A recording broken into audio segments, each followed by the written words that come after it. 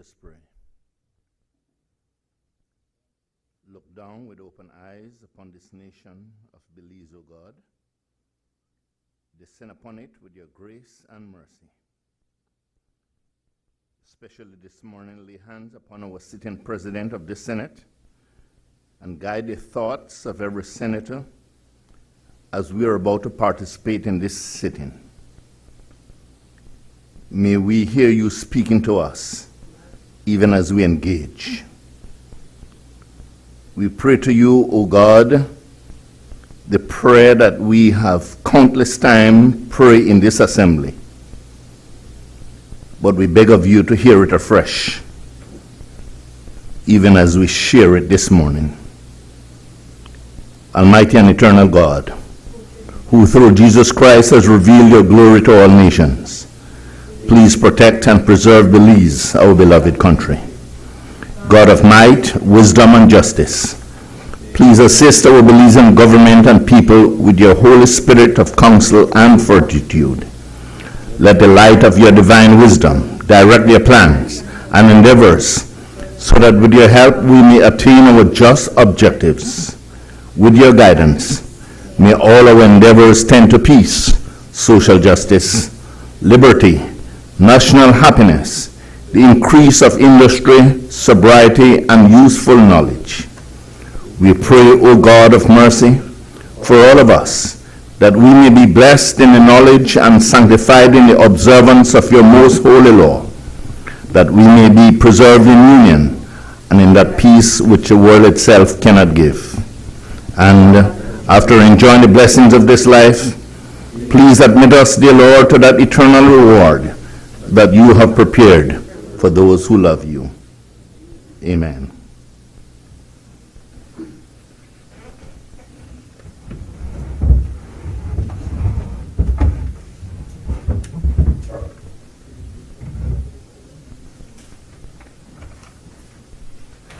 Announcements by the President.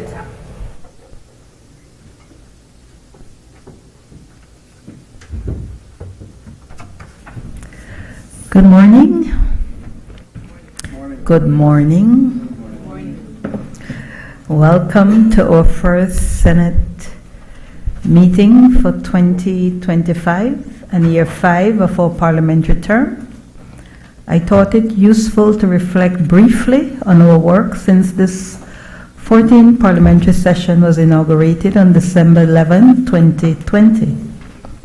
Since then, we've had a total of 33 sittings of the Senate, with the highest number of sittings in 2021 when we had 10 and the lowest number in 2024 when we had 5. For these 33 sittings, a total of 407 bills, motions, and papers were introduced, or on an average of 102 per year, with 2023 having the highest number of bills, motions, and papers at 127, and 2024 the lowest with 75. Of the 407 total bills, motions, and papers introduced, 195 or 47.9% were bills, 122 or 30% were motions, and 90 or 22.1% were papers. 2021 shows the highest number of both bills and motions at 58 and 43 respectively, and 2023 with the highest number of papers at 42. 2022 was the year with the lowest number of bills introduced, with 40, and 2021, 2022, and 2024 share the category of the lowest number of papers with 16. At the end of 2024, of the 195 bills introduced, 176 or 90.3% were passed without amendments, 15 or 7.7% were passed with amendments and returned to the House of Representatives, and 4 or 2% remain in committee. In addition to the 33 sittings of the Senate, I had the honor and duty to chair 26 sessional select committee meetings as of the end of 2024, and 29 as of January 2025, totaling the number of sittings of the Senate and Senate sessional select meetings of the Senate to 56. In adding the 29 meetings of the Senate Special Select Committee on the definitive agreement by and between the government of Belize and Puerto Rico enterprises, then it can be said that the Senate conducted a total of 91 meetings since its inauguration. As a note of the 29 sessional select committee meetings, 13 or 44.8% were for the Standing Orders Committee, 7 or 24.1% was for the House Committee, 6 or 20.7% was for the Regulations Committee, and 3 or 10.4% was for the Committee of Privileges. Today, as far as the records show, at least 3 of these committees will report on the work it has done for the first time in the history of this Senate. As a note also, and in furtherance of the work of the Senate, members of the Senate and myself have also participated in a number of statutorily and non-statutorily required meetings, including in the case of the former, that of the National Staff Assembly Committee, where the Senate is represented by Senator Erica Jang and myself, the Women's Parliamentarian Caucus, which is chaired by Senator Janelle Chanona and includes all the women of the Senate, and the Joint Public Accounts Committee, the membership of which includes 3 of the 4 social partners, senators.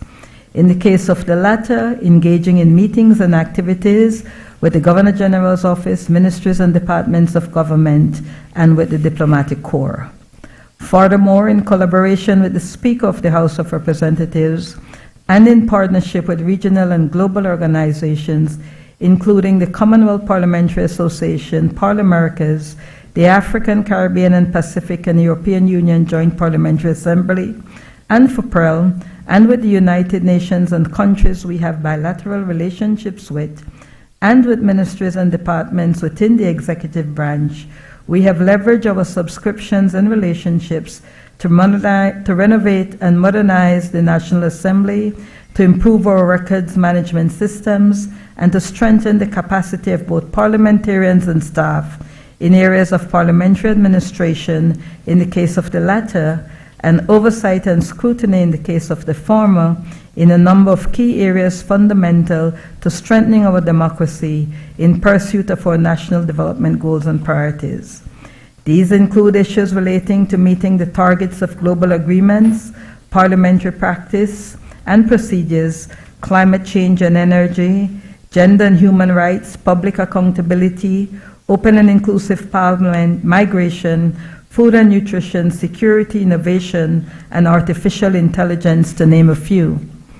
While there is much more that can be done to improve the role of the Senate in checking and scrutinizing the work of the executive branch of government, inclusive of monitoring and analyzing the expenditure of approved budgets for efficiency and effectiveness, in making and amending laws, in debating on important issues of national development, and in making the Senate more independent and autonomous, more progressive, more modern, more open, and more inclusive. Together, I believe, we have done a significant amount of work in moving this forward.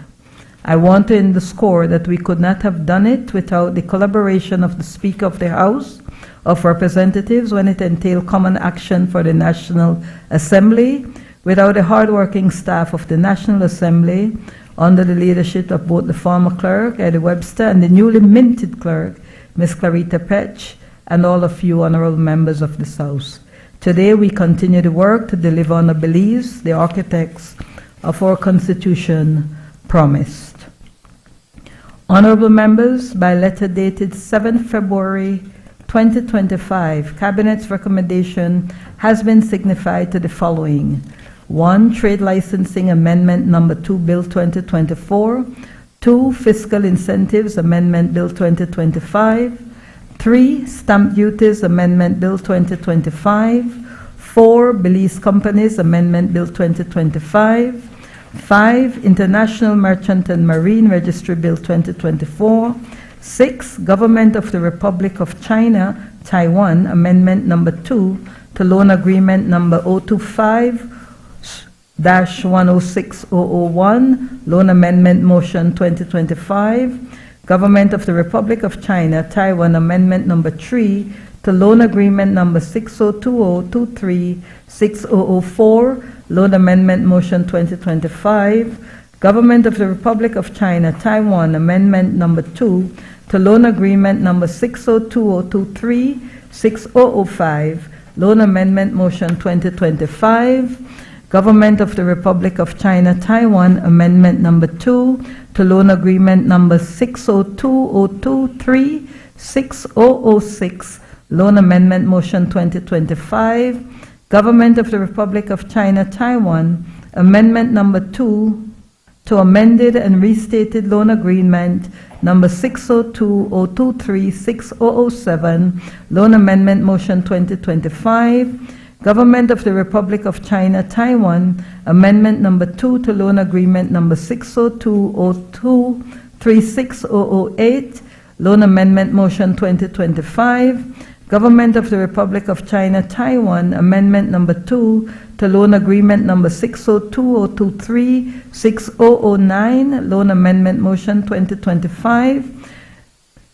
13, Government of the Republic of China, Taiwan, amendment number 2 to loan agreement number 6020236010, loan amendment motion 2025. 14, Government of the Republic of China, Taiwan, amendment number 2 to loan agreement number 6020236011, loan amendment motion 2025. 15, Government of the Republic of China, Taiwan, amendment number 1 to loan agreement number 6020236012, loan amendment motion 2025. 16, International Bank for Reconstruction and Development, Belize Reliant and Resilient Energy System Project, USD 58.2 million, loan motion 2025. 17, International Bank for Reconstruction and Development through the International Development Association, Belize Blue Cities and Beyond Project, US 23.5 million, loan motion 2025. 18, Taiwan International Cooperation and Development Fund, expansion and rehabilitation of the Philip Colson Highway, USD 17.5 million, loan motion 2025. And 19, Caribbean Development Bank, 7th Power Project, additional loan to Belize Electricity Limited, US 6.2 million, extension of sovereign guarantee motion 2025.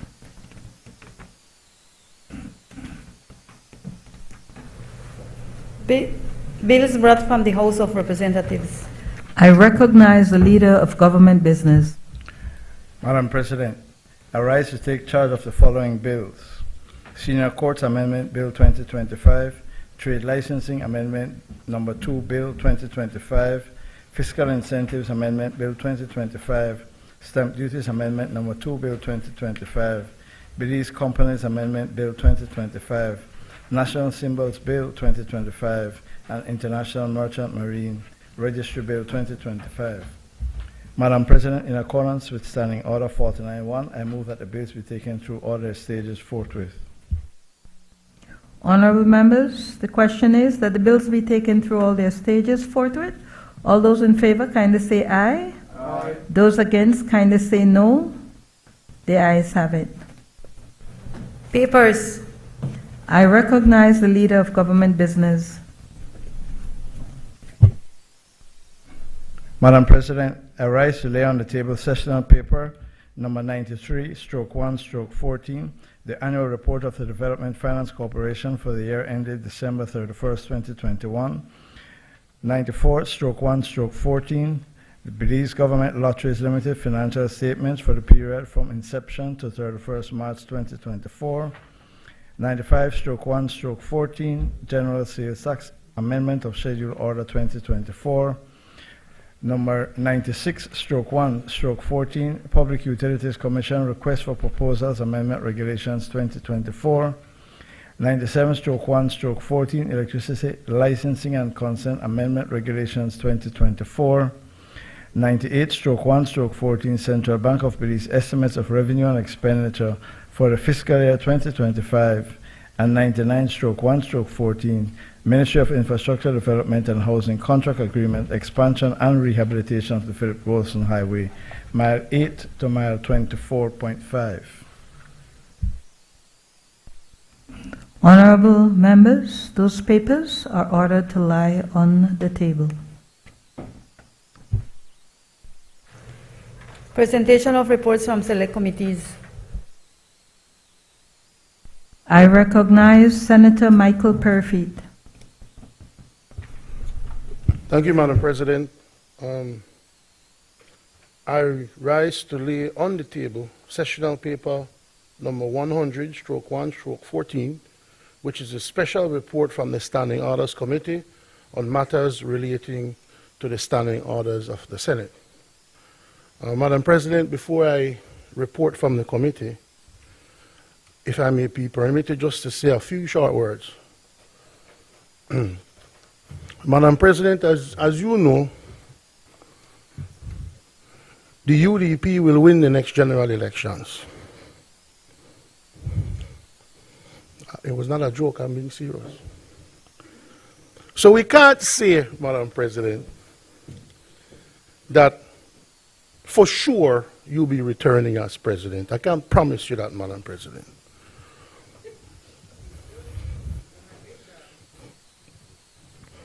But what I want to say before I even get into the committees, and you're listing off the amount of committees we have and the meetings that we've had to try and cure whatever mischiefs we thought needed to be cured.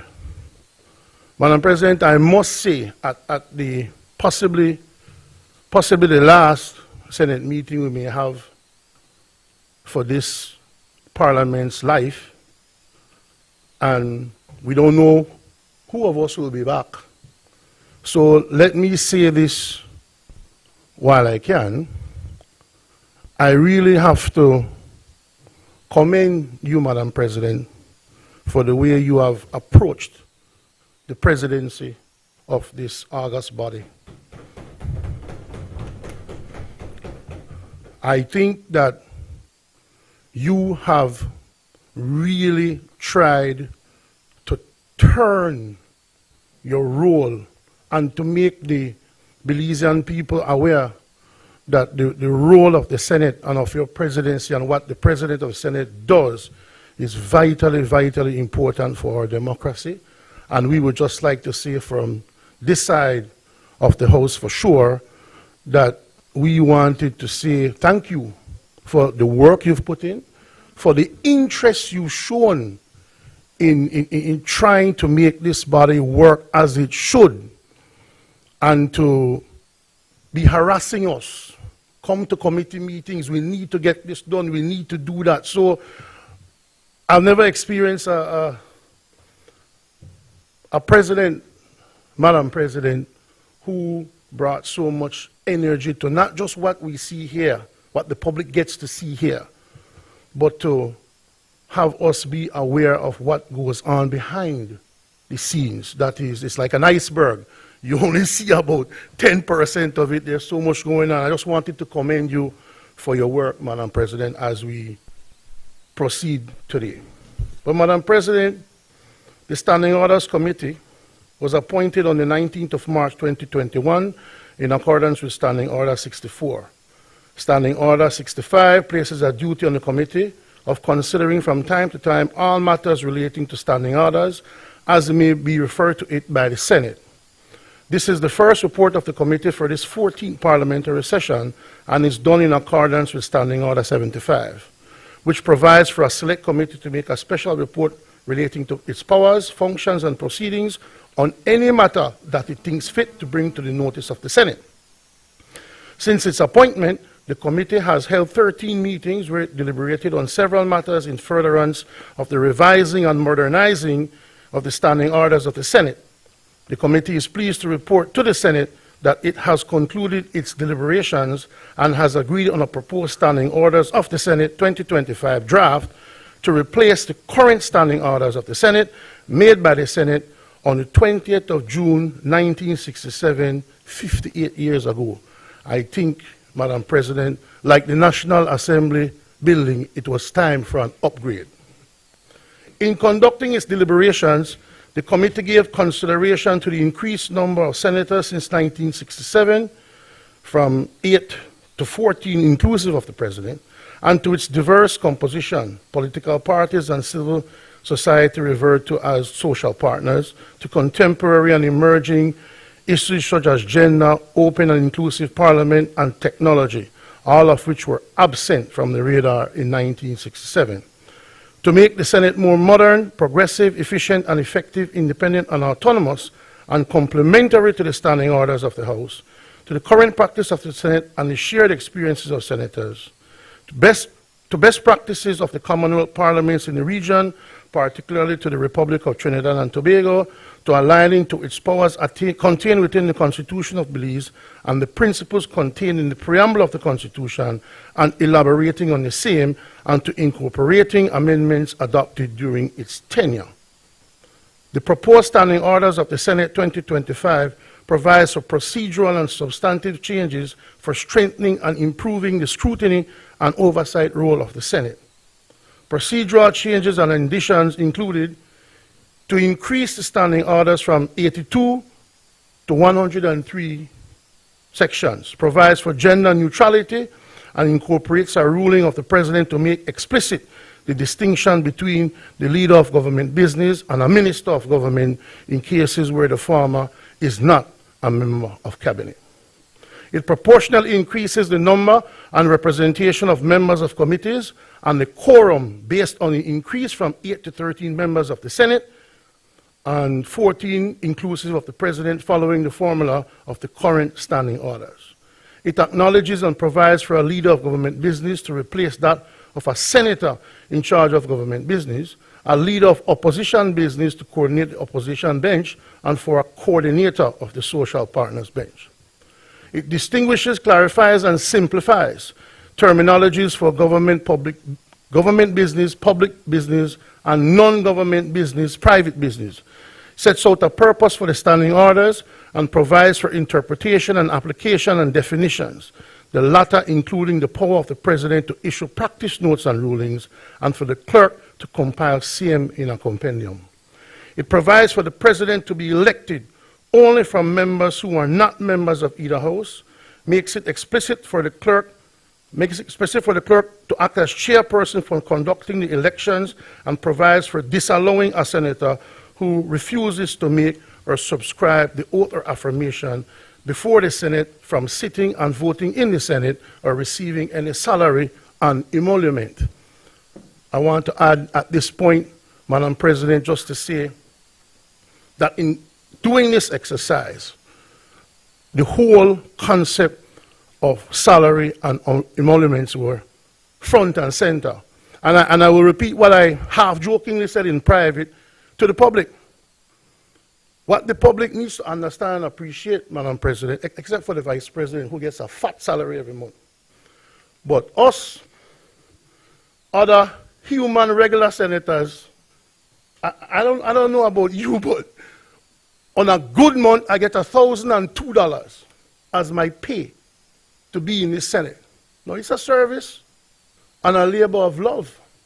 But to do this work, I think it needs to be recognized as well in your compensation and your emoluments. I know the Vice President gets an additional stipend, but it's not anything to do. If you want people, it's human nature.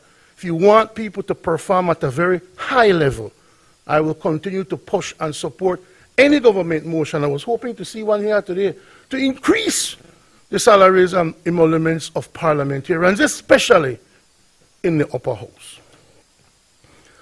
They broaden, deepen, and clarify the duties of the clerk for a more strategic and results-driven working relationship with the President of the Senate, and provides for senators to make brief comments in languages other than English, with the caveat of providing a translation in English.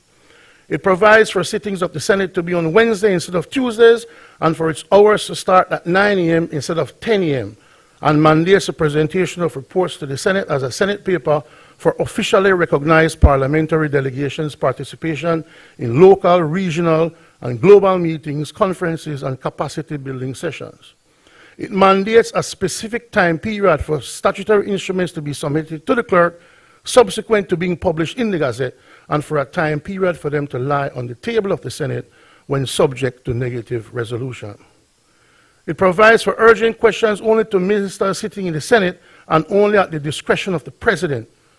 Distinguishes and simplifies processes for questions for oral and written answers for ministers of different houses, places restrictions on publishing questions to be asked and answers to be released, and mandates the clerk to make questions asked and answers given, and for the circulation of notice papers with questions.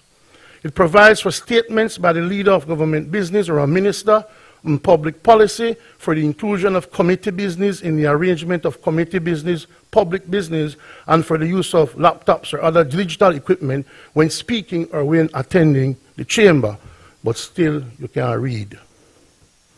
It provides for a phased approach when dealing with suspension of senators, sets out the conditions for lapsed bills and the procedure for carrying over bills, for a member of a select committee to appoint alternate members to attend meetings of a committee, and for senators to disclose financial interest and extent of such interest in an item of business before the committee before participating in such committee. Provides for penalties for premature publication of evidence or reports of all committees of the Senate, including the Joint Public Account Committee and Women's Parliamentary Caucus. It empowers the committees to meet concurrently and to sit notwithstanding any adjournment of the Senate, and for an agreement between all benches of the Senate with regard for the transaction of the business of the Senate and for the same to be recorded. It broadens, deepens, elaborates, and clarifies the general authority, powers, and duties of the President of the Senate to enable the President to steer and lead on the strategic vision, mission, goals, and objectives of a modern, progressive, open, and inclusive Parliament. It now requires at least 3/4 of members to agree to suspend the standing orders, and includes schedules to further elaborate on the general rules for broadcasting of Senate proceedings, evidence in committee, and information sharing of the committee. Please bear with me, I'm about 25% of the way there. When it comes to substantive changes, it provides for broadcasting an opportunity to respond for persons not being a senator who has been referred to in the Senate by name or in such a way as is readily identifiable, for the general citizenry to submit petitions to the Senate and for a senator to present same on their behalf. Provides for addresses to the Senate by the Governor General and Prime Minister, and for it to lie on the table and be published as a Senate paper without question put, and sets aside 2 days of each year as non-government member days for non-government business, private business, with the caveat of the President allowing urgent government business, public business, if so requested by the leader of government business.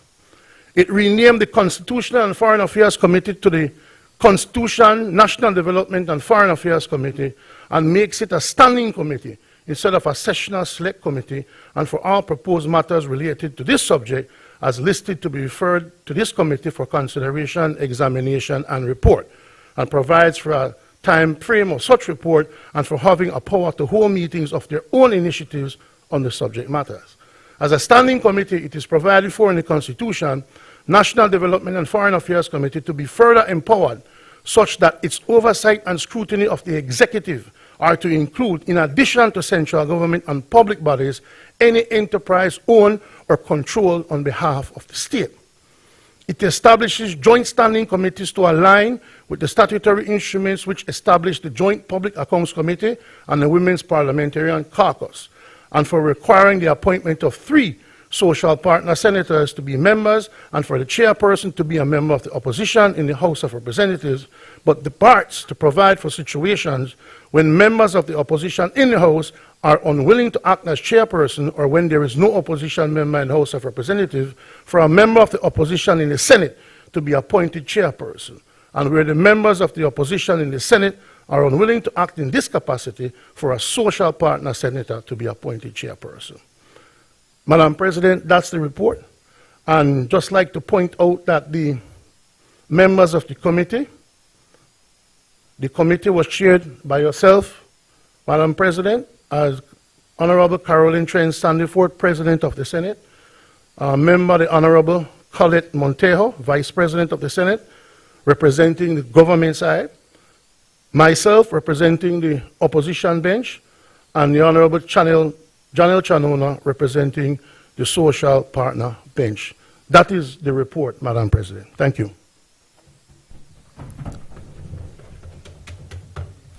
Thank you, Senator Perfeet.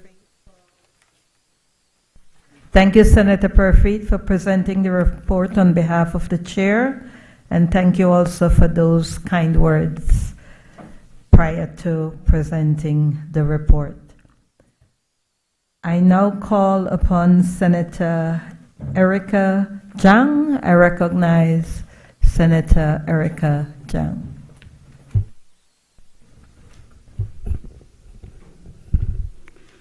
Madam President, I rise to lay on the table sessional paper number 101/1/14, report from the House Committee on Matters Relating to Remuneration, Allowances, and the Comfort and Convenience of Senators.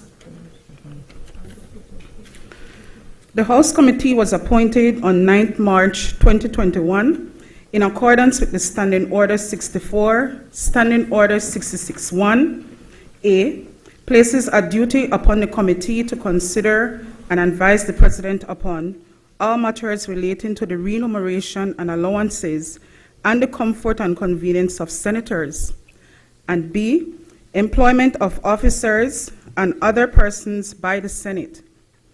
Paragraph 4 of the said standing orders places a duty on the said committee to report its minute of proceedings from time to time to the Senate. This is the first report of the committee for this 14th parliamentary session. Since its appointment, the committee has held 7 meetings where it deliberated on a number of matters. The committee is pleased to report to the Senate the following. The committee is commissioned a Belize Senate survey of services and remuneration and allowances during February to March 2023 to gauge perception and to provide concrete information around remuneration and allowances and supporting services in order to make a determination as to whether the former is commensurable with the work senators are expected to do, whether the latter provided by the National Assembly enables the highest level of performance, and whether both enable the prioritization of their work. 2. On the matters of remuneration and allowances, the committee noted a previous initiative of the Joint Select Parliamentary Committee Report 2003 of the National Assembly in addressing this matter. In addition, it undertook a comparative analysis for regional and global best practices, considering the implications of historical, contemporary, and emerging environmental factors to the scope of work of the Senate, as well as its powers and functions contained in its standing orders and Constitution of Belize. Plan Belize, the current comprehensive review of the standing orders of the Senate and Constitution of Belize, respectively, and the existing protocols relating to remuneration, allowances, benefits, and supporting services for senators. 3. Some of the key findings of the committee's work upon which it deliberated are as follows. The absence of the mechanism for a structured and comprehensive review of remuneration, allowances, and comfort and confidence of members of the Senate and the President of the Senate, and the practice of addressing them every 20 to 22 years, with the last review in 2003. The evolution of the composition of the Senate, both in quantity and representative groups during this period, underscoring the distinction between roles of members of the Senate and the President of the Senate, generally as legislators, yet also having varying responsibilities and serving in distinct capacities and positions. In addition, that of being a legislator, these positions include Vice President of the Senate, Leader of Government Business, Leader of the Opposition Business, Coordinator of the Social Partners Bench, chairpersons and members of sessional select and special select committees and joint parliamentary committees, as well as representing the National Assembly in various national, regional, and global meetings. The increase and intensification of the work of the Senate, which has become more complex since 2003, and more so since December 2020, demanding a corresponding level of effort by both members of the Senate, approximately 12 days per month, and the President of the Senate, approximately 15 days per month, in the performance of their respective duties and responsibilities. Next point. The discounting of complementary role of the Senate plays to the House of Representatives as well as the House of Legislature, which is one of 3 branches of government, and a lack of awareness by both state and non-state organizations and general public of the scope and magnitude of work of the Senate and generally to the operations of the legislature as an institution. The increase in national budget by 169.5%, fuel by 77.2% to 100% per gallon, and the cost of living accumulatively by 42.3% between 2003-2004 and 2003-2024, which have implications for oversight and scrutiny. Ambiguity in what the payment of some allowances ought to be, resulting in discretionary, subjective, and often arbitrary applications and compensations of allowances for both members of the Senate and the President of the Senate, and the consequences of the practice, which may result in unfairness and being contrary to best practices in hierarchical reporting relationship, and the apparent difference between the salaries and allowances approved by the motion of the Senate in 2003 and that which is currently being implemented, as well as between the allowances and benefits afforded to members of staff, public officers, and other parliamentarians, and not to members of the Senate and President of the Senate. Also, lack of knowledge of some benefits and supporting services of the Senate by members of the Senate. 4. The committee concluded that the current remuneration allowances and supporting services package compromises the prioritization of the work of the Senate by both members of the Senate and the President of the Senate, and this ought to be addressed if the Senate is to fulfill its legally mandated oversight and scrutiny role in the Belize's democracy. 5. The committee deliberated on and agreed upon a number of measures to enable members of the Senate and the President of the Senate to prioritize the work of the Senate such that it delivers on its legal duty and mandate as derived from the Constitution of Belize and the standing orders of the Senate and the principles of parliamentary practice and Plan Belize. These include: 1. Sharing the work of the Senate, its evolution, intensification, and resulting complexity to bring attention to the extreme disparity between remuneration and allowances of parliamentarians, specifically members of the Senate and the President of the Senate, in comparison to the other branches of government and statutory agencies, and that this ought to be addressed in any future review of the same. 2. Conveying its support of the recommendation of the Commonwealth Parliamentary Association benchmark for democratic legislature, which stipulates at 1.5.2 that an independent body or mechanism should determine the remuneration, benefits, and other statutory entitlements of legislators. 3. Requesting the payment of salaries and all allowances to members of the Senate and the President of the Senate to be affected by the National Assembly to provide for the comprehensive documentation of all payments made to them and to eliminate the practice of seeking information from the Ministry of Finance on allowances that are paid by them when such information is required. 4. Coordinating the compilation of comprehensive policy with guidelines and explanations of remuneration and allowances of members of the Senate and the President of the Senate for knowledge, clarity and ease of application. 5, seeking clarity on the authority of the reduction of salaries from members of the Senate and the President of the Senate from that which was approved by the Senate motion on 5th August 2003 to what is being implemented. 6, regularizing the application of these same subsistence allowances that is afforded to members of the public service as per Compendium of Allowance for the Belize Public Service, October 2014, for members of the Senate and the President of the Senate. 7, regularizing the application of the allowance for the Vice President of the Senate, as is the practice of the Deputy Speaker of the House of Representatives, with effect from the date the Vice President was elected.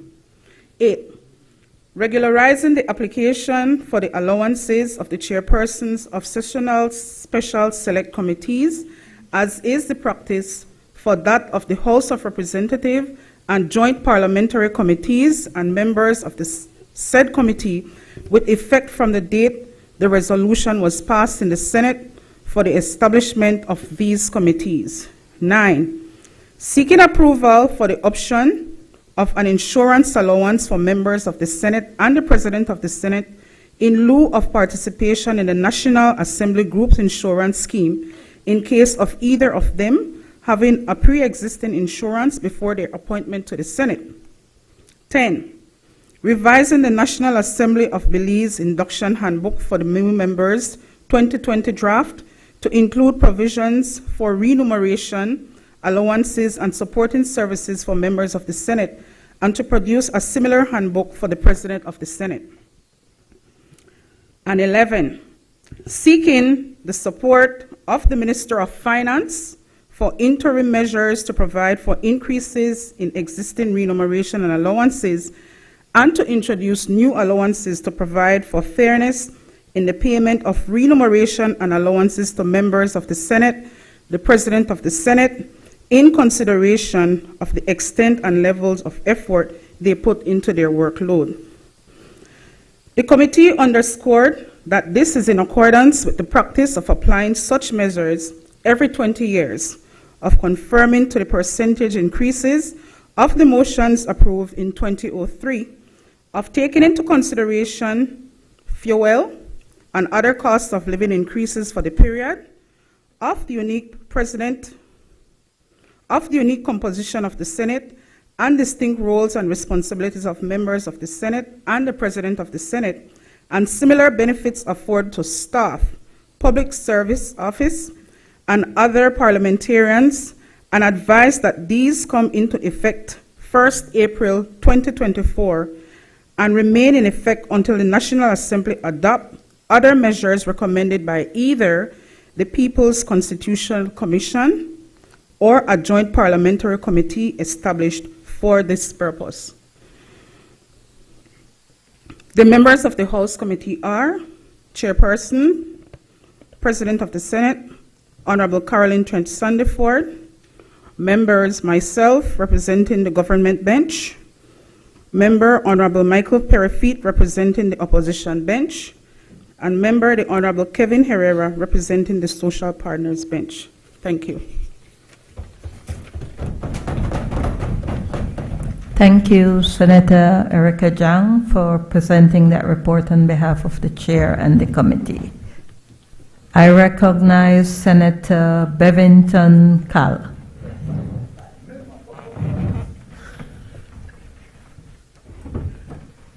Thank you, Madam President, and good morning to my colleagues and, of course, to the Belizean people. Madam President, I rise to lay on the table sessional paper number 102/1/14, report from the Committee of Privileges on matters which appears to affect the powers and privileges of the Senate.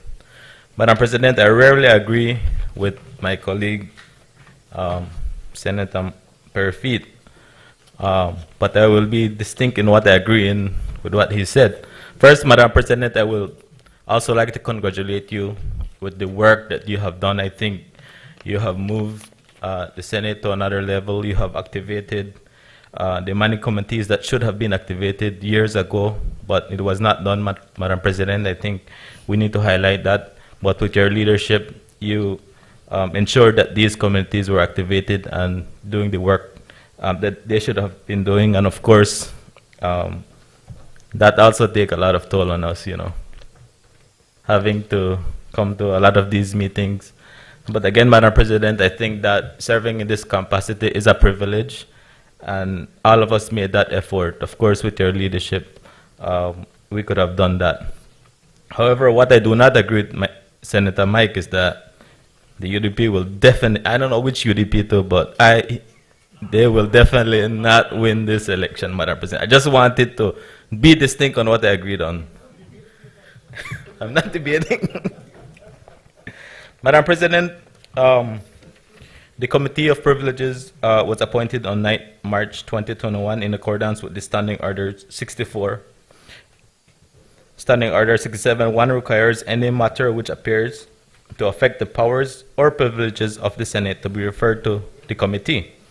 And it shall be the duty of the committee to consider any matter so referred and to report thereon to the Senate.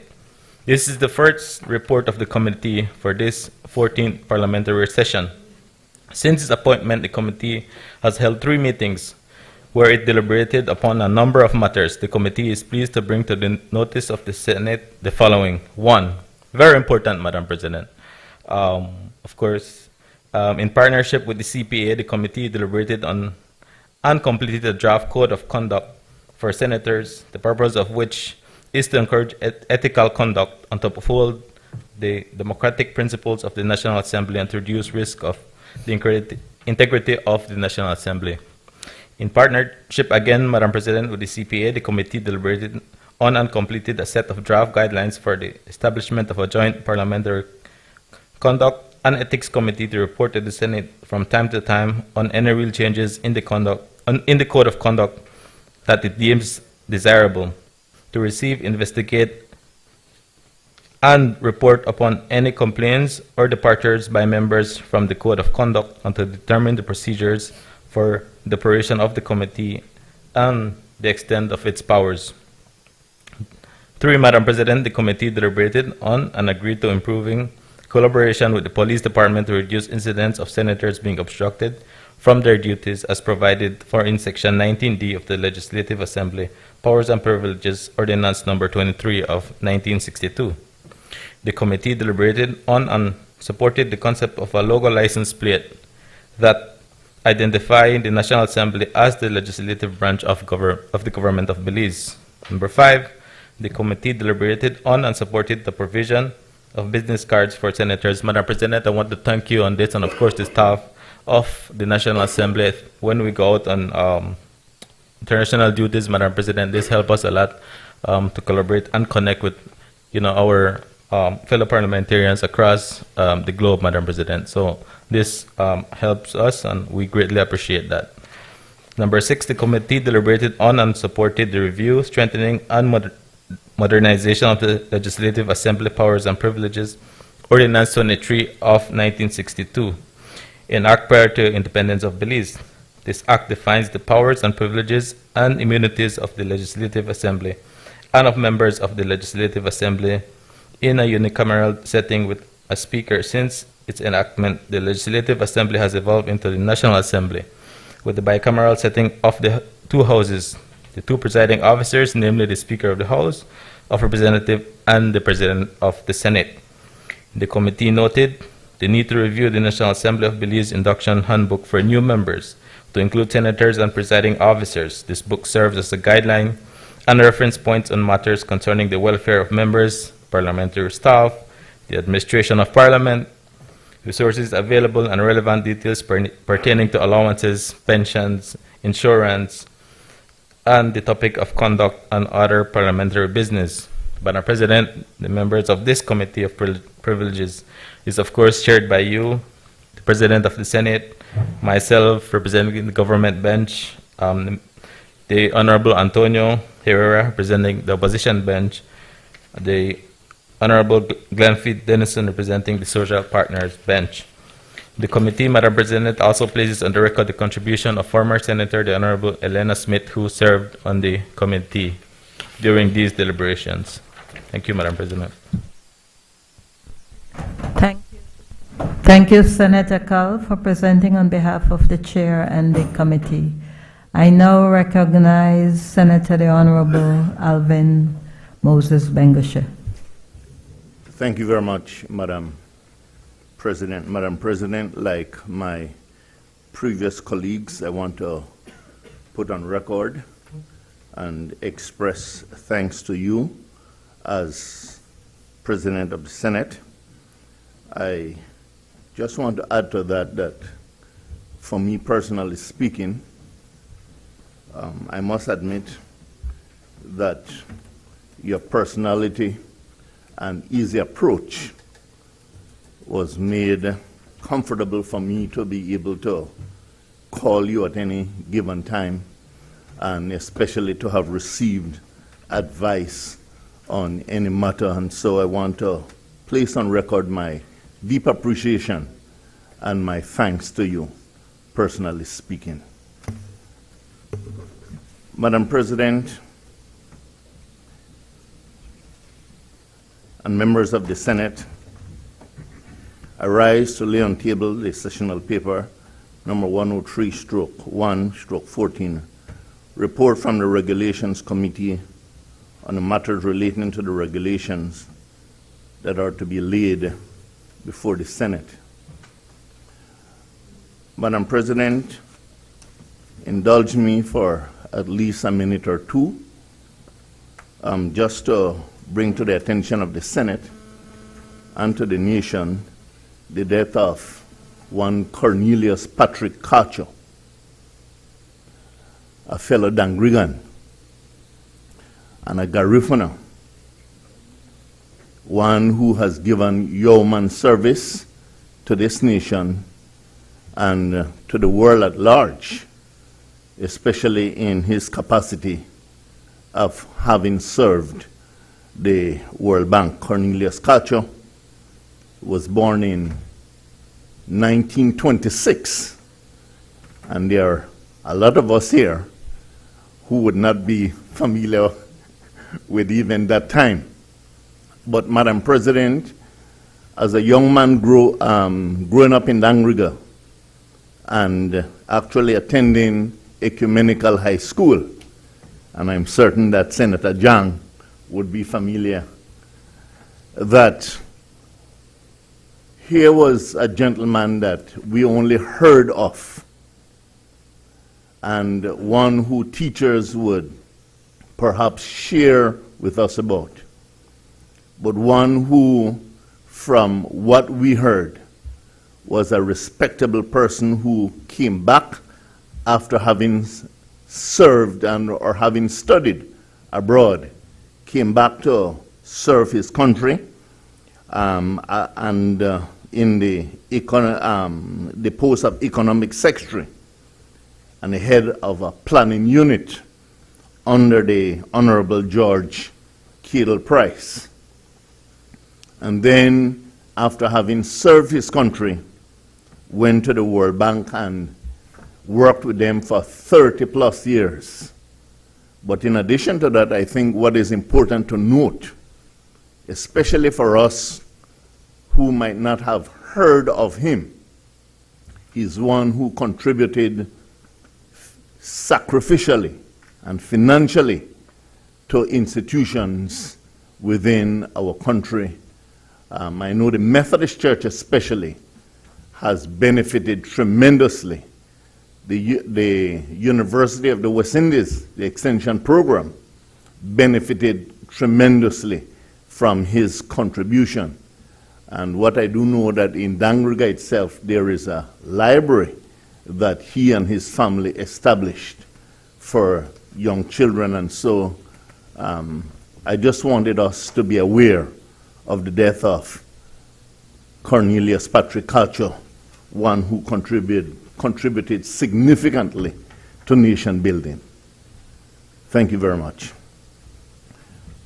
Madam President, the Regulations Committee was appointed on the 19th March 2021 in accordance with Standing Order 64 and requires the committee to consider all such regulation as defined by the Interpretation Act for the time being in force as under the authority of any law, are to be laid before the Senate, and to bring to the special attention of the Senate any regulation or draft. A, which involves the expenditure of public monies or imposes or fixes fees for a license or for services. B, which cannot be challenged in the courts on the ground that it is ultra-virus or is only temporarily so challengeable. And C, the making of which appears to constitute an unusual or unexpected use of the powers conferred by the law under which it was made. D, which purports to have retroactive effects, although the law under which it was made does not in turn give the minister such a power. E, the publication or the laying before the Senate of which appears to have been unduly delayed. And F, in respect of which there has been unjustifiable delay in notifying the President that the instrument had come into operation before it was laid before the Senate. Or G, the purport or form of which appears to require elucidation. This is the first report of the committee for this 14th parliamentary session and is done in accordance with Standing Order 75, which provides for a select committee to make a special report relating to its powers, functions, and proceedings on any matter that gives it fit to bring to the notice of the Senate. Since its appointment, the committee has held 6 meetings where it deliberated on a number of matters. The committee is pleased to bring to the notice of the Senate the following. 1, the committee deliberated on and agreed to capacity building sessions with the Attorney General's ministry to enhance knowledge and understanding of the duties and responsibilities of the committee as per the requirement of Standing Order 68-1. 2, the committee deliberated on and agreed to conduct a stock take of statutory instruments signed for the years 2021, 22, 23, and 24 to provide the committee with information on the total number of regulations signed by year, whether they were subject to affirmative, negative, or no resolution, and the dates they were published in the Gazette and tabled in the National Assembly. This provided a starting point for the work of the committee and revealed that 160, 177, and 120 statutory instruments were signed in 2021, 22, and 23 respectively, and preliminary data suggests that a number of the regulations which under the authority of the law are to be laid before the Senate have not been so laid. And 3, considering that the Attorney General's ministry is engaged in a similar exercise of stock taking of regulations to bring those regulations which under the authority of the law are to be laid before the Senate, the committee deliberated on and agreed to share its findings with the Attorney General's ministry and to collaborate on this task. And 4, the committee deliberated on the absence of a time limit within which regulations subject to negative resolutions are to lie on the table before the Senate, and for such recommendations to be considered in the revision of the standing orders. 5, the committee deliberated and noted the time, resources, and research capacity required for conducting the work of the committee. 6, the committee deliberated on and agreed upon a quarterly calendar with work packages and supported the engagement of a parliamentary legal counsel for the National Assembly to provide technical advice to the committee in the carrying out of its work.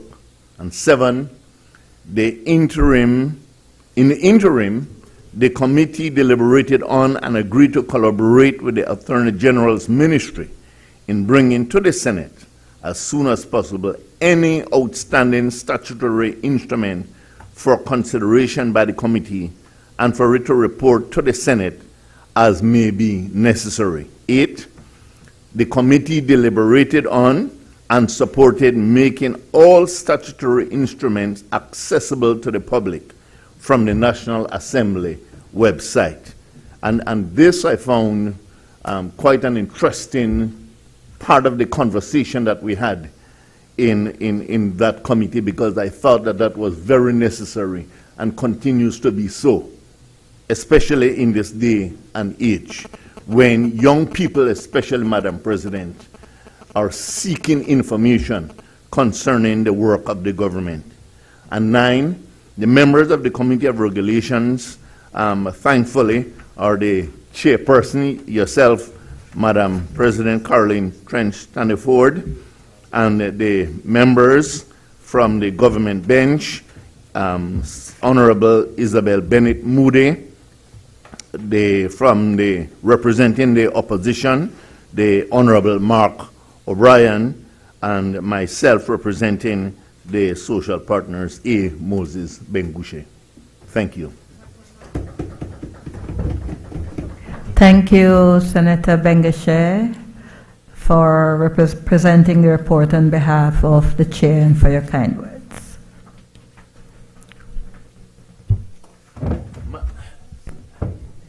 Madam President, there is an important part, because sometimes we miss these things. The last part, the last part of we place on record the thanks to Senator Beverly Williams and Senator the Honorable Sheena Pitts for the contribution that they made, especially my sister, Senator Pitts, who in the interim and the first part of the committee's sitting would have given so much support and oversight. Thank you. Thank you, Senator Bengushe. Honorable members, those papers of the 4 sessional select committees of the Senate are ordered to lie on the table. Personal explanations. I recognize Senator Janelle Chinona.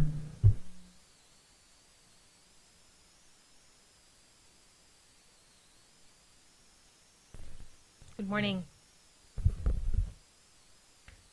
I rise on behalf of the Women's Parliamentary Caucus.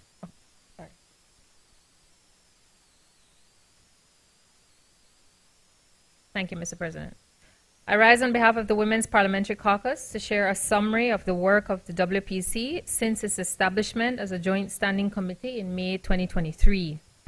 In 2023, UNICEF and the UN Women partnered to support the capacity development and institutional strengthening of the Women's Parliamentary Caucus of Belize to effectively fulfill our mandate as a joint standing committee on gender equality. A key output from that partnership is a strategic work plan which aligns with and is supported by the Ministry of Human Development, which identifies 6 strategic priority areas which will guide the work of the WPC through to 2026.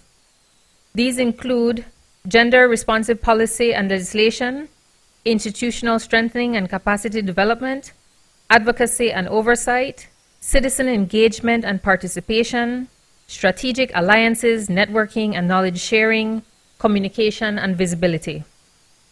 Key national activities executed by the WPC include presenting and participating at fora dedicated to understanding and advancing human rights issues in Belize, organizing a training for parliamentarians on anti-human trafficking measures, and increasing the awareness and meaningful implementation of the Convention on the Elimination of All Forms of Discrimination Against Women, CEDAW.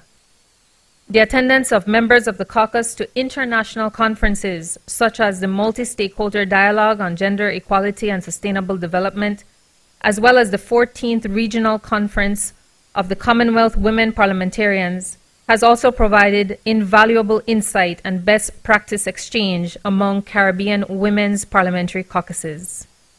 Moving forward will be key, and we acknowledge the support of our male colleagues who have supported these efforts, and we look forward to more of the same in the next parliamentary session. The caucus makes particular mention of the support from parliamentarians Honorable Jorge Melina Spat, Honorable Karim Musa, and the good Senator Alvin Moses Benguche for their support of the activities of the WPC during this parliamentary session. I also wish to recognize the clerk and her team for their invaluable technical assistance to the Women's Parliamentary Caucus. As chair and as a personal note, I thank all the members for their individual and collective commitment to the WPC to advance equality and equity. I recognize the presiding officers, Speaker Honorable Valerie Woods, Madam President Carolyn Trench Sandiford, Honorable Dolores Balaramas Garcia, Honorable Elvia Vega, Honorable Tracy Tager Panton, Honorable Isabel Bennett Moody, Honorable Erica Jang, as well as Senators Elena Smith and Beverly Williams, for their dedication and distinguished representation in our unique caucus. I have learned much from and about each of you, about the machinations of Parliament and about myself, lessons I take forward in service of our beloved Belize. I thank you.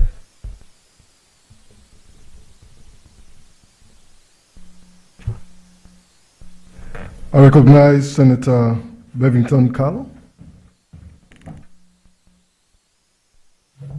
Thank you, Mr. President.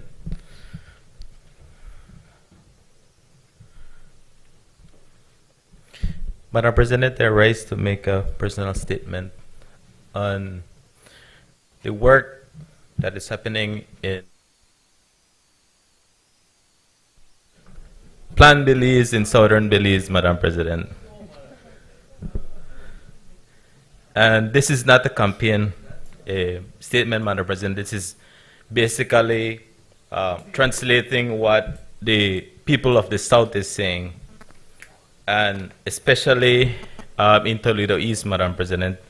And I invite you and everyone in this Senate for the Easter holidays to come to PG.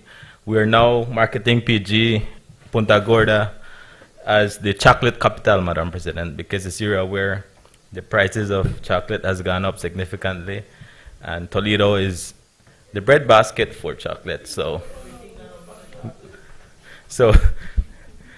Madam President, the farmers are getting really good prices for their cacao beans right now. So, and of course, we have the chocolate festival coming up. So we invite everyone, and of course you, Madam President, and to come and really see the transformation of Plan Belize in Toledo East, and of course Toledo West included, Madam President. But Madam President, from the people of Toledo East give a huge mandate to this government, and of course we need to deliver on that, Madam President.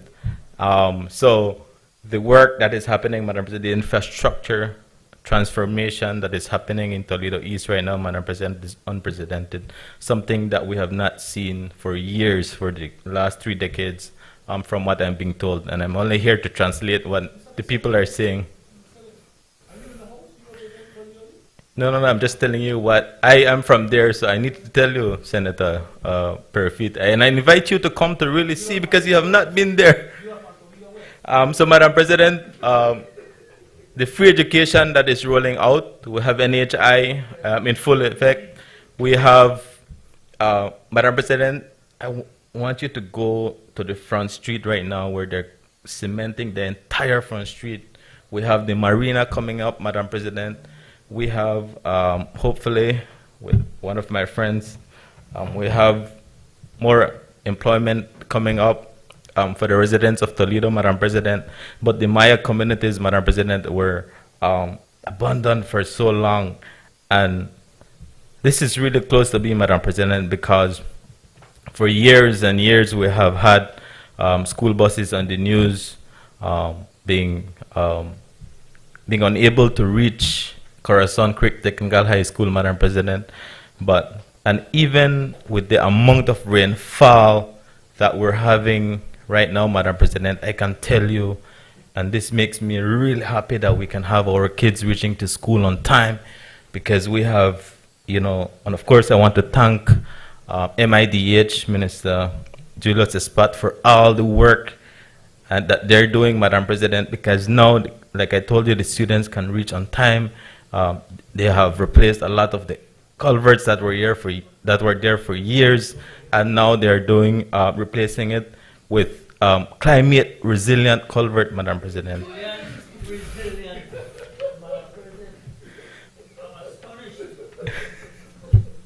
Members, be mindful that we must not disrupt I have another 10 minutes senator based on the when standing they are orders, so relax. doing their presentation.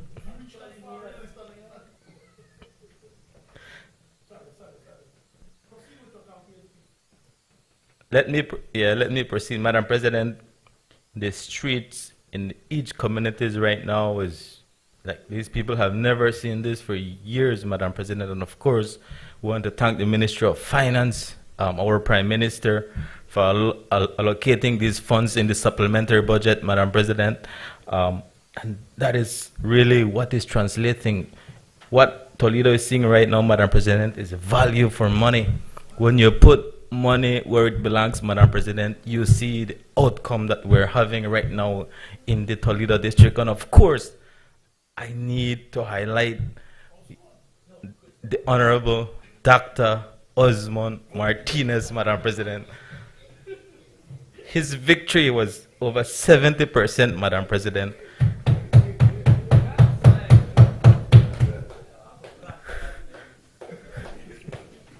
I hope the camera to catch you the clap for Osmond Martinez. Proceed, Senator, proceed. Madam President, the work that this gentleman is doing, Madam President, I mean, when you have walked the walk, Madam President, you know the struggles of the people. When you come from a poor background and grow up and go up the ladder, Madam President, you know what it is like. You know the realities of these people, Madam President, and this man has the people at heart, Madam President. And you can see that, you can feel that, Madam President, and just to go back, not to be repetitive, Madam President, when my colleague told you about that hype that you bring in the Senate, Madam President, that's the hype that we have in Toledo East right now. The hype of more things to come. Right? More things to come, Madam President. And we want to assure, at least from Plan Belize, as we continue, Plan Belize either 2.0 or stay on track or right on track, Madam President. I know that Toledo East is right on track because we are delivering to the people of this country, and of course Toledo, where I come from, Madam President. This was once the forgotten district, but I can tell you today it's not anymore. Everywhere you hear about Toledo East, not only in Belize. Minister Martinez was in Panama. Toledo East is mentioned. Let's focus on Toledo because that was really my thing. Toledo is being highlighted. You go to the US, Toledo is being highlighted, Madam President. Now we have a lot of people excited to come and invest in the Toledo district because the people now are realizing the potential that we have in the district, Madam President. We have all the wealth untold as our national anthem. I believe that the Right Honorable George Price probably spent a lot of time in the Toledo district, Madam President, and he had to mention the wealth untold that is in Toledo district. That includes we have the rainforest, we have the ocean, we have the island, we have everything. I'm aware of time, Madam President. I will wrap up. So, Madam President, I just really wanted to highlight the transformation that is happening in Toledo, especially Toledo East. The infrastructure, the road, we have new community centers, we have hurricane shelters, the cementing of street, the new bridges coming up, Madam President. I cannot wait. Our people will finally see something that, it's hard to explain, Madam President, the feeling that our people will have. Well, we didn't make it happen. right? And that's the thing, we're making it happen. That's the biggest, the pride that I have, Madam President, to be part of an entity, of an organization, of a party, of a government that is truly delivering to the people of this country, Madam President. And of course, I want to reiterate that the work of the Honorable Dr. Osmond Martinez is just amazing, Madam President. And of course, I want to send a strong message to the people of Toledo East. If you want to continue this, then let us be on track. Let us make sure that we work together with the minister. Madam President, I cannot go without, we cannot leave this presentation without mentioning Bella Vista, Madam President. Bella Vista is seeing the transformation that they've wanted for so long, Madam President. And of course, I want to thank the Deputy Prime Minister. He has been there twice, and for the last 4 months, Madam President. Can you imagine that? Twice in the last 4 months, and we're going to deliver a lot of land documents to first-time landowners, Madam President. And I just have 1 more minute, Madam President. I believe that the only wealth we can give every single Belizean is land, Madam President. If you give people land, they're going to work the land and they're going to produce and they're going to make the best out of it, Madam President. So I want to thank the Minister, DPM, Cordell Hyde, for all the hard work they've been doing. Of course, collaborating with Dr. Osmond Martinez, Madam President. We continue the work in the Toledo District. Thank you very much. Motions relating to the business or sittings of the Senate. I recognize the Leader of Government Business. Madam President, I move that at its rising today, the Senate adjourn to a date to be fixed by the President. Honorable members, the question is that at its rising today, the Senate adjourn to a date to be fixed by the President. All those in favor, kindly say aye. Aye. Those against, kindly say no. The ayes have it. Public business, government business motions.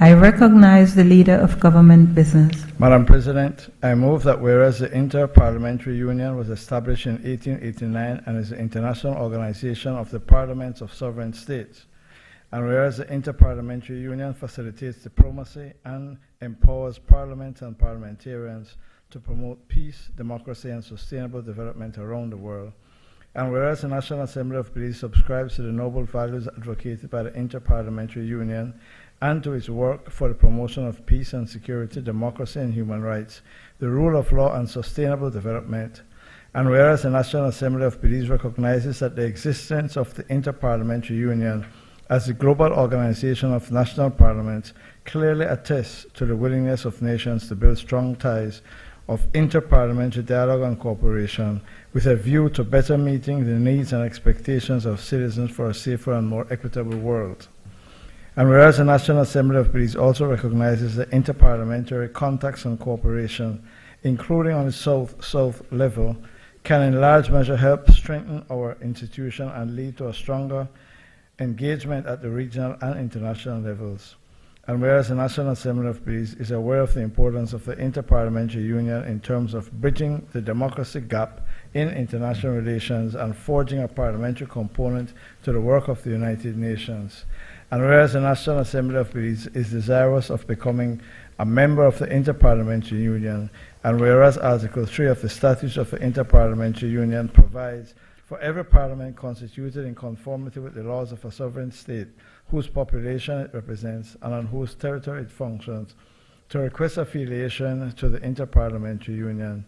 Now therefore be it resolved that this Honorable Senate authorizes the Speaker of the National Assembly to, in a sovereign and formal manner, request affiliation to the Interparliamentary Union and entrust the Speaker of the National Assembly to convey this resolution to the Secretary General of the Interparliamentary Union.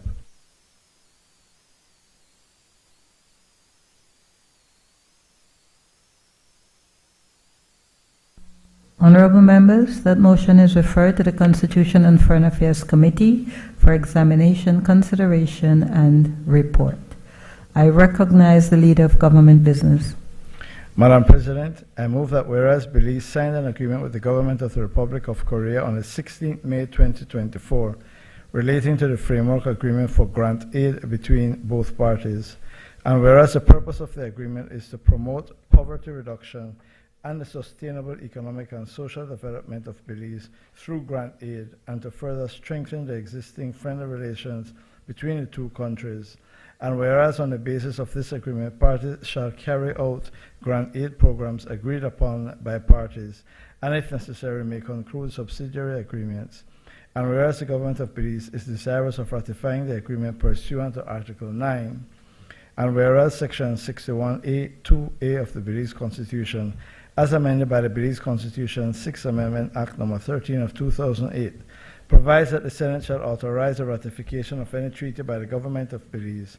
Now, therefore, be it resolved that this Senate authorizes the government of Belize to ratify the framework agreement for grant aid between the government of Belize and the government of the Republic of Korea.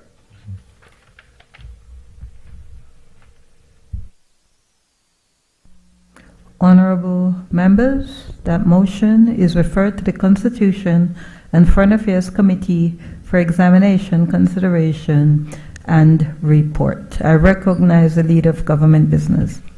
Madam President, I move that whereas Belize signed an agreement with the government of the Republic of Korea on the 16th May 2024 relating to the Economic Development Cooperation Fund, hereafter referred to as the ECDF, and whereas the purpose of this agreement is to promote economic development of Belize and to promote cooperation between both countries, and whereas the financing arrangements are to be concluded between the borrower and the Export-Import Bank of Korea, and whereas the government of Belize is desirous of ratifying the agreement pursuant to Article 14, and whereas Section 61A(2)(a) of the Belize Constitution, as amended by the Belize Constitution 6th Amendment Act No. 13 of 2008, provides that the Senate shall authorize the ratification of any treaty by the government of Belize.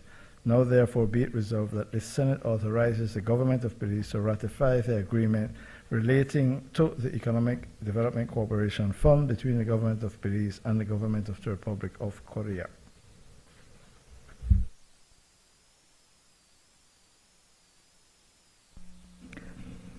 Honorable members, that motion is referred to the Constitution and Foreign Affairs Committee for examination, consideration, and report.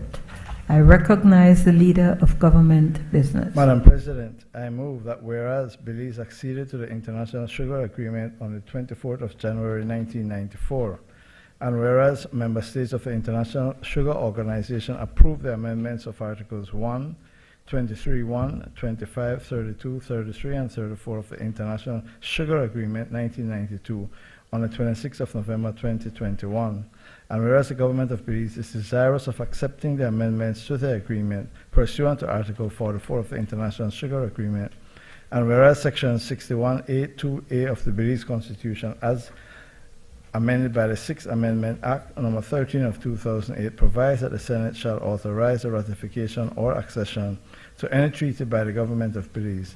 Now, therefore, be it resolved that this Senate authorizes the government to accept the amendments to the International Sugar Agreement 1992.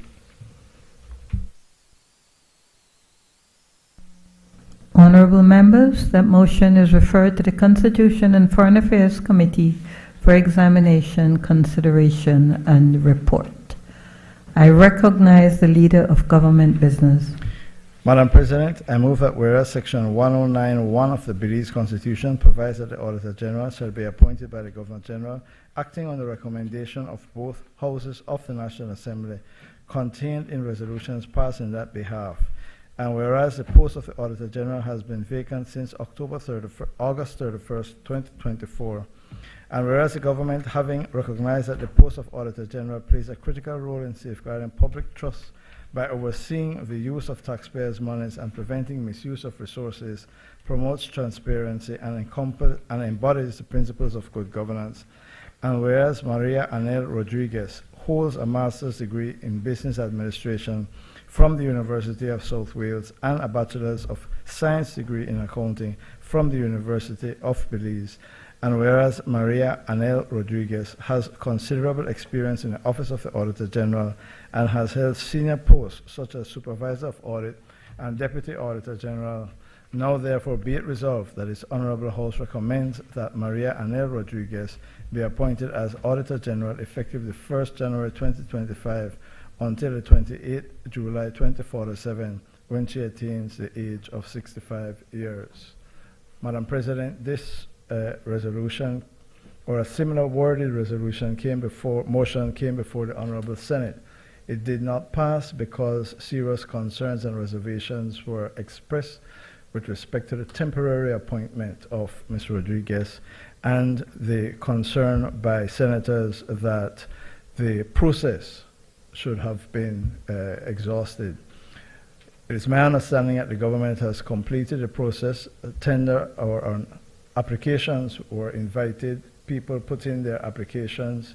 There was a complete vetting of the candidates and a process whereby they were interviewed, and Ms. Rodriguez was the #1 placed candidate as a result of that exercise.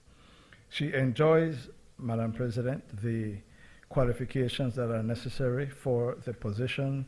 She holds a master's in business administration and a bachelor's of science. She has considerable experience in the area of auditing. I hope that on this occasion we are able to fill this absolutely important constitutional position. The country cannot afford to continue without an Auditor General. Thank you, Madam President. I recognize Senator Glenfield Dennison. Obliged, Madam President. Madam President, with your permission, I wish to acknowledge the hardworking staff of the Office of the Auditor General. I think it's very important that the important work that they do is brought to light publicly, because the role of the Auditor General is very important, especially as it relates to the technical compliance and financial audits that need to be done by that office to ensure that the people are aware of what's happening with their monies. So I wish to acknowledge the Deputy Auditor Generals Maria Rodriguez and Selwyn Fuller, the Supervisors of Audits Ms. Kimberly Ellis, Jennifer Mavitt, Kimberly Lord, Andrea McGill, Marcia Riquenya, Lionel Callis, and Mrs. Ayala. I wish to acknowledge the Administrative Officer Doretta Pacheco, Examiners of Accounts Cynthia Caetano, Nikisha Ack, Shanice Greenwich, Barbara Martinez, Stacey Salam, Rodin Mogel. Sorry, Mr. Mogel, if I mash up your name. Edwin Zuniga, Gerald Henry, Tyrone Palmerson, Hubert Humes, Rani Lanza,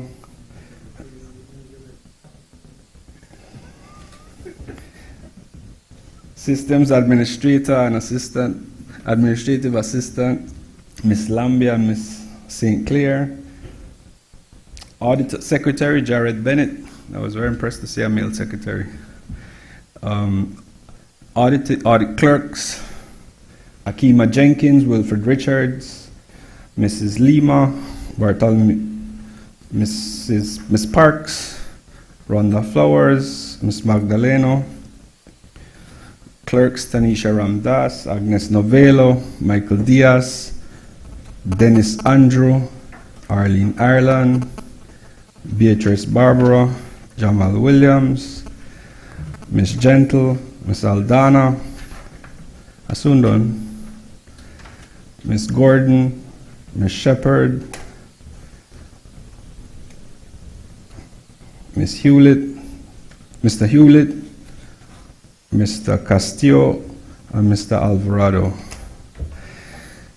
That, as far as I know, Madam President, constitutes the staff of that very important office. It is not lost on me that the work that they do needs to continue and needs to be done. I wish, before I get into and thank you, members of that office, for your service to the country of Belize. as the Trade Union Congress Senator, it's very important for me to acknowledge what they are doing.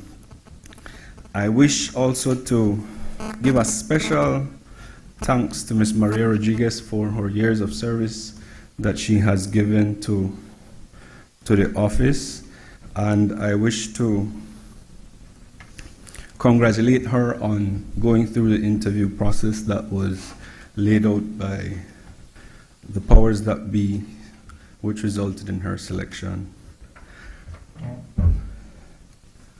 That said, Madam President, I wish to address this Honorable House and the people of Belize on several matters, which include the promotion procedure within and the determination of seniority at that office, the selection process that's lacking in the Constitution for the Auditor General, issues that relate to the removal of the Auditor General from office, the appointment time and reappointment procedure that is a little lacking in the Constitution, as well as the fact that there is no laid out procedure for the remuneration of the Auditor General. These things have had, Madam President, a lot of buzz in and around Belize after the geniuses in the Senate did not support the motion the last time. I wish to highlight, Madam President, that there's a very close distinction between, and sometimes it looks like genius and insanity. I flirt with that line very often, Madam President. I flirt with the line so depends on how you're looking, Madam President. Sometimes I can seem a bit insane. I'm very proud of that fact, though, actually.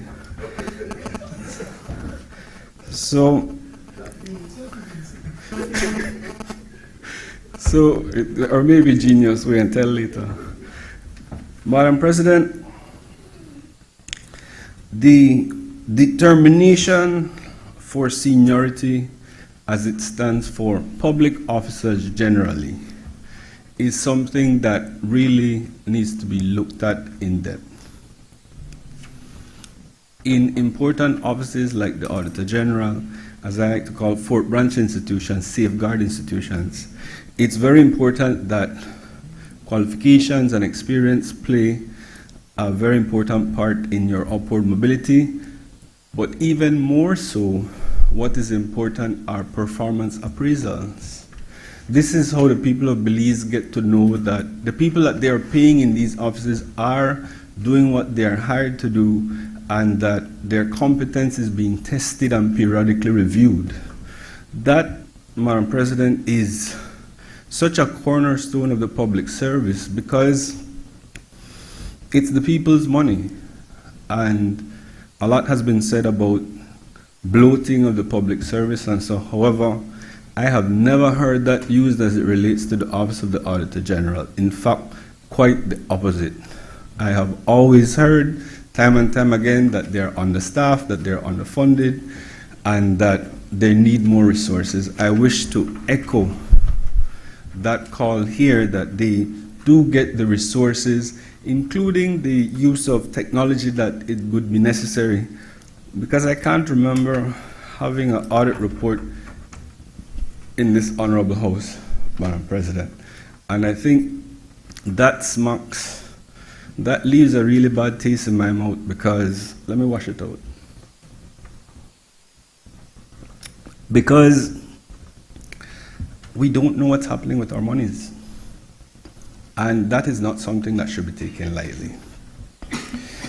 So, a lot was said, and a lot has been said about flaws in the upward mobility system that existed in the Office of the Auditor General. I will say no more than that we should pay keen attention. I want to go to the fact that we did do a publication of qualifications that were advertised for the filling of this post, including educational qualifications, professional associations and qualifications, as well as experience. As I understood the qualification criteria, Madam President, none of the applicants at the Office of the Auditor General would have had, except the two deputies, would have had any opportunity to fill the third criteria, which is 3 years as the Deputy Auditor General. So that distinct people with qualifications in auditing, like my friend in front here, were barred from applying from that for this very important post. People in the private sector, having not met that qualification, would have been discouraged by seeing that, I don't meet that criteria. So they would not have applied. So two people, Mr. Fuller and Ms. Rodriguez. I am told, and I'm reliably informed, that those who did apply did have the first qualification, the degree in accounting and masters in different fields. And so I think they would have been all on the same footing there. Where I am having to guess, Madam President, is as it relates to the second criteria, because this is the first time I am involved, well, the second time I'm involved in trying to appoint an Auditor General. But, Madam President, we are constitutionally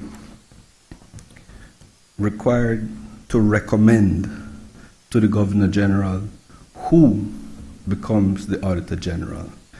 That is not a function that is before anyone else. And I, without the benefit of understanding or participating in the procedure, but even more so, Madam President, I have absolutely no point of reference for Maria Anel Rodriguez. I was not furnished with her resume. I was not furnished with her qualifications.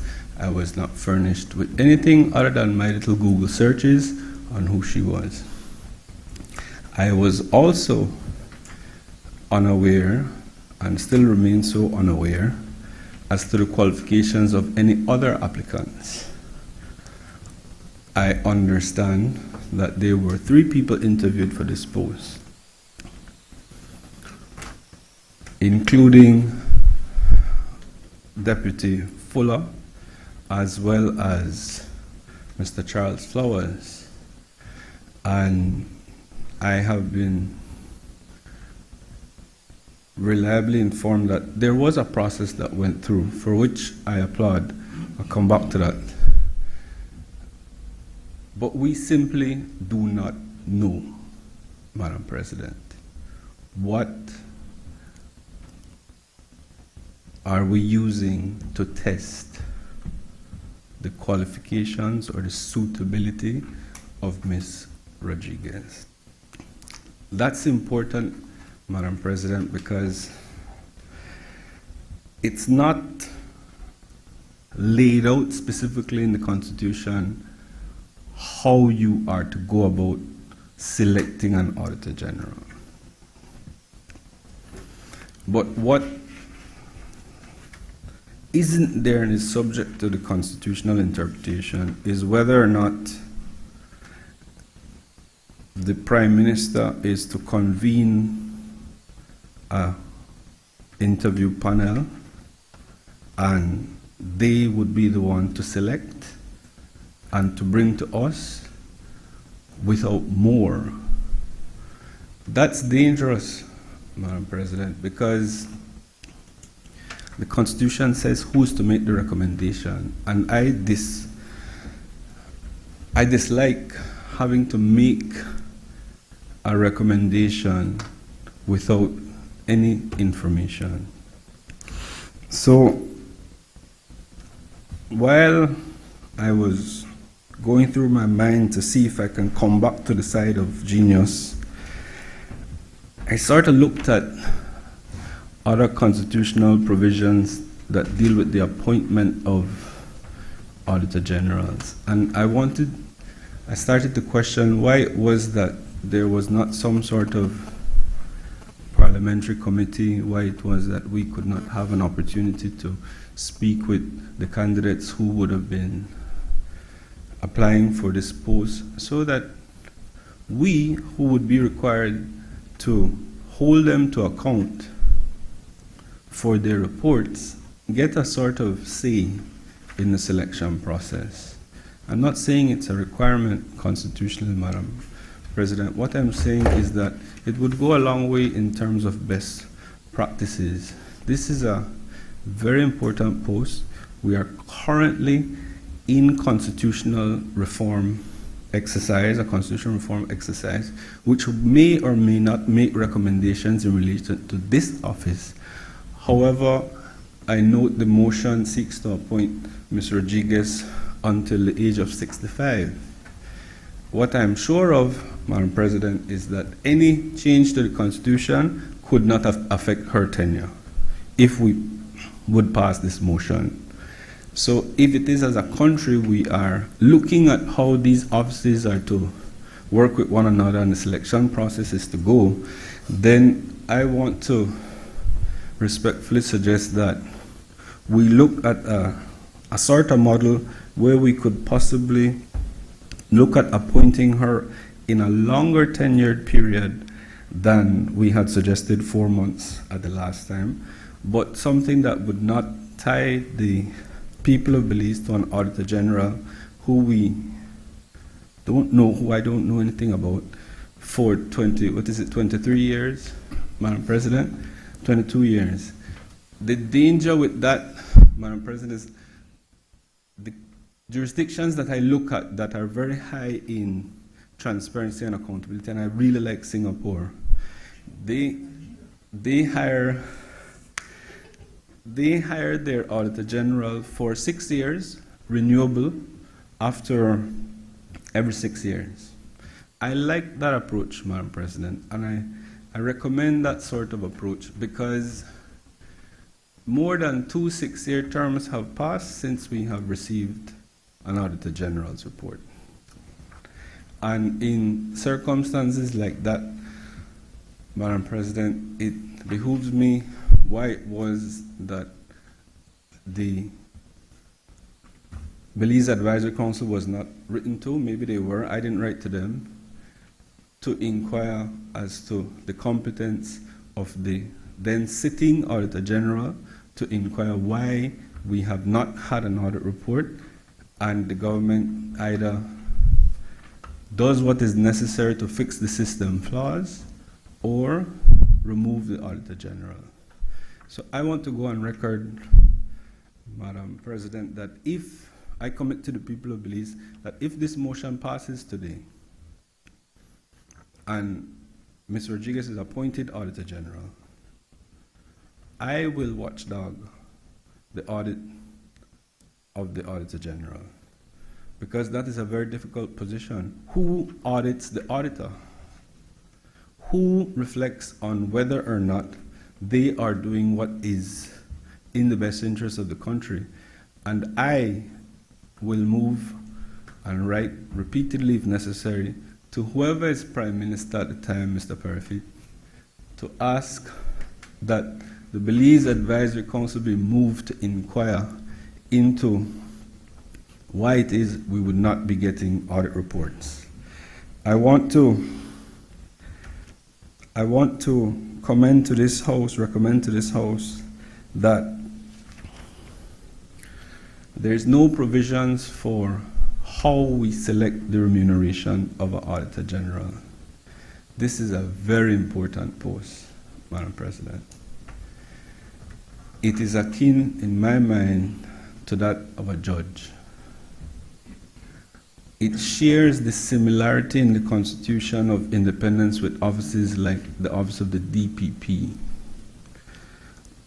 so that there's a sort of autonomy that needs to come with that office for the person to perform their function in a manner that would allow them to not have to worry about anything, including the high cost of living. I want to recommend, through whatever is the process, Madam President, that the Office of the Auditor General salary be reviewed and be elevated to that akin to a judge. Right now, it's my understanding that it's $175,000 a year tax-free, plus housing, plus vehicle, plus security, plus other allowances. For a judge, yeah, for a high court, it goes up for president.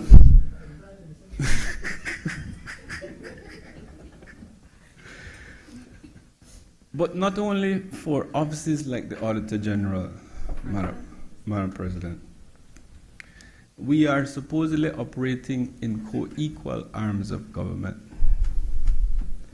And it is very difficult to ask someone of your stature who has other professional obligations to give up your professional obligations that feed you, to donate your time and energies to an office such as Presidency of the Senate.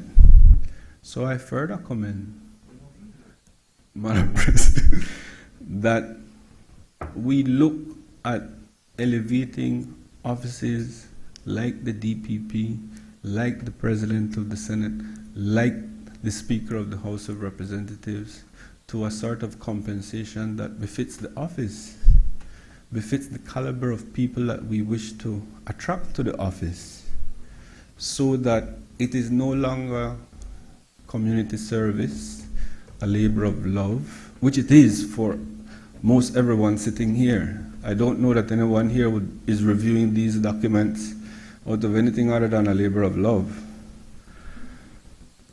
It can't be for the stipend. But to bring back a sort of dignity to the branches of government that need to balance power. And so, that is my call, Madam President, to elevate the status of these offices. And I dare say, if the motion doesn't pass today, re-advertise these sort of posts to allow for it to be attractive to people who would have retired in their accounting practice and would want to serve the people of Belize in these capacities without having to lower their standard of living. I think that is the sort of move that we should go towards to elevate the office. And I say it very cautiously, Madam President, because it's hard for me to say, after I just acknowledged all the people that work at the office, that one can't do the things that need to be done. I can never say that, but it's always a good idea to take fresh perspectives and new ideas and people who would have had experience in different areas to bring it to the fore to see what we can do to elevate that office to get the work done, Madam President. So I just want to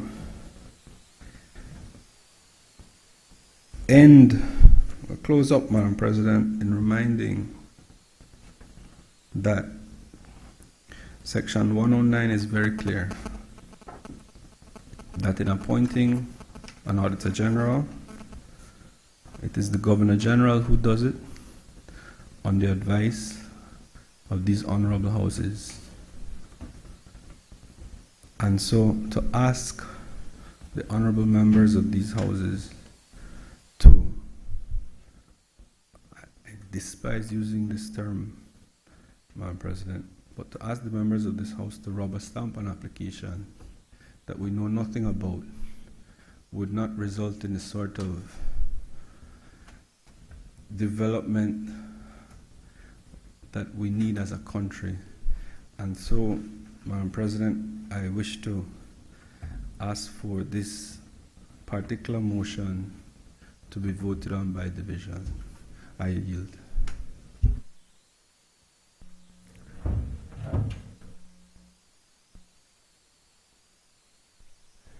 Madam President, in accordance with Standing Order 10-8, I move that the proceedings on the order paper be entered upon and proceeded with at this day's sitting at any hour, though opposed.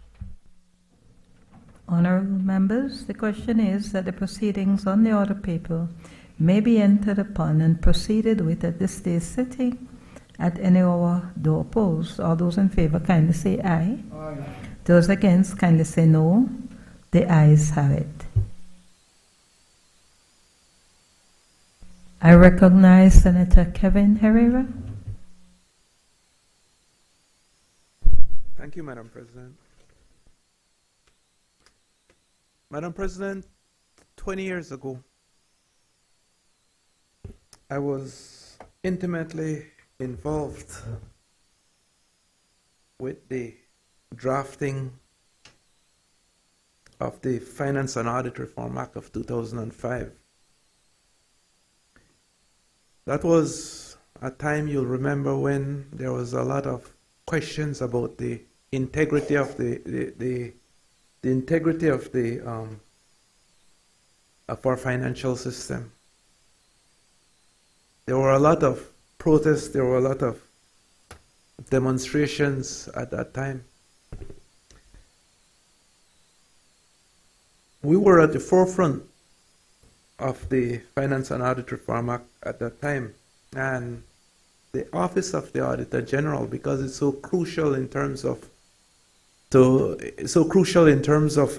accountability and transparency within the system, which were really the issues that were identified at the time, that we actually dedicated a whole part of the Audit and Reform Act to the Auditor General and the accounts. And actually 5 subsections of that act.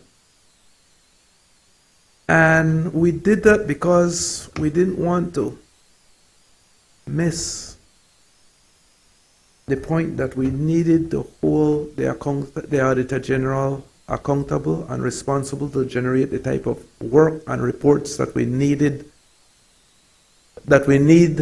to ensure that the integrity of the system is maintained. And so there are some specific timelines in terms of the generation of those reports, Madam President.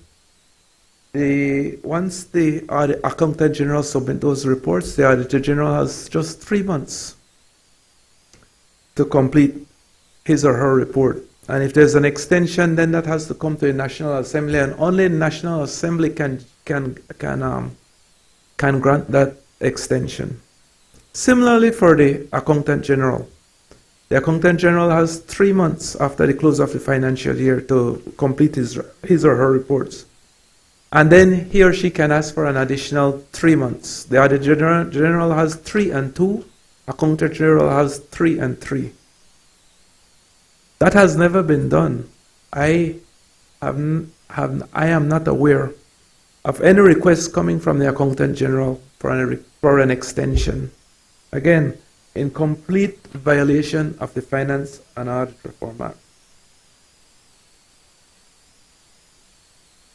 Madam President, I'm not generally cynical, but I'm beginning to get the feel that these systems perhaps are not supposed to work for some reason or the other. For example, if we talk about the delayed reports, the last Auditor General report was 2014-2015, I believe. 90% of the time you'll be talking about the Auditor General. And sometimes when you think about it, you say, well, we're probably most of the time missing the most significant issue in here. Because the Auditor General cannot audit accounts that were not submitted. And this is a point we keep on missing. We miss it every time. And because we miss it, we give the administration a free pass. We have to understand that the critical, important issue facing us right now, in terms of the delayed reports, are because the Accountant General is backed up and is not submitting the accounts for the Auditor General to audit. We cannot miss this point, Madam President, and every opportunity I get to repeat it, I repeat it because I want it to catch on. We cannot miss this point. And I go back to the point I made. Sometimes perhaps the system is not designed to work because the Accountant General is supposed to report to the Financial Secretary, and the Financial Secretary reports to the Minister of Finance. But who's holding the Accountant General accountable and keeping her on track with respect to the submission of these reports? This is a direct function of the executive, and yet they've been failing since independence on it, and no one has corrected it. There seems to be very little interest in this aspect of it, Madam President, and again, we keep on, with all the flurs and election is going, and everybody will be beating their chest about how many roads they're building, but nobody's checking about whether we're getting value for money, whether these things are being audited, but everybody feels so proud.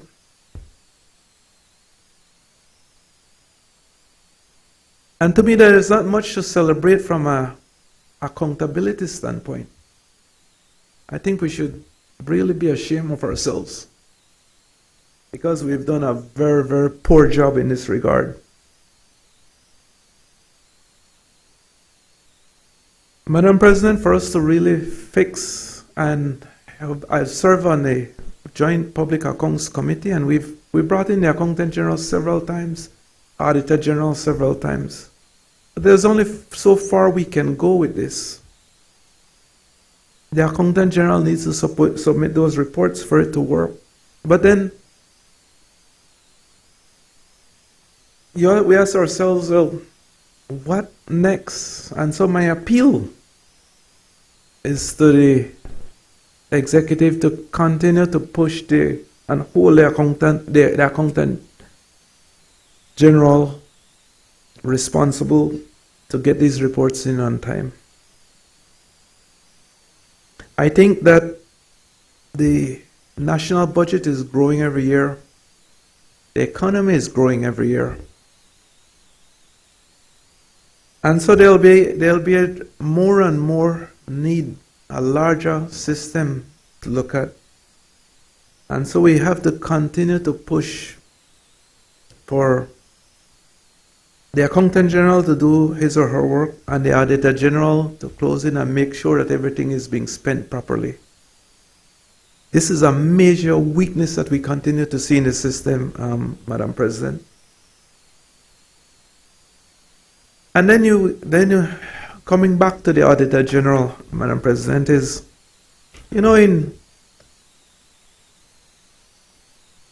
I studied accounting, I did the CPA, and when you are practicing, there are certain criteria you have to meet, there are certain exams you have to pass.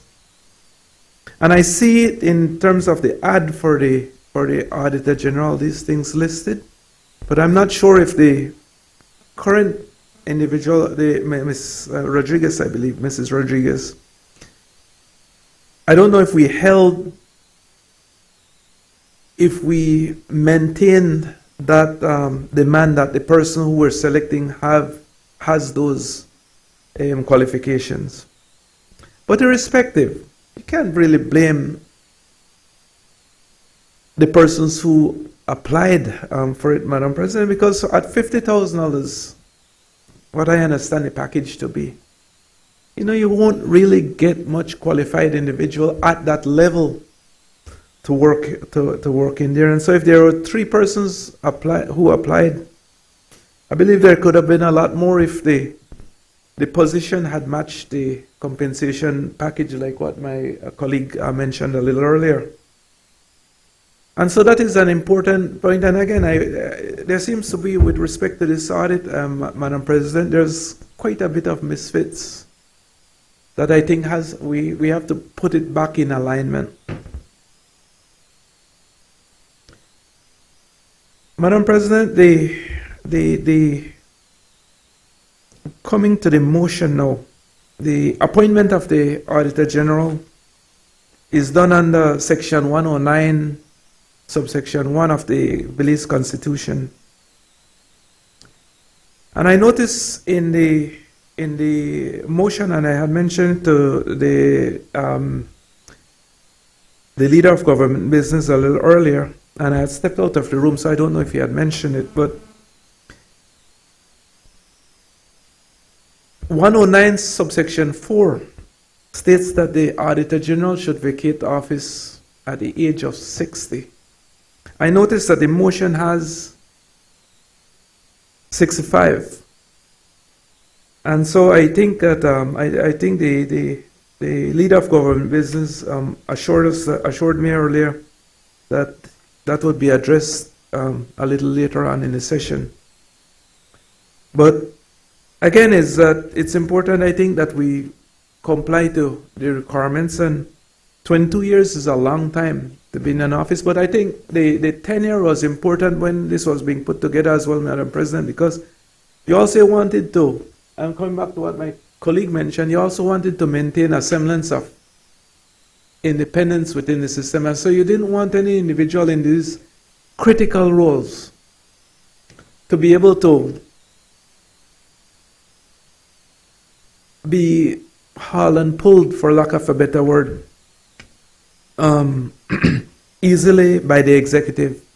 And so that's why I think we had mentioned we have in these for this position tenured individuals, because you want to maintain the independence of this office at all times, because it's such a critical role, so critical that, again, it's mentioned in the Constitution.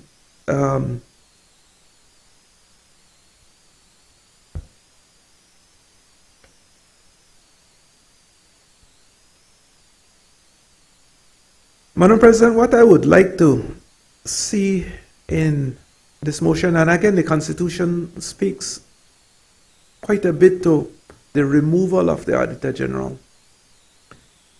But what I would like is that perhaps at some point we could look at performance of the Auditor General,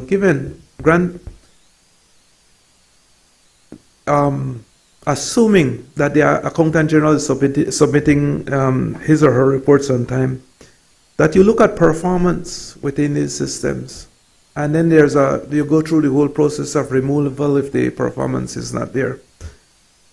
But I think that is important because, like I said, these roles are critical, and it's very important that we hold the persons to account and hold them responsible to do the tasks that we have them there to do. Madam President, given what I said, my intention is to support the motion, but I caution there's a lot of issues related to this position, as well as to the Accountant General's position. And I've mentioned this many times. I hope and expect that the executive will start doing a better job with respect to getting these the accounts to the Auditor General in time so that these audits can take place. Thank you, Madam President. I recognize Senator Bishop Alvin Bengusha. Thank you very much, Madam President. Madam President, I rise to speak on the appointment of Auditor General Motion 2025. Madam President, I was one of the social partner senators who in our last meeting objected to the temporary appointment of the Auditor General that was brought before this honorable body. And we stoutly defended the argument that enough time had been given and elapsed between the then temporary or extended appointment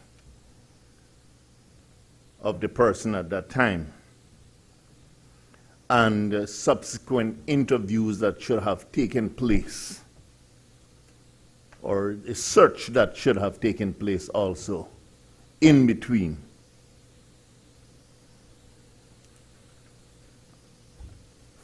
I am happy in a sense that as we come today, there is a person who has been put in place. And I say that because a part of, as I said, the reasoning was that we felt at that time that the office itself, and especially all that the office involves, is serious enough that a permanent person would have been appointed. And so as I stand here, I stand with the understanding that I am especially pleased as I'm reiterating that a person has been put in place, and more so that a Belizean has been asked to fill that vacancy. And I say that also, Madam President, because I have been aware that in recent cases, and I have no objection to those who apply for certain positions in Belize from abroad. But what I would also want to champion is that especially qualified Belizeans who are qualified to fill these important positions are also taken note of. And in this case, I'm happy that that was also done. I wish that it would have been done earlier, especially in another position there at the court. But I will not go into that aspect. But as one of the social partners,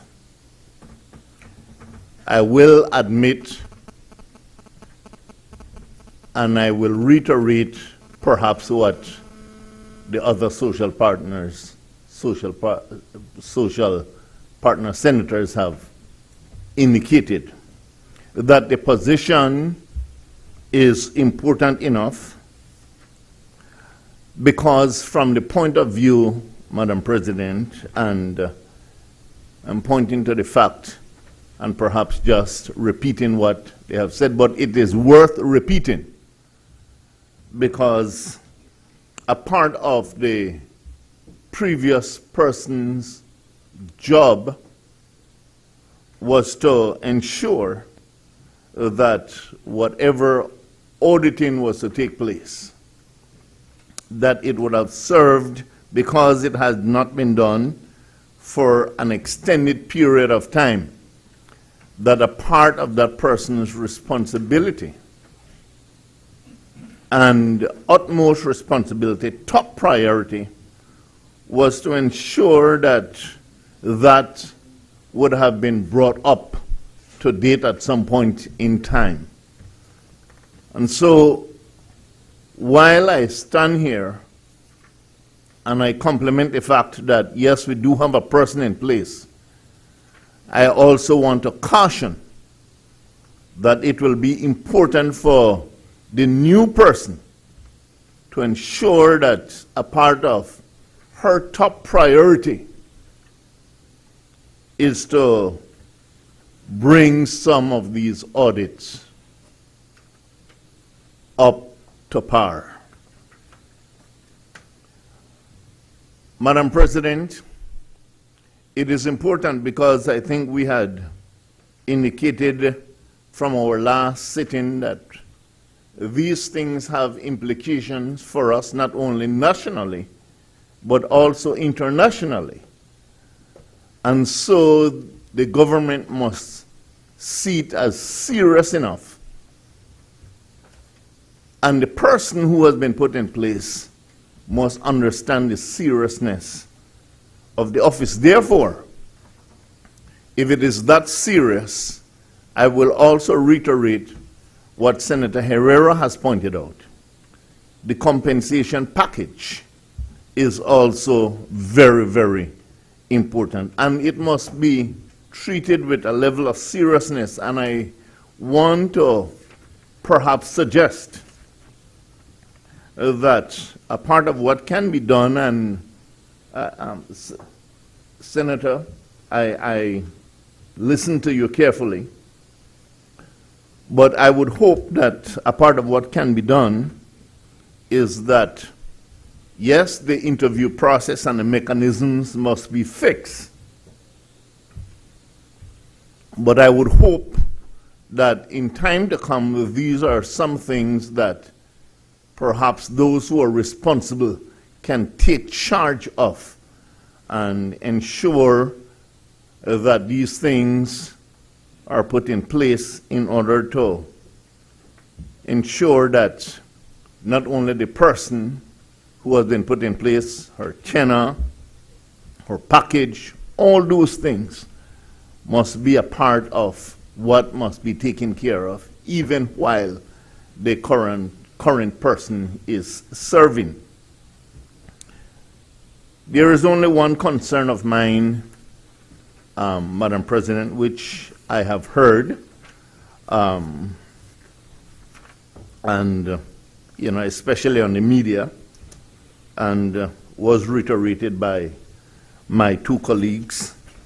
The appointment time and time span is something that I think must also be looked at in all seriousness. Because if the person will retire at age 65 and the time span is given to this current person, the seriousness of what will be done by anybody insofar as review, I would hope will, yes, affect her, but also will allow the other person to benefit even more so. And I think these things are important if we are going to be able to show the seriousness and to be able to demonstrate the seriousness of the office to which this person has been called to serve. Madam President, as I said, I am pleased that we have come to this point. And because we have at least come to this point as a country, and the executive has shown the level of seriousness that it deserves, I believe that perhaps it was only so because the social partners decided that we wouldn't support it. And that was the level of seriousness that we had to demonstrate. This is not any kind of, as the young man on the street would say, dibby-dibby job. This is a serious position. And so at the time of making that decision, we wanted to ensure that that point was made. I want to congratulate those who have been involved, and I want to support what is before us this afternoon. I thank you.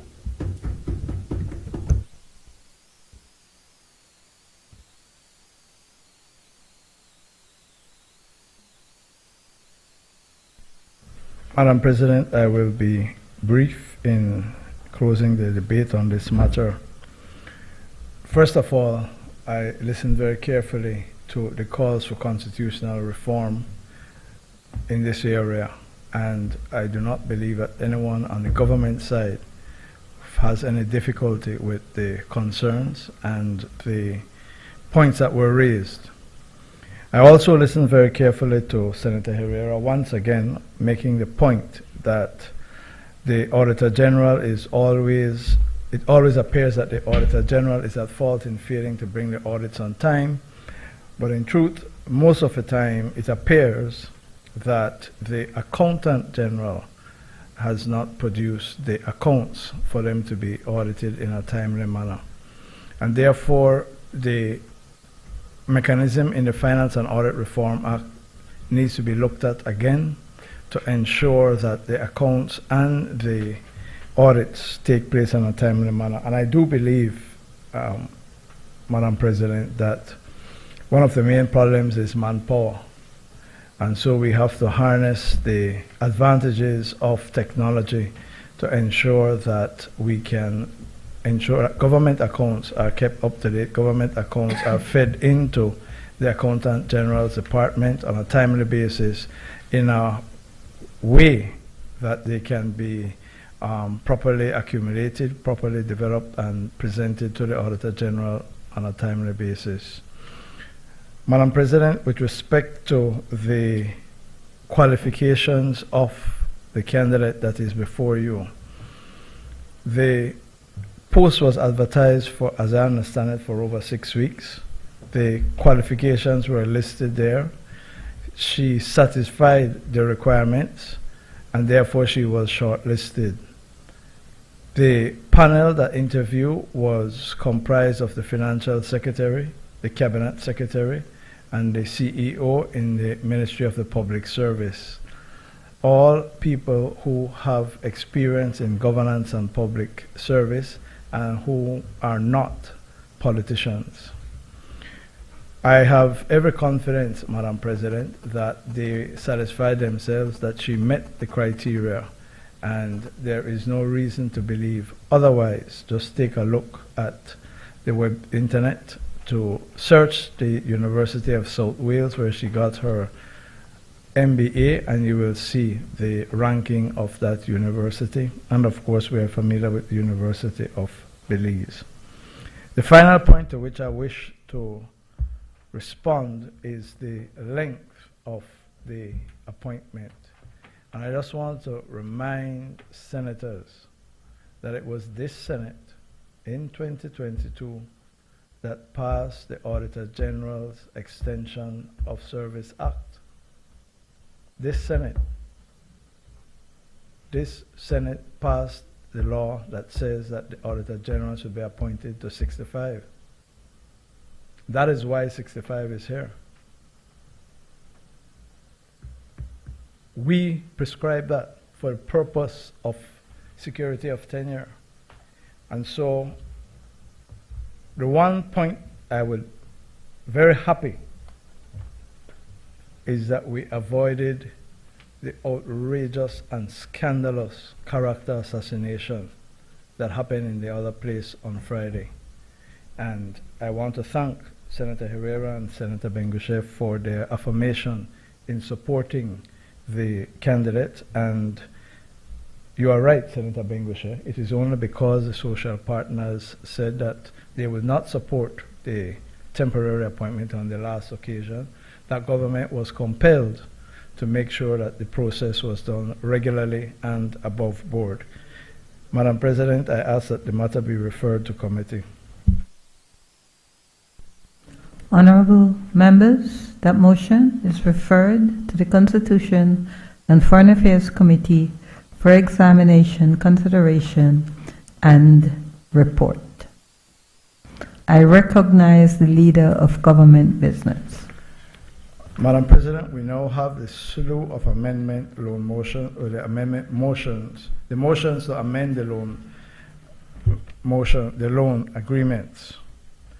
And I seek your indulgence, Madam President, to move all 10 Government of the Republic of China Taiwan loan amendment motions together that are listed on the order on a paper which were circulated to all members. With your permission, Madam President, I wish to be excused from reading the recitals for each motion. Now, therefore, be it resolved that this Honorable House, being satisfied that these amendments are in the best interest of the country of Belize, approves and confirms that the Government of Belize may enter the Government of the Republic of China Taiwan Amendment Number 2 to Loan Agreement Number 025-106-001, Loan Amendment Motion 2025, Amendment Number 3 to Loan Agreement Number 60202360004, Loan Amendment Motion 2025, Amendment Number 2 to Loan Agreement Number 60202360005, Loan Amendment Motion 2025, Amendment Number 2 to Loan Agreement Number 60202360006, Loan Amendment Motion 2025, Amendment Number 2 to Amended and Restated Loan Agreement Number 60202360007, Loan Amendment Motion 2025, Amendment Number 2 to Loan Agreement Number 60202360008, Loan Amendment Motion 2025, Amendment Number 2 to Loan Agreement Number 60202360009, Loan Amendment Motion 2025, Amendment Number 2 to Loan Agreement Number 60202360010, Loan Amendment Motion 2025, Amendment Number 2 to Loan Agreement Number 60202360011, Loan Amendment Motion 2025, and Amendment Number 1 to Loan Agreement Number 60202360012, Loan Amendment Motion Number 2025, on the terms and conditions set out, and authorizes the Minister of Finance to execute and deliver the said loan agreements and all other documents and agreements connected therewith. Madam President, as is clear to all senators, what these amendments do is to suspend payments for an additional 3 years on all these loans from the Republic of China, Taiwan. I recognize Senator Michael Perfit. Much obliged, Madam President.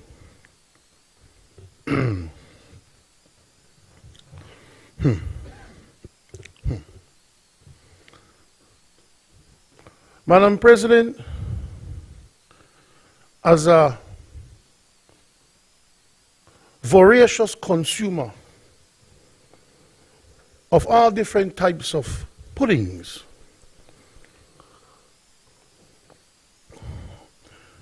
there's hardly a saying that I like more than the proof of the pudding is in eating.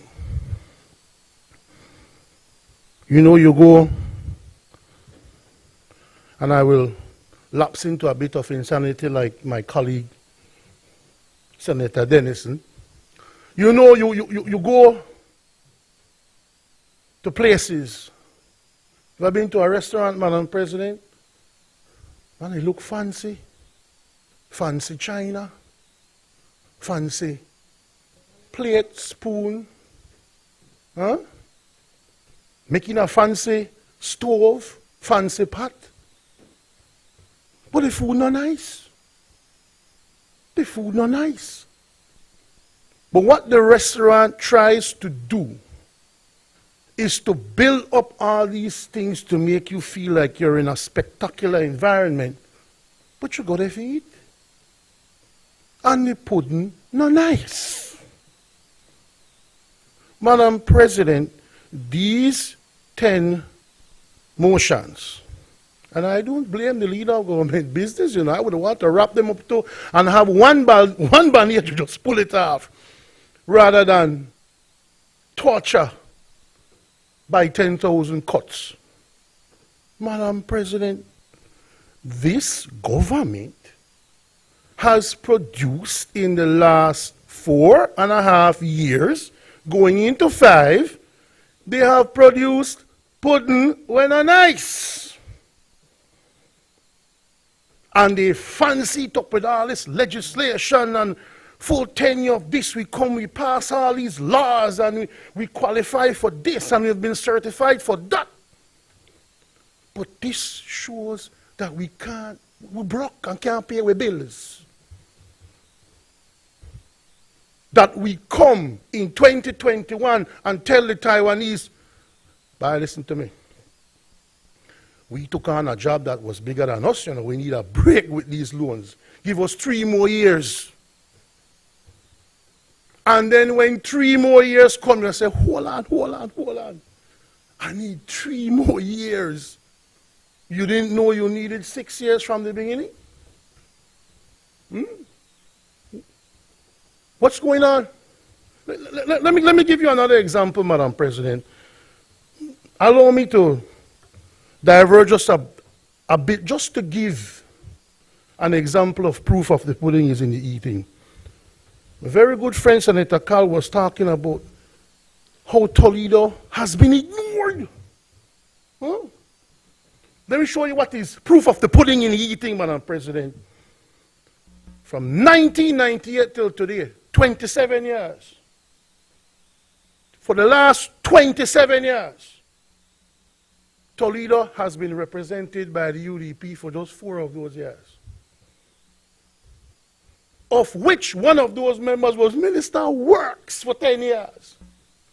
So when you talk about your district being ignored, it was ignored by your party, sir. It was ignored by your people.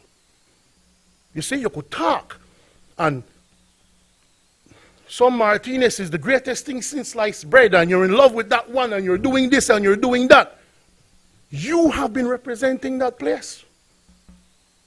Madam President, let me just look at one of these things. Because some of them include loans from 2004, you know. And nowhere in these recitals does it say that during the UDP's 12 years we ever came and asked for this kind of forgiveness, this kind of deferral. Nowhere is it here. Or put it. So in 2021, Madam President, they went to Taiwan for 10 loans because all of them read exactly the same. In 2021, they couldn't handle the job. Deferred it to 2024 and they're coming back again and they can't handle the job. Their financial performance has not been up to par, and this is in the face. You see, when you talk about the proof of the pudding is in the eating, Madam President, according to the Prime Minister of this country, around the same time in 2021 or 2022, we were the fastest thing growing other than Guyana. You remember that? The country of Belize is doing the best in the Western Hemisphere, and we flush with cash, and we have this, and the banking system is too liquid, and all of that. Not knowing at the time you were begging for mercy with your loans to one of our most friendly nations, sister nations. This right here, Madam President, is proof that the People's United Party has failed in their financial policy since coming to government November 2020. And then, Madam President, they always say, you know, the key to a great story, you know, is not who, where, or what, but why? Why? Why do this now? Why do this now? Aren't you been boasting that election on a car right now and win all 31 seats? Is that what you're saying? Huh? So why the rush to do this now? Why not wait for another mandate from the people that you think you will get to do this? But I'll tell you why, Madam President. In 3 years' time, that's when your Prime Minister will leave, you know. And somebody else will get this baba. If the PUP were to win again, in 3 years' time, the current Minister of Finance, Gwen, and these will kick in again. And I don't know who will be left. I don't know who will be left to ask Taiwan, tail between the leg, cap in hand, we need another extension. Because we simply don't need to we don't know how to manage this economy without getting free passes to not have to pay the loans that we owe to people. How come you get on TV and praise yourself for such financial success, but 2 times in your term, less than 4 years apart, you come begging for your creditors to not collect on the debt owed? Debt incurred from the time when you were first in government, 98 to 2008, some of them. So explain that to the Belizean people. Explain to the Belizean people why you can't even pay your bills when you boast of such robust financial success. Oh, if you're so successful and you've been so well, why do we need breaks on loans, some of which are 2-3 million, 5 million for a sovereign nation? Pay that, man. We're doing so well paid. Huh? Why do we need breaks? Why are we crying to people when publicly we're saying we are doing the best? This is the best government we have ever seen and all that. Anyway, Madam President, it's right here. You don't need any other proof. This is like confession. This is like your hand being caught in the cookie jar. You've been talking about all this success and you bring to this National Assembly these 10 bills where you're admitting that in 2021 you went to the Taiwanese people, you begged them for 3 years, and you're coming back 3 years later to beg them for another 3 years at the almost end of the current budget cycle. Something wrong, man.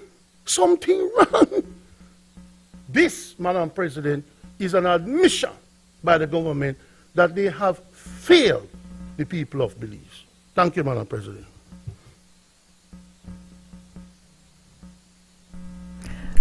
I recognize Senator Kevin Herrera. Thank you very much, Madam President. Madam President, in 2021, when these extensions were, when the moratorium were requested and granted, we were just coming out of the whole COVID epidemic, and so the country was opening up again and business started flowing. But the thing is with it, that took a while, and so we understood that government collections were not where they needed to be, and so it was, I believe, justifiable at that point that you would have wanted a moratorium to give yourself some time. And at that time, the request was 3 years, and the moratorium was on principal payments. It's not on interest payments. So we understand all of that, Madam President. It was needed at the time. There are a lot of people who were having some very difficult times, and government needed to do a lot more in terms of social programs to help them, to help alleviate some of the hardships. But then we come 3 years later, and the request for a moratorium is being made again through these motions. I just want to go over the numbers just briefly, Madam President. The total amount of the loans are $130.2 million, or $260.4 million Belize dollars. That's basically what we're asking the moratorium on.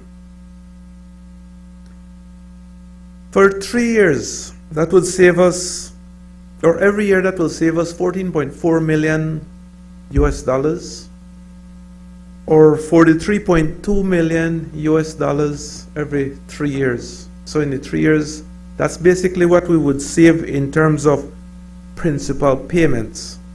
So we're talking about that as cash flow.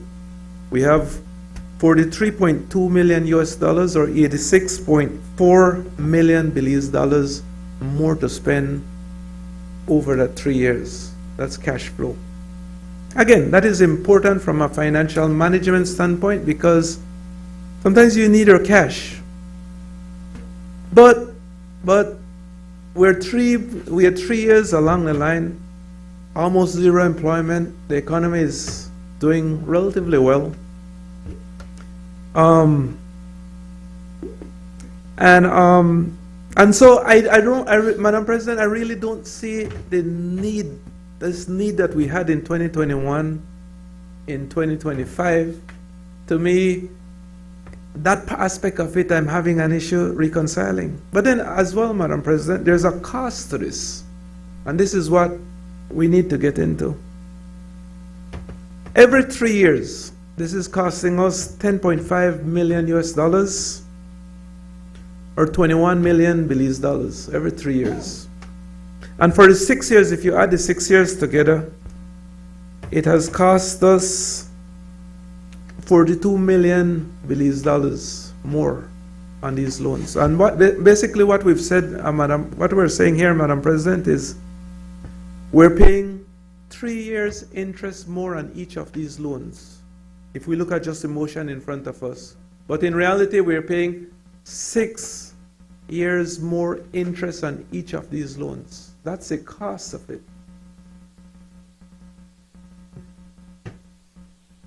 And so whatever we're using this cash flow for, Madam President, this 172.8 million Belize dollars, that's what we would save in principal payments, or this is what we would defer in principal payments over the 6 years.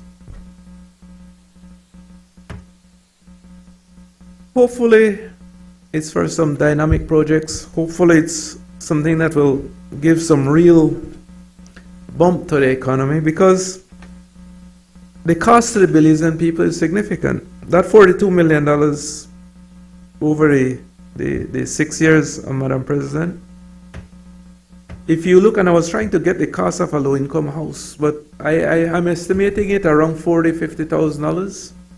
And so if you're looking at that, you could have done like around 1,000 low-income houses from that additional cost of interest that you're looking at. And I'm sure that this could be looked at in other areas. I'm just the low-income housing is just a easier example to use. And so I just wanted to throw out some of these numbers, Madam President, because I heard the debate, well, part of the debate in the House, and I've listened to, some of the discussions around it, and no one didn't go into the actual numbers so much, and so I wanted to just throw some of these numbers out. Throwing some of these numbers out. It's important that we talk about specifics sometimes, but so I wanted to just mention these, Madam President. In short, and in closing, I'm just saying that it's costing the Belizeans, it's costing the country 42 million Belize dollars over the 6 years. And that is because we're paying 6 years interest more for each of these loans. That's the cost of it. And so I think that in debating these motions, I think that that type of information is important that the public understands. Now, again, governments need cash flow for all types of issues and projects. I'm just not seeing the big need given where we are post-COVID 3-4 years after. And so hopefully we get an explanation in that regard. Thank you, Madam President.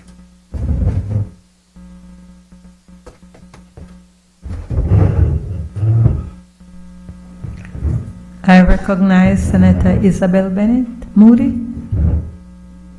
Good morning, Madam President, colleagues. I'm not a finance person, nowhere near. The expert is beside me, really, on my right. I guess I could transfer some of that knowledge. But as a Belizean, I can read and I can comprehend. And even as I look at these motions, there's a total of, let me see, 10 motions? 10, yeah, we're looking at 10. And for the sake of the Belizean people, when you are listening to what is being shared in the National Assembly, you would want to think that on the side across from me that the information will be factual, that it will not be disinformation, that it would not be misinformation. And what is sad is that we say we are honorable, but yet we provide the public with information that is so misleading. Let me walk you through the different time frames in which these motions were made, or these loans were made. And if we think about the time frame in which that horrible governance that we had prior to the UDP, it actually was before.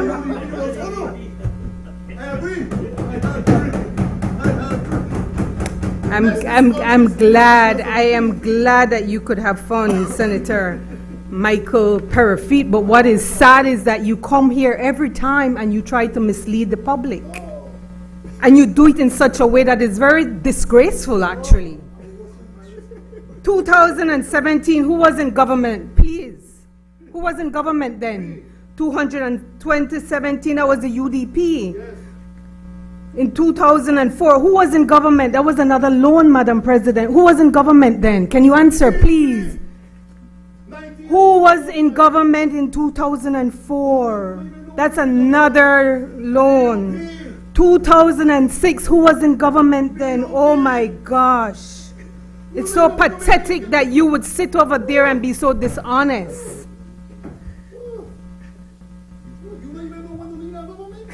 Who was in government in 2012, 2008, 2009?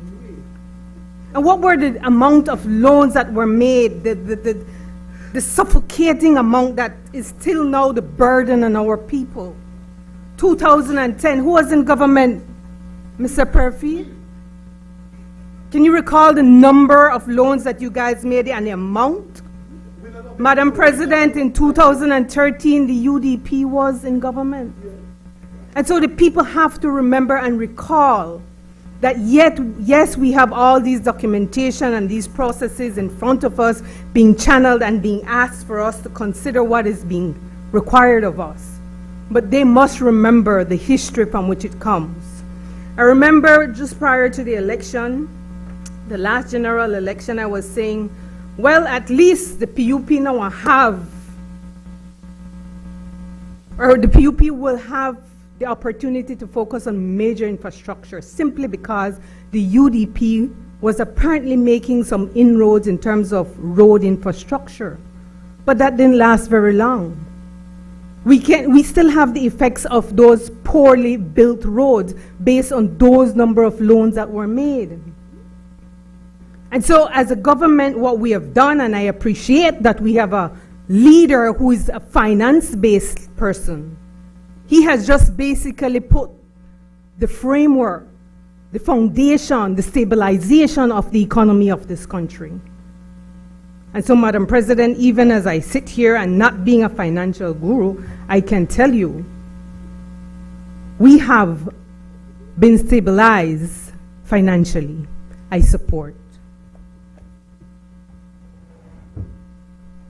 I recognize Senator Antonio Herrera.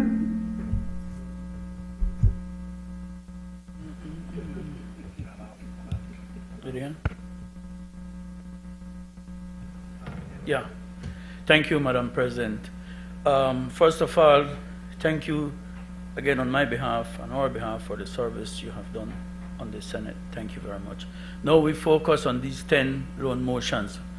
I won't be long because I really appreciate what the other Senator Herrera broke down the numbers, right? No, yeah, the good one. The good senator. Thank you, sir. Thank you. So now we try to go as straight as we can to explain to the people that these 10 motions that we're bringing to the Senate today will have serious implementations. He gave the figure, I think it's for the $2 million US. For me, I looked at it on a different side by saying to the normal or to the current people that will understand the basics. 6 years more of interest, because all that was halted is the principal on these payments. If we owe $100 and 10 was the interest carries on 3 years and 3 years after that. And we still owe the principal. It has not moved any at all, none, zero. And again, what makes me wonder is the small balances that we have to pay. You guys can't pay it. It might be the UDP, the PUP who did it before, but you guys asked for the job, and here we are today. A failed plan Belize. Failed because it's not meeting the loans obligations. Look at these 10 loans. We're coming here 3 years. All right, we can understand COVID. COVID was a problem. Everything was slow. I'm a businessman. I own several businesses. Things were slow. We were going through a very hard time when it came to COVID. And the country, the entire nation could have understood that we could have not met our obligation. Even the banks to us halted for the same reason, and everybody would applaud that. But here we are with a robust economy, and we cannot meet small change. That small change in the eyes of the other debts that we have. So for us, as the common man on the street would say, what is wrong here? Something is definitely wrong that this government cannot meet their obligations. We're going into the 6th year, and maybe we'll ask for another 3 years after that. Who knows? Because the loans keep accommodating, the interest keeps growing. So we still owe the same amount as we did today, 3 years ago, 3 years more, and the other 3 years that we might be asking for. Madam President, we cannot support this bill. Thank you.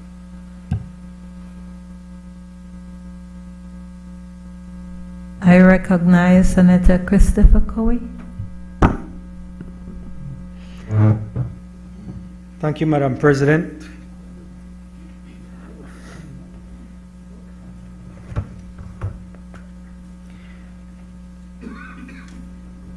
I listened to the leader of opposition business, and I was very, very disappointed because Again?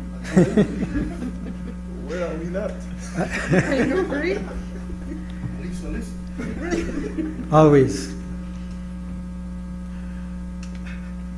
It makes me wonder, is this the only way that the UDP thinks that they can win? By trying to fool the Belizean people? Is this the only way for the UDP? You talk about putting on ice, but you're putting on ice. What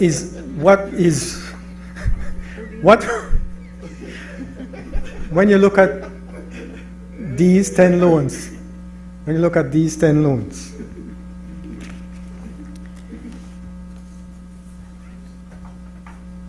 Senator Herrera spoke about how they break down 130 million roughly. Of that, about 117, 118 million was done under the past PUP administration. But the rest was under the UDP. And it would be useful to understand what was the purpose for those loans under the UDP. You know what they were? budget support. You know what budget support means? You're broke. That's what budget support means. You're broke. Look at it. You borrowed in 2009, $20 million. You borrowed in 2010, $30 million. You borrowed in 2013, $40 million. This is all US dollars. You borrowed in 2017, $25 million US dollars. In 2018, $40 million US dollars. You watch it, the number keeps going up, higher and higher. You were broke. You're running this government on borrowed money, borrowed time. And clearly, you weren't running the government nor the economy in any prudent way, in any positive way. So, what we see here is debt. Debt that has been accumulated from budget support. You are paying interest with these loans. That's what you are doing, paying interest with these loans. So I don't think there's any, I don't know, what do you call it, like moral authority to speak on any of this, because it only reflects upon you the disastrous way that this government was being run under the past UDP administration, the pure fiscal incompetence of the past UDP administration. For you to speak to it, to raise issues over what is being presented here today, just further affirms that level of incompetence, or a further effort to pull the wool over the Belizean people as to the mismanagement of the government under the past UDP administration. Contrast that now. Contrast that. Let's look at numbers, because the numbers are all there for the people to see. It's not hidden. The numbers are there for the people to see. Look at the debt of this government, and you will know, you know the figures. You just don't want to speak to the figures because you know what the reality is, and the reality now is far better than what the reality was 4 or 5 years ago.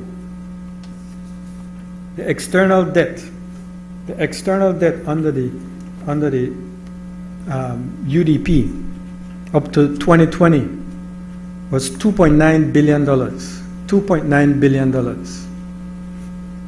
The external debt today is still less than that $2.9 billion. So you could go about talking about, this loan and that loan and that loan, but you know what?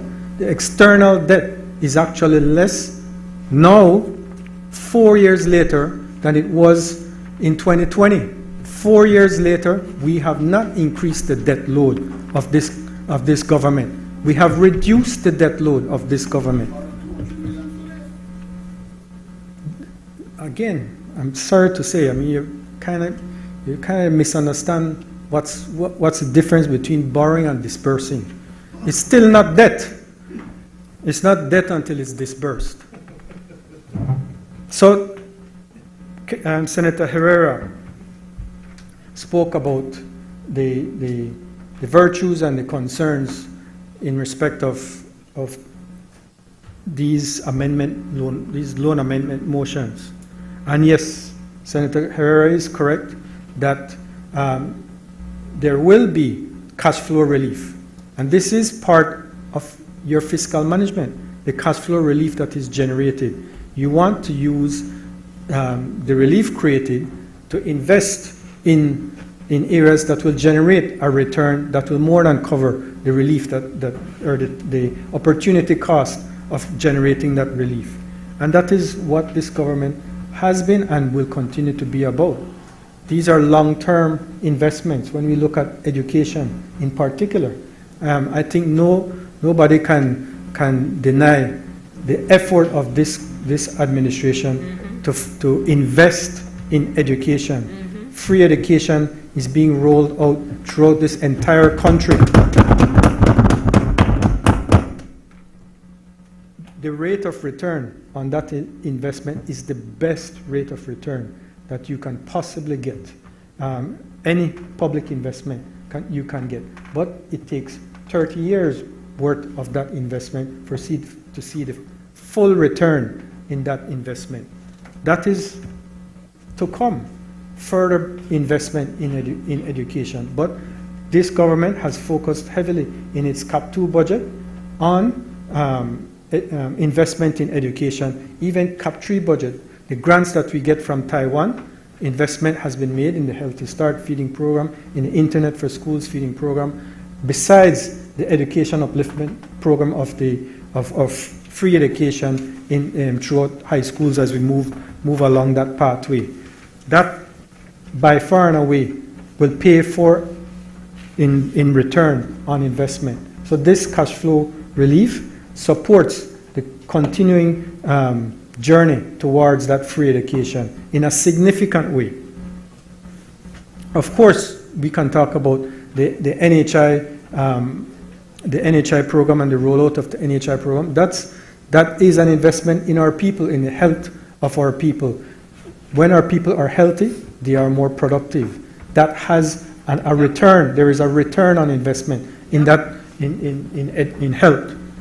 But there is also in infrastructure, in the investments that we have made in infrastructure, in the road network, in the improvement of the road networks across this country, improve the logistics of all business, including yours, Senator Herrera, of all business in the sense of trade, in the sense of commerce. So these investments bring that rate of return that far exceeds that opportunity cost. That opportunity cost being roughly 2.6% per annum as to what Senator Herrera alluded to. So yes, there is, if you have a low-cost finance, why not take advantage of that low-cost finance to make the investments rather than go about and borrow at 6-7%. Use the lower cost finance at 2.5, 2.6% to make that capital available to make these types of investments. So getting back to the motion, I hope I've addressed your concerns, Senator Herrera, but that is what fiscal management is about. Utilizing the access to finance and maximizing that opportunity when you look at where you can get the cheapest sources of finance. This might not look like that to you, but that is what that is. So I hope you are able to appreciate what this is about, but if not, I'll be happy to speak to you outside of the Senate.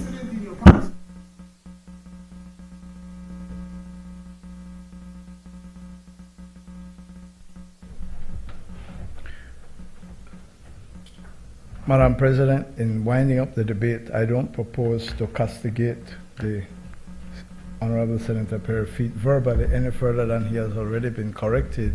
He doesn't recognize it, but what he failed to appreciate, that of the $130 million US dollars in debt that we're talking about here, approximately 118 million was borrowed by the United Democratic Party government under Dean Oliver Barrow. Senator Herrera, the good Senator Herrera again raised the question, and the answer came from Senator Corey. It's a policy decision. The Republic of China, Taiwan, is a good development partner of Belize.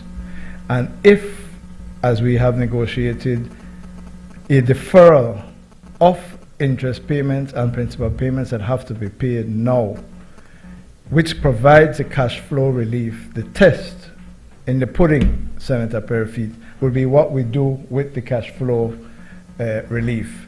Senator Corey has indicated, Madam President, that the intention is to continue Plan Belize's investment in the social and infrastructure fabric of this country. The cash flow relief will be used for education, will be used for health, will be used for infrastructure. And in Plan Belize 2.0, it will be used for housing.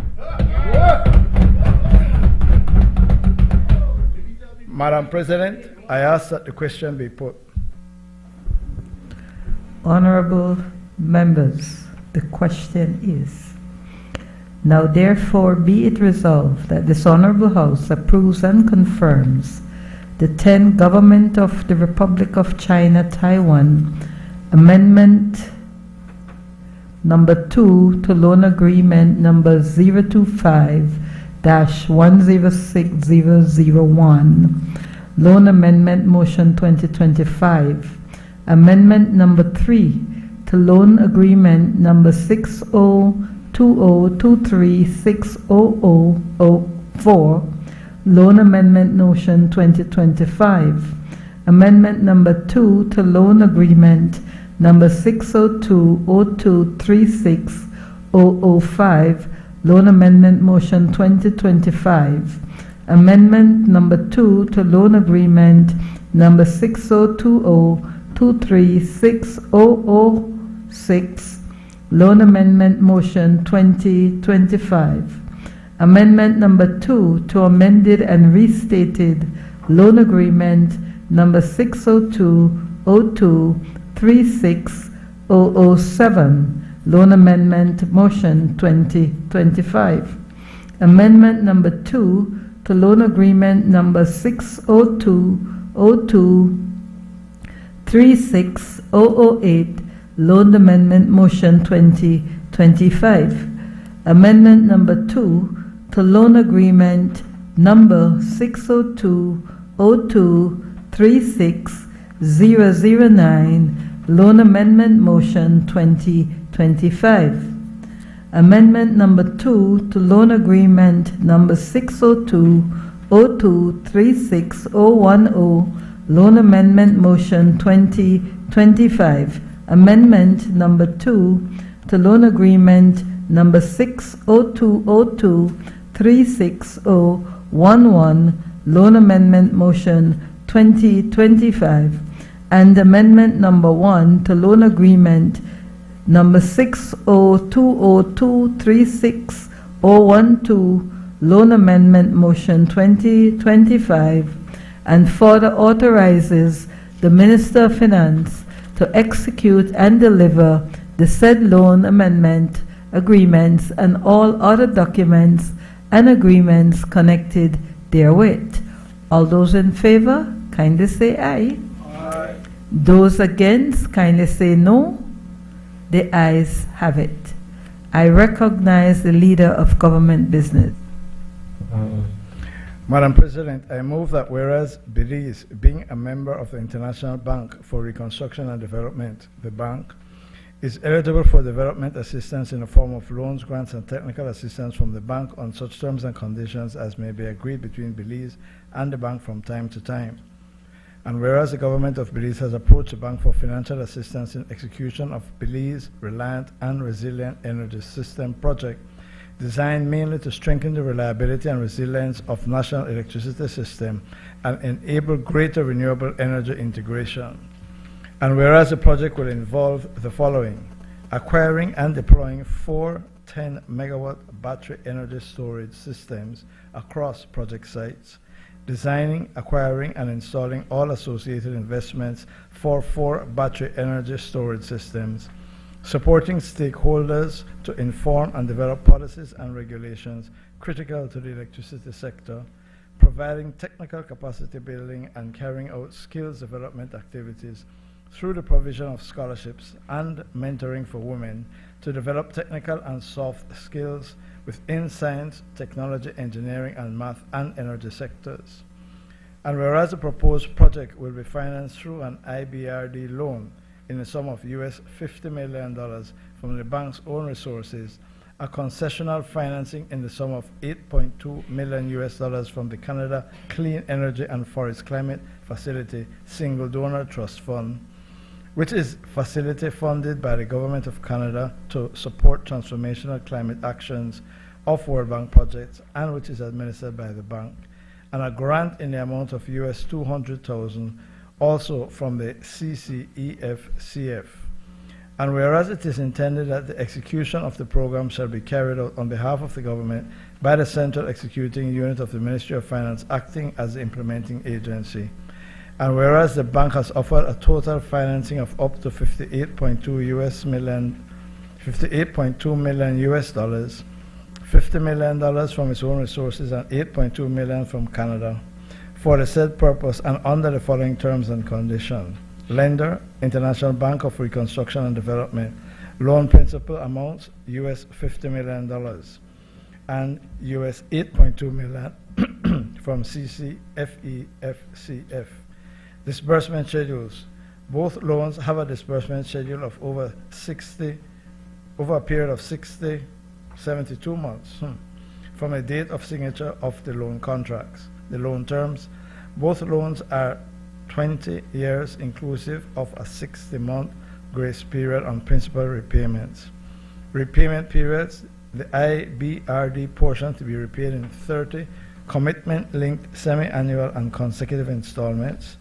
The CCFEFCF portion to be repaid in 30 equal semi-annual and consecutive installments.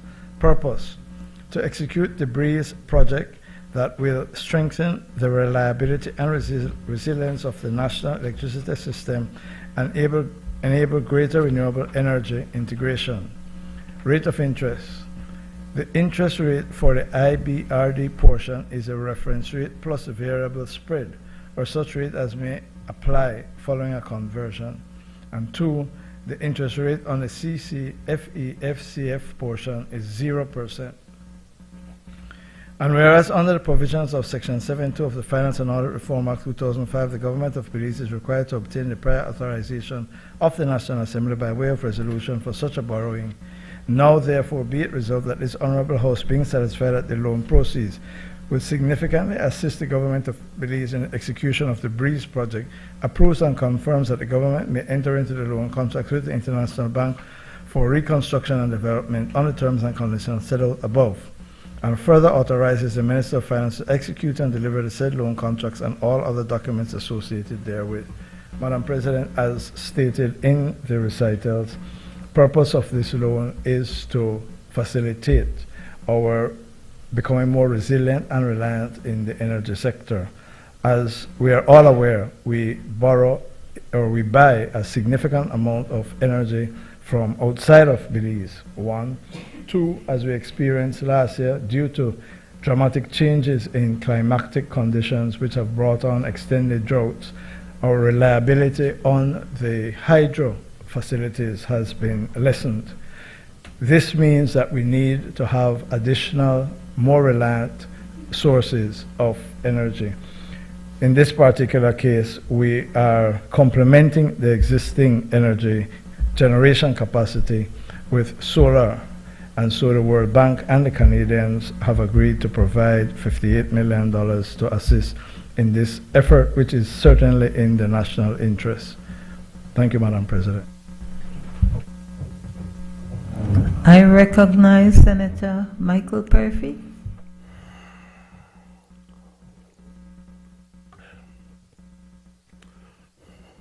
Borrow again.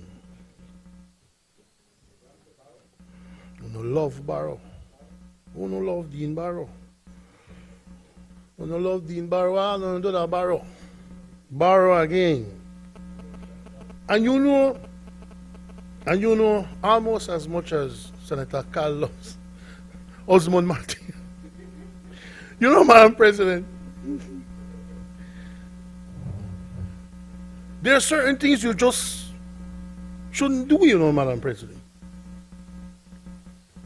You don't come to the National Assembly 1 month before an election and ask the National Assembly, oh, it will be announced tomorrow. You didn't hear? Oh, all right. You'll catch up. You don't come here at the end of your term to borrow $106 million Belize dollars. No, man. We don't know if the Belizean people will validate the mandate they gave you in 2020. You don't have no right to borrow in the name of the Belizean people for something that can wait, since there's a difference between disbursement and borrowing, no? You don't wait. Huh? No, it's 101. Huh? Not 2.0. And, Madam President, you wait to get the blessing of the Belizean people that they've believed in you for you to have the right to borrow another $106 million. Because quite frankly, Madam President, the people don't see it. And all these things in these other papers and the explanation given by Senator Courtney is so good, but we don't believe.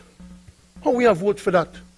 It's like the 40-something million that will be freed up from the previous bill to invest in this and invest in that. We don't believe because we don't see the investment in anything. And then look at, let me quote to you from the Minister of New Growth Industries for this government, Senator Bennett, this government. When they asked him plain, do you feel like anything meaningful was accomplished over the last 4 or 5 years? This time the other day, you know, he said this, definitely. Because I feel that it opened up an appetite for innovation within the private sector, looking at new industries that may not be your traditional industries, like aquaculture or sugar and citrus and bananas. I see it definitely open up a whole realm of possibilities. It does require, however, that we amend a lot of legislation to assist industries like the Cahoon industry moving forward. And so I think that while it is the main focus of creating the new industries, was to see how we can introduce cannabis as one of those industries. I think there are so many other great ideas that have come forward, and hopefully even the orange economy, the film industry, the music industry, these can be put as priorities in the next administration. In other words, we're not accomplished nothing. Nothing. Except cut a few ribbons and a few roads and a few bridges that the UDP put in motion. Your Minister of New Growth Industry said, no, do nothing. The chairman of their party, the Minister of Public Service, said, oh, you see that 5-year thing, that plan thing. Hey, we never mean that to be 1 term, you know. No, we need like about 2 terms for that. Just like with the Taiwanese money before. We only need 3 years, but we need another 3. So we need another 5 years, another 5 years, another 5. We don't believe you. And then when you come with a paper like this, 58 million US, you know, acquiring and deploying 4 10-megawatt battery energy storage system. How much that costs? How much those cost? Huh? How much those cost? Designing, acquiring, and installing all associated investments for the 4. How much? What is the breakdown? What will go to what? Because look at number 4. Because you could check the price of the battery.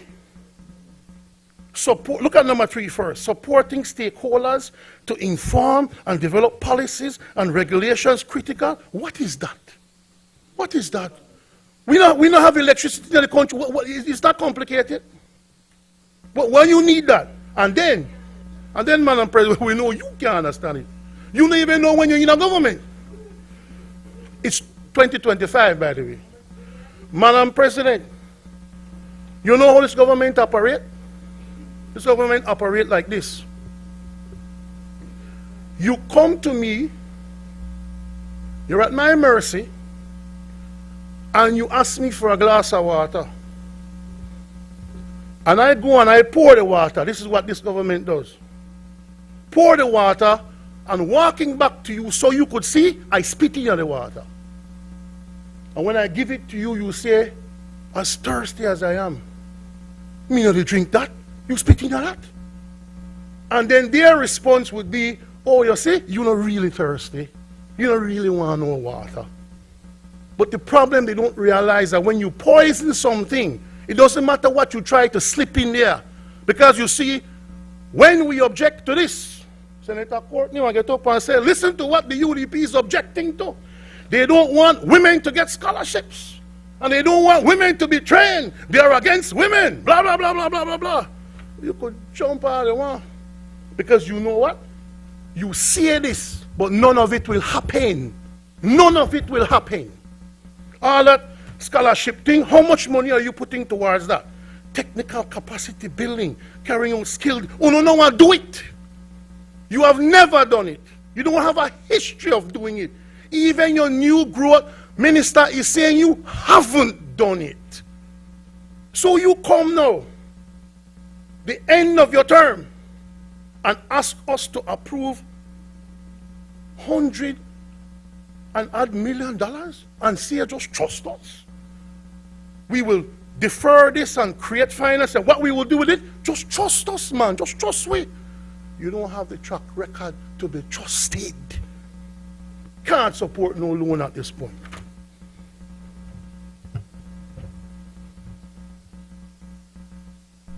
I recognize Senator Colette Montejo. Thank you very much, Madam. Madam President, I'd like to use this opportunity while I'm up to also congratulate you on the tremendous work you've done here in Parliament. Very, very impressive. As it relates to this particular motion, and I listened to Senator Perifeet, and it's not just this sitting, Madam President, it's like, it's become sort of a chorus for him. And I listened to the House meeting, and I heard one of his two leaders speak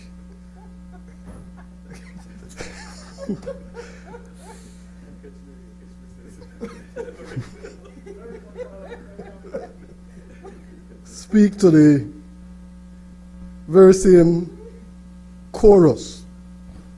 So I said, let me address this, because I remember our Prime Minister saying to him, "When always come and say we borrow alone, really, say it, tell us where." I did a bit of quick research, and I'll go all the way back to 2008. Work with me, brother. In 2008, Madam President, when the Barrow administration took office, our national debt was $2,240,000,000. $2,240,000,000,000. 2008. In 2020, when they remitted office, it was $4,180,000,000. That was our national debt. In 13 years, they were able to increase the national debt by roughly $2 billion. That is apart from the fact, Madam President, that they had access to the oil revenue, free money, Petro-Carib, practically free money, and so $4 billion. We're talking about borrowing, you know. We're talking about borrowing. By 2022, with careful negotiation, our national debt was down to roughly $1.88 billion US. A reduction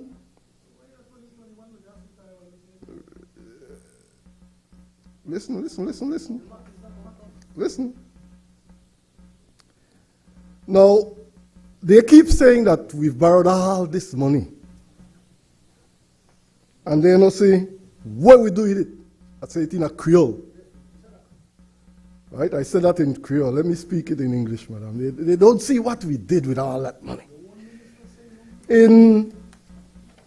Between 2022 and 2025, inclusive of the motions that are being passed here today, and I made sure I include it, government of Belize, this People's United Party administration would only have borrowed in our 5-year period. Note the difference now. Yes, sir. Now, this is what you want to hear. I have, after all the mathematics I played with,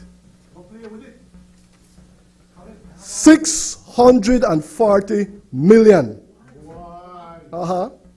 Now, if you guys can prove otherwise, prove it.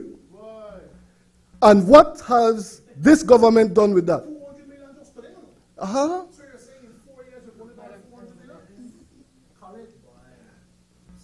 Brother Chris will help you, because you will also understand that a lot of these were loans made under you and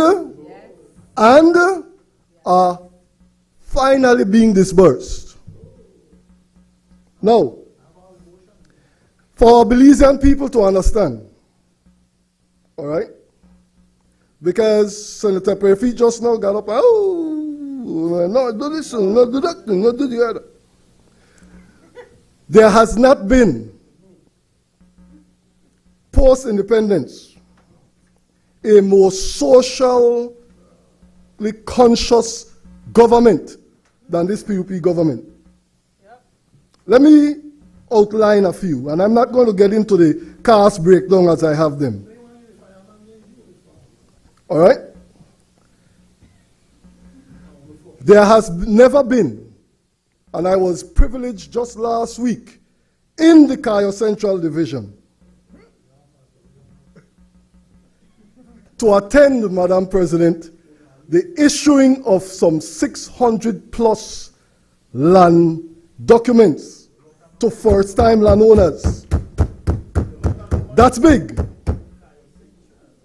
But that's only in that division. It's been over 10,000 countrywide. And again, you ask where the money go? Where the money go? The money went into, some of it, and Senator Herrera always, I hear you speak about this many times, land acquisition. Land acquisition. And can you imagine the pride and the joy of these first-time landowners as they receive a letter from the Ministry of Natural Resources, a legit one, stating that they now own a piece of the jewel, can own by only contributing $500 Belize dollars, not for a piece of leased land, but for a piece of title, property land. That's big. That's big. And unless you are there and see the joy, you'll never know. Then Senator Chris spoke about free education. All over. I am dealing with the fact that you, sir, said, oh, we're not saying where the money go.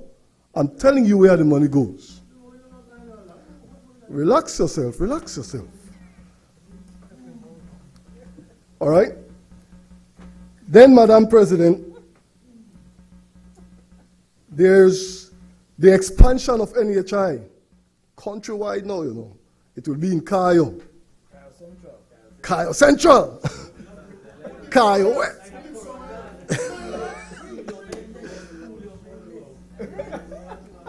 All right? Honorable members, be mindful to keep silent while a member of the Senate is speaking. Thank you very much, Madam President. Then we have the one of the two leaders, I have to keep reminding them of that, said nothing was done to the electric grid since so many years. And now finally, something is being done. We passed a loan motion for a 60 megawatt solar plant. Hey, brother, don't demonstrate your ignorance, please, please. Please, please. There has to be a level of intelligence with this thing, man. We better than that. We better than that. All right? And now, what we are passing here today, madam, is the battery backup. Isn't that what, you read it? You read it? Yes, but you have to put in place. And that's why when you guys are asking, why last minute, 1 month before election? That's news to me. All right? But what we are seeing here is a government with a plan. A government with a social conscience. A government that addresses the issues and the needs of the Belizean people. That's why we don't only have these starter homes, we have affordable housing in place. We have free education. We have free healthcare in our GOB facilities. We are driving an economy that is working for the Belizean people. I'll say that much, Madam President, and then I'll take up the last piece of what I have to say in the last motion. I support this motion. I recognize Senator Kevin Herrera. Thank you, Madam President. Madam President, I believe that energy security or energy independence is probably one of the biggest issues facing us as a country over the next decade. And that's because of the development over the past several decades and and the increasing demands for energy in the country, as well as the delays we've had in terms of building our generation capacity. And I think I spoke about this in the Senate already some time back. But if you look at where we were supposed to be a couple of years ago, I think we were supposed to add over 60 megawatts to generation, which we didn't. I think we had added about 10 or 12. And so we're really behind to a large extent. And actually, I was expecting, I think that perhaps the bishop was really praying for us this year, Madam President. The rains have stayed a lot longer than we'd expected this year, and that might actually help with the Chaleo and the dam situation. And so hopefully we make it through the dry season without having to deal with blackouts and rolling blackouts. But it was scary last year, and I think that that was predictable and still predictable if we have a longer dry than would be normal. Hopefully, like I said, the dams hold up and produce more electricity than would be normal. But it's a very important issue, Madam President, and I think it was 2022 that we signed the Saudi loan agreement. In 2023, I believe, in 2024, construction was supposed to begin, and for the first 20 megawatts. And I think inauguration was expected in July of 2025 for the first 20 megawatts, if I'm not mistaken. Now, I don't know where that is, Madam President, and this is really this is really the main point I wanted to bring out in my presentation is that I don't believe that we have enough information flowing about what the situation is, where we are, and what is being done. We have this solar generation that is supposed to come online. but there's no real notices or information coming out in terms of where this process is, if we're on time, not on time, if it's backed up a little. We really don't know. And then you have this $50 million, this $58 million that we're talking about in terms of energy storage. Again, a very needed component of the whole solar infrastructure that we're looking at. I mean, it's necessary, and I think that it's certainly something important and should be a part of what we're looking at from a strategic standpoint. And we probably even have to go a little deeper in that respect. But again, there's certain information that we really don't know. Like, for example, is this something that government will be running itself?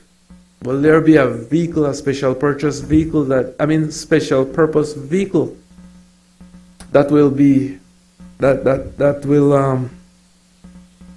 will come online at some point to run this 60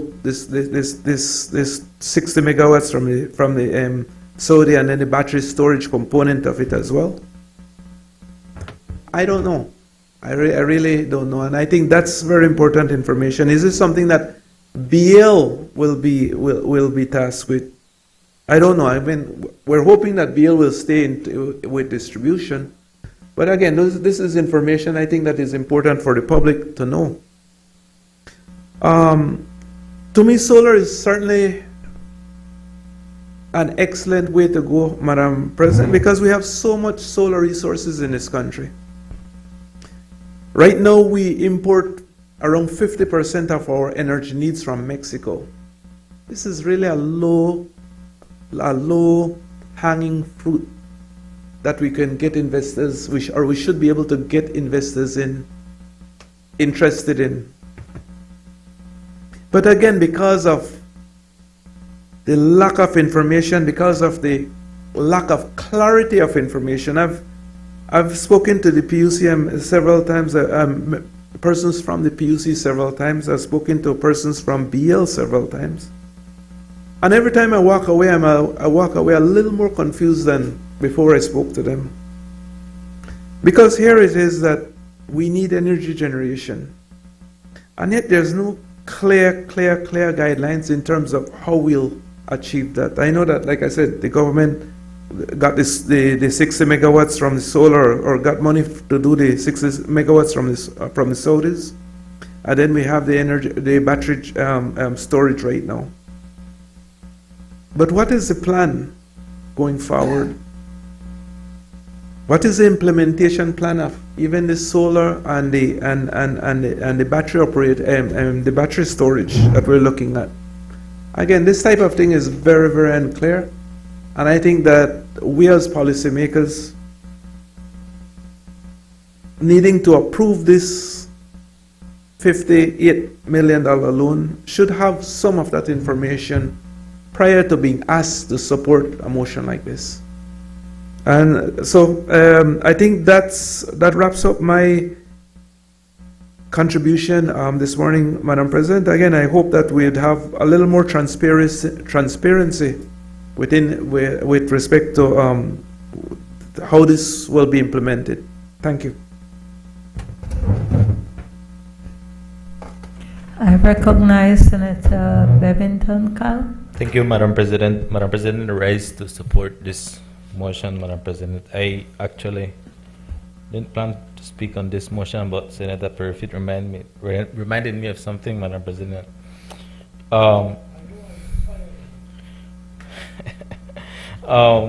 Madam President, with your permission, I just want to read just one paragraph here under the what the project will involve, Madam President. That is, providing technical capacity building and carry out skills development activities through the provision of scholarships and mentoring of women to develop technical and soft skills within the science, technology, engineering, math, and energy sectors. Madam President, this reminds me of inauguration that we did about 3 weeks ago in the Maya communities where I come from, at least in San Lucas and in Lucky Strike, Madam President. And it's unfortunate the good senator stepped out. I wanted to point out to him, Madam President, that in these communities, we integrated standalone solar energy to each household in these communities. And the engineers for these standalone solar system, Madam President, were all women. So we had 3 Mayan women who went out of the country, who went in India to do a specialty in solar energy, and now they're engineers. In fact, we call them now the mother of solar in Toledo. And in fact, I believe if they're not there, they just came from Africa, Madam President, where they were invited to go and do trainings in these communities, in these remote communities in Africa. I mean, that speaks volumes. It's obvious that Senator Perfit is not connected to the realities that we're having in Belize, and especially in Toledo. And that's the reason why I need to keep reminding them of the work that we're doing, Madam President. Imagine the communities that did not have electricity now have electricity. I can just point out Corazon now has solar energy, Madam President. So we're bridging that gap when it comes to energy in this country. And of course, I thought that this loan motion, this motion would go through with everybody supporting it, because last summer we had complaints from the same party, the UDP. Back then there was one, Madam President, who were bashing the government about the energy crisis that we were having. And I was listening to Senator Kevin Herrera about the reliance now on solar energy. But Madam President, looking at the weather pattern for this year, actually, it has been raining from August, September up to February, which is strange for us in Belize. So we have to continue adapting, Madam President. And when I look at this battery storage, I believe this is a really good thing for Belize, for us to bridge that gap when it comes to the energy sector in our country. And Madam President, I also have to comment a bit on what Michael Perfit was saying earlier about, where these Senator Michael Perfit. Yes, Senator Michael Perfit. Apologies, Madam President. But I have to comment a bit on what he was saying earlier when it comes to the projects and where the monies are going. And of course, it was a bit a low blow when he said about the women, Madam President. But someone reminded me earlier, Madam President, if failure was a party, it would have been the UDP, Madam President, because they were a failure to the energy sector. And of course, a lot of the projects, and I also listened to him earlier about the loan motions, well, at least the Taiwan motions that we went through, Madam President, not to be repetitive here. But again, he was the Minister of Police during the UDP administration, and we had the Belize Integral Security Program, which was funded by CABE, and he was the minister back then, and that was a massive, massive failure on their behalf, Madam President. That's the reason why it really reflects. And I wish he was here to listen to me, Madam President, and tell him. But he's looking at the screen to the back. So Michael, I am Senator Perfit. I just wanted to highlight that, Madam President, that again, the failure that they have done to this country is just really disappointing, Madam President. And again, when I talk about this Kabe project, Madam President, it took, again, they say I'm a big fan of the minister, but I have to highlight the work that he has done. It was when he was the CEO who actually saved this project, Madam President. That's the reason why we have now good facility. They just did a inauguration for the barracks in Belize here at Price Barracks, Madam President, for the BDF. Again, if it's not because of the vision of Dr. Martinez when he was CEO, just imagine what's going to happen next after this, Madam President. But I just wanted to highlight the failure, Madam President. I wanted to go on the record that if failure was a party, it would have been the UDP, and it's showing right now, Madam President. Thank you very much. I recognize Senator Mark O'Brien.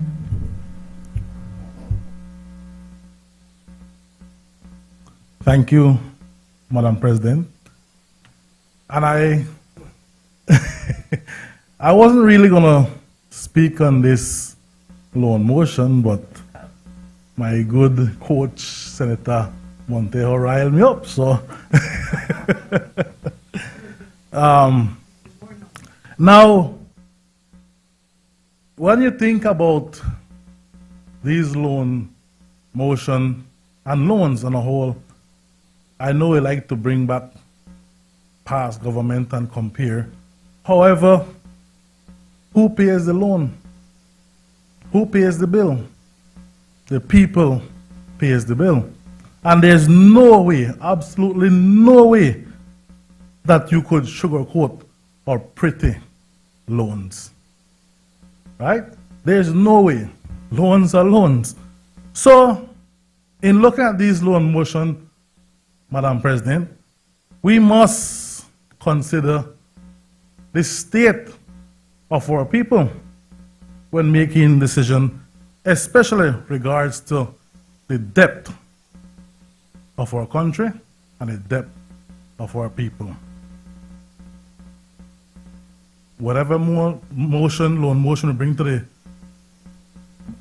the Senate increases, eventually, I will say, eventually increases the depth of our people. And Madam President, if you go out there and listen to the cries and the concerns of the people, the question as to why are we borrowing and borrowing and borrowing, Madam President. Our people are concerned about the future of our country, the future of our children, grandchildren, and great-grandchildren. Senator Montejo mentioned in regards to the land that was given out in Cayo Central. Wonderful, wonderful. However, 93% of Cayo Central is still waiting for that piece of land as well. Of the voting population, right? About 8,500, right? So 93% is still waiting for that love, to share the love. So, Madam President, parents and grandparents have worked hard, extremely hard, sacrificed their life to provide a better life for their children and their grandchildren. They want to give them that opportunity. They want to give them a clean slate. But, Madam President, with these loans, a newly born child has already incurred a debt at the point of birth, right? So, our people work so hard to provide for our children, yet at birth, our children incur these level of debt. Earlier, we came and we looked at deferring loan payments for 10 loans, regardless if it's from the past or the present, right? What we're doing is simply camouflaging the problem. The problem still remains there, whether it be 3 years from now, 5 years from now, 10 years from now, what do you call it, financial management. The problem is still there. Madam President, these projects looks wonderful. I'm not going to bash the project for these loans, right? However, we must think about our people, the condition of our people, and where we leave our people in regards to the debt. Thank you, Madam President. I recognize Senator Christopher Cowie. Thank you, Madam President. I rise in support of this loan motion. And in terms of my comments, I'd like to give a little context, given Senator Herrera's comments and concerns. This loan motion, first and foremost, is to finance the acquisition of battery for energy storage, 40 megawatts of battery. But it fits in within the context of what has been referred to by BL as the least cost energy generation plan. So it is part of an overall plan. That plan is not about tomorrow, but about the next 5 to 10 years. How will we meet the increasing energy demands? It has been highlighted that I think as far back as 2013 was the last increase in energy generation in country. So over 10 years has passed already, and no new generation has occurred in Belize. That is a problem when, in fact, our energy demand has increased by roughly 50%. So what that has put us, the position that has put us into, is that we become increasingly reliant on the importation of electricity from Mexico, so much so that we are importing nearing 50% of our electricity from Mexico, let's say 45% of our overall electricity usage we are importing from Mexico. So it's a problem that needs to be addressed, and needs to be addressed as soon as possible if we are to move down the pathway of energy security. Yes, we have a lot of renewable energy and all of that, but it's nowhere near enough as to meeting our energy demands. Now, the dangers of importing that electricity from Mexico is exactly the inability to have energy security. The dangers of that were seen last year. Last year, when we had the dry conditions, excessive heat, we had problems. Not only Belize, but Mexico had problems. Costa Rica, the entire Central America had problems in meeting energy demand because of the excessive heat. Belize, depending on Mexico for almost half of its energy generation needs, was suffering severe shortages in power, and thus we have blackouts. So that underscores the need to move in the direction of achieving energy security. The solar project with the Saudis is part of that plan to build in-house solar energy generation. That, as Senator Herrera mentioned, I believe we did approve that loan back in 2023, maybe latter 2023, November or so of 2023. And it is a project in process, but in process, there are procurement procedures that have to be followed in accordance with the Saudi Fund for Development requirements. So far as that is concerned, the procurement of design and supervision, as far as I am told, is to be completed as coincidentally this week. But you have to go from that supervision procurement process to the procurement for the equipment, so that means you have a timeline in its own right for bidding before you can get to the actual installation and commissioning of the solar equipment. So the understanding I have is that 2026 is probably in the middle of 2026 is when solar will be available, solar energy generation will occur. Getting back to the least cost energy generation plan, what that plan, and that's a plan I think that BL had commissioned Siemens to do.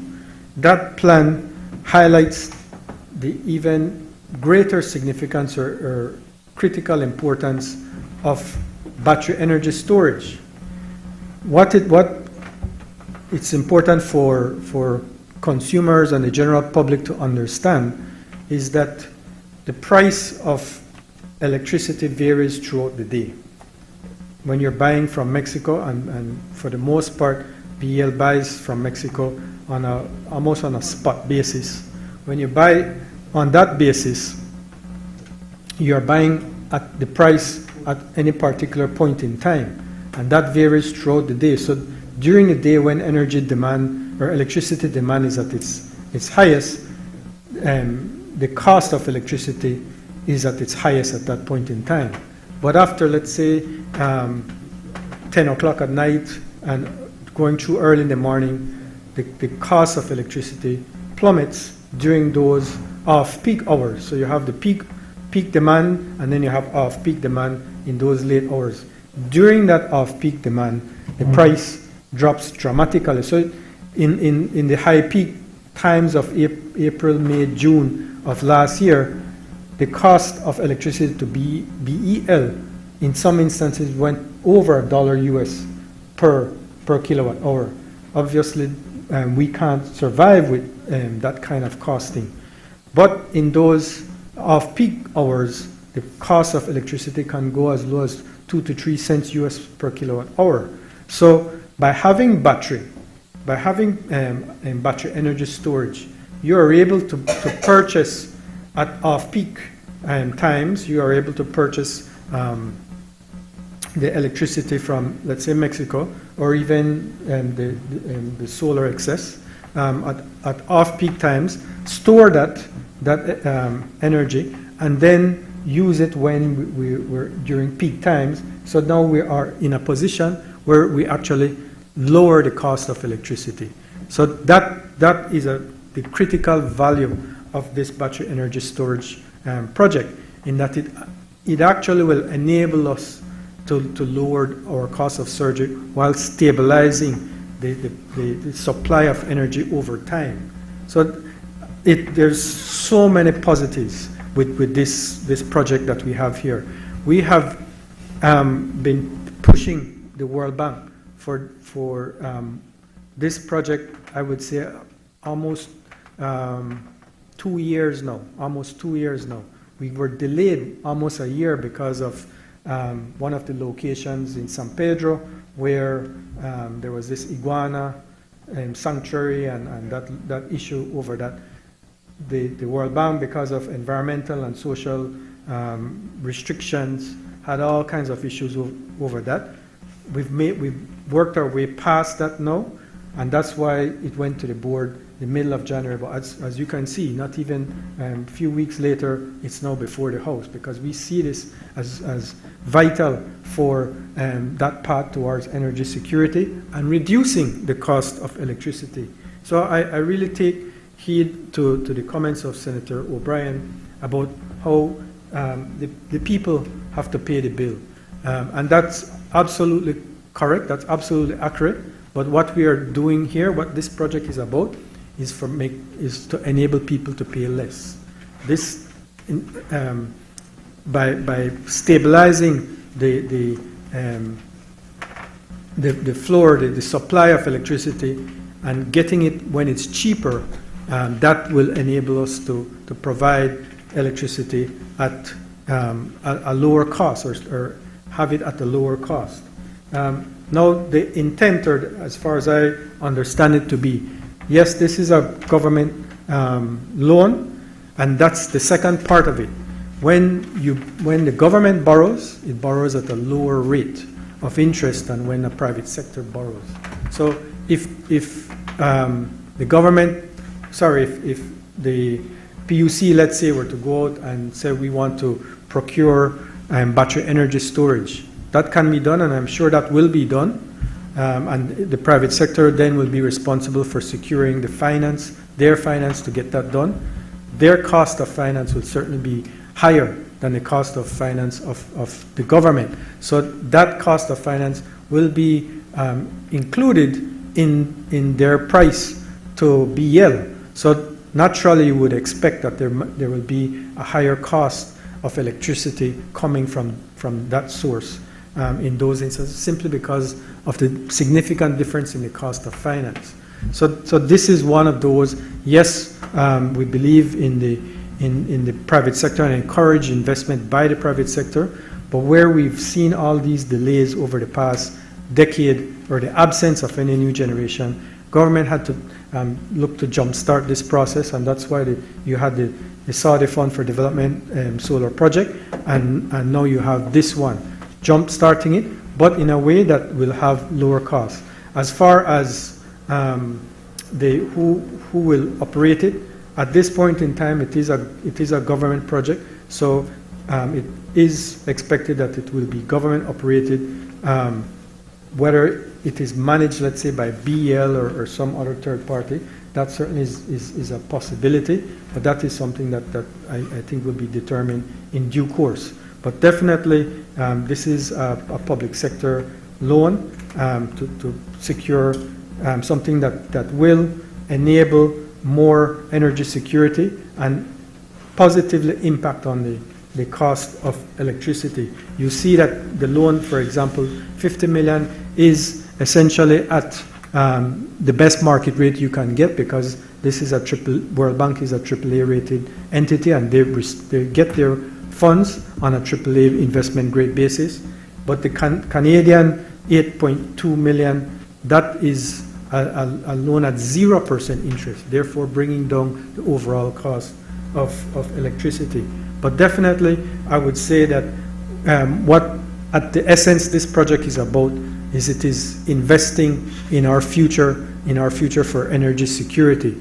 If you can break it down to yourself as a parent who wants to educate their child or wants to build a home for their family, they make loans. They make loans that those aren't money squandered. They make loans that those are investments.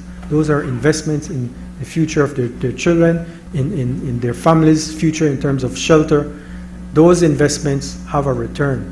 Those have a benefit to those in those instances, and so will this. This will have a benefit for the people of Belize in terms of energy security and in terms of cost of electricity. So, Madam President, I support this motion. Madam President, I ask that the question be put. Honorable members, the question is, be it resolved that this Honorable House, being satisfied that the loan proceeds would significantly assist the government of Belize in the execution of a Belize reliant and resilient energy system project, approves and confirms that the government may enter into the loan contracts with the International Bank for Reconstruction and Development on the terms and conditions set out above, and further authorizes the Minister of Finance to execute and deliver the said loan contracts and all other documents associated therewith. All those in favor, kindly say aye. Aye. Those against, kindly say no. The ayes have it. I recognize the leader of government business.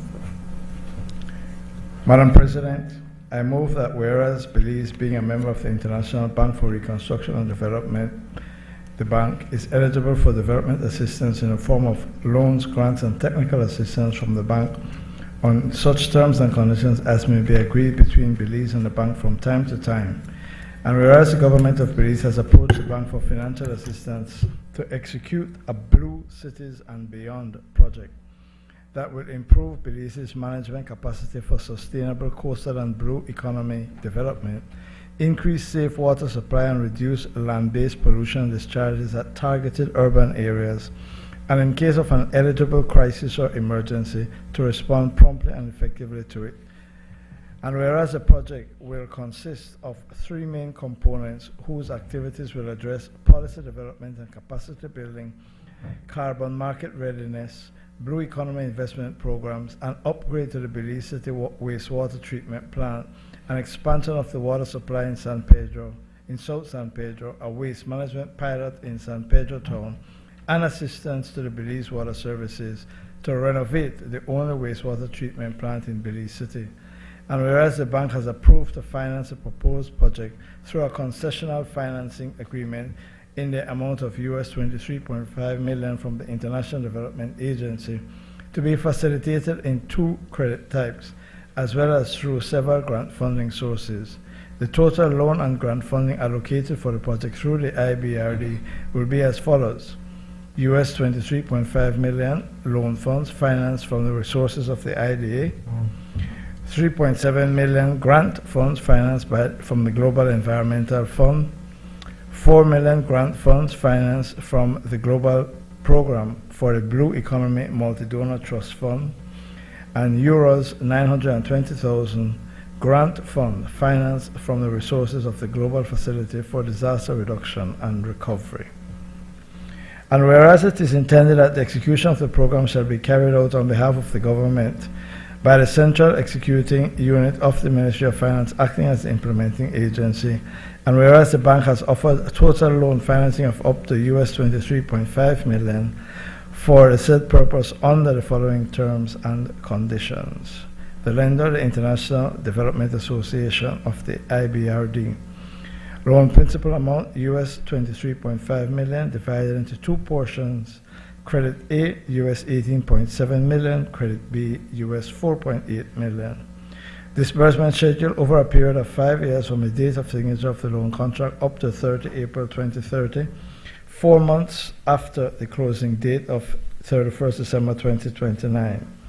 Loan term, credit A, 40 years, inclusive of 10-year grace period on principal repayments. Credit B, 12 years, inclusive of 6-year grace period on principal repayments. Credit A to be repaid in approximately 60 semi-annual and consecutive installments payable on the 15th April and 15th October of each year. The first 20 installments being about US $187,000 for the period 1st April 2035 to 15 October 2044, and thereafter the final 40 installments being about $374,000 US for the period 1st April 2045 to 15 October 2064. Credit B to be repaid in approximately 12 equal semi-annual and consecutive installments of about $400,032 on the 15th April and 15th October of each year for the period 1st April 2031 to 15th October 2036. Purpose: to improve Belize's management capacity for sustainable coastal and blue economy development, increase safe water supply and reduce land-based pollution discharges at targeted urban areas, and to respond effectively to an eligible crisis or emergency. Repayment percentage, credit A. Payment percentage will be at 1% value of the financing commitment for the first 10 years, and thereafter 2% value of the financing commitment for the final 20 years. Credit B repayment percentage will be 8.333% value of the financing commitment for 6 years. Commitment charge, 0.5% per annum on the unwithdrawn loan balance. Service charge. A service charge is applicable only to credit A and is a greater of 1, the sum of 3/4 of 1% per annum plus basis adjustment to the service charge, and 2 3/4 of 1% per annum on the withdrawn credit balance. And whereas under the provisions of Section 7.2 of the Finance and Audit Reform Act 2005, the government of Belize is required to obtain the prior authorization of the National Assembly by way of resolution for such borrowing. Now, therefore, be it resolved that this Honorable House, being satisfied that the loan proceeds would significantly assist the government of Belize in its effort to develop the blue economy sector in Belize and to ensure the conservation and sustainable use of blue assets, approves and confirms that the government may enter into a financing agreement with the International Development Association of the International Bank for Reconstruction and Development on terms and conditions set out above, and further authorizes the Minister of Finance to execute and deliver the said loan contract and all other documents associated therewith. I recognize Senator Michael Purphy. Much obliged, Madam President. Madam President, I think the government is just trying to wear us down, you know. Wear we down, wear we down. $23.5 million. Where is Senator Montejo? We're at 160 so far for the day. I think, 120 odd, was 58 before. Now we're at 23, 58 and 23. Help me. 58 and 23, how much that? Then you multiply it by 2. That's where we are today. Borrowing again.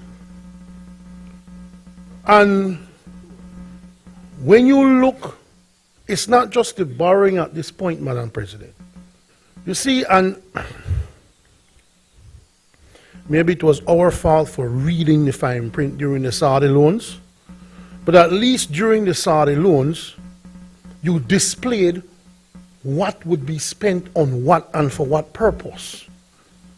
This is so lacking information and throwing some stuff in here that we can't calculate. We don't know of this 23, the loan of 47 million Belize dollars. 47 million Belize dollars has 3 main components: policy development and capacity building, carbon market readiness, blue investment. What is that? How much money will be spent on capacity building? How much money will be spent on consultations? Who will be getting these consultations where they charge sometimes hundreds of thousands of US dollars to tell us things we already know? How do we know that 90% of this loan won't go to those things that we can't calculate and we can't see? And we can't put our finger. How do we know? How do you ask us to approve a loan for $47 million? Who doesn't want? Who wouldn't want an upgrade to the Belize City wastewater treatment plant? Of course you want that. Who wouldn't want an expansion of water supply in South San Pedro, a waste management pilot program in South? Who don't want those things? That's like, do you want world peace? Of course you want it. But how much of the money will actually be going to this? We don't get like a breakdown as to, okay, of the 47 million, so much will go towards the system in San Pedro, so much will go towards capacity building. We don't know. We don't know, Madam President. It's difficult to vote for these motions, even though they talk about things that any Belizean would want. You don't have a breakdown of the money. There is a lack of information that there's a lack of information, unlike previous bills, and maybe they learned their lesson from previous motions to not give you any information now.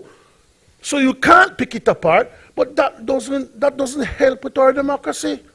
We have to know where this money will be spent. We have to know what will go to what to have us say. But we're not going to borrow $47 million. And only $7 million will go to actual work, and then $40 million to capacity building. I mean, Madam President, it makes it difficult. And we're not trying to be difficult, but it makes it difficult to support anything for which you have zero information. Thank you, Madam President. I recognize Senator Bevington Cal.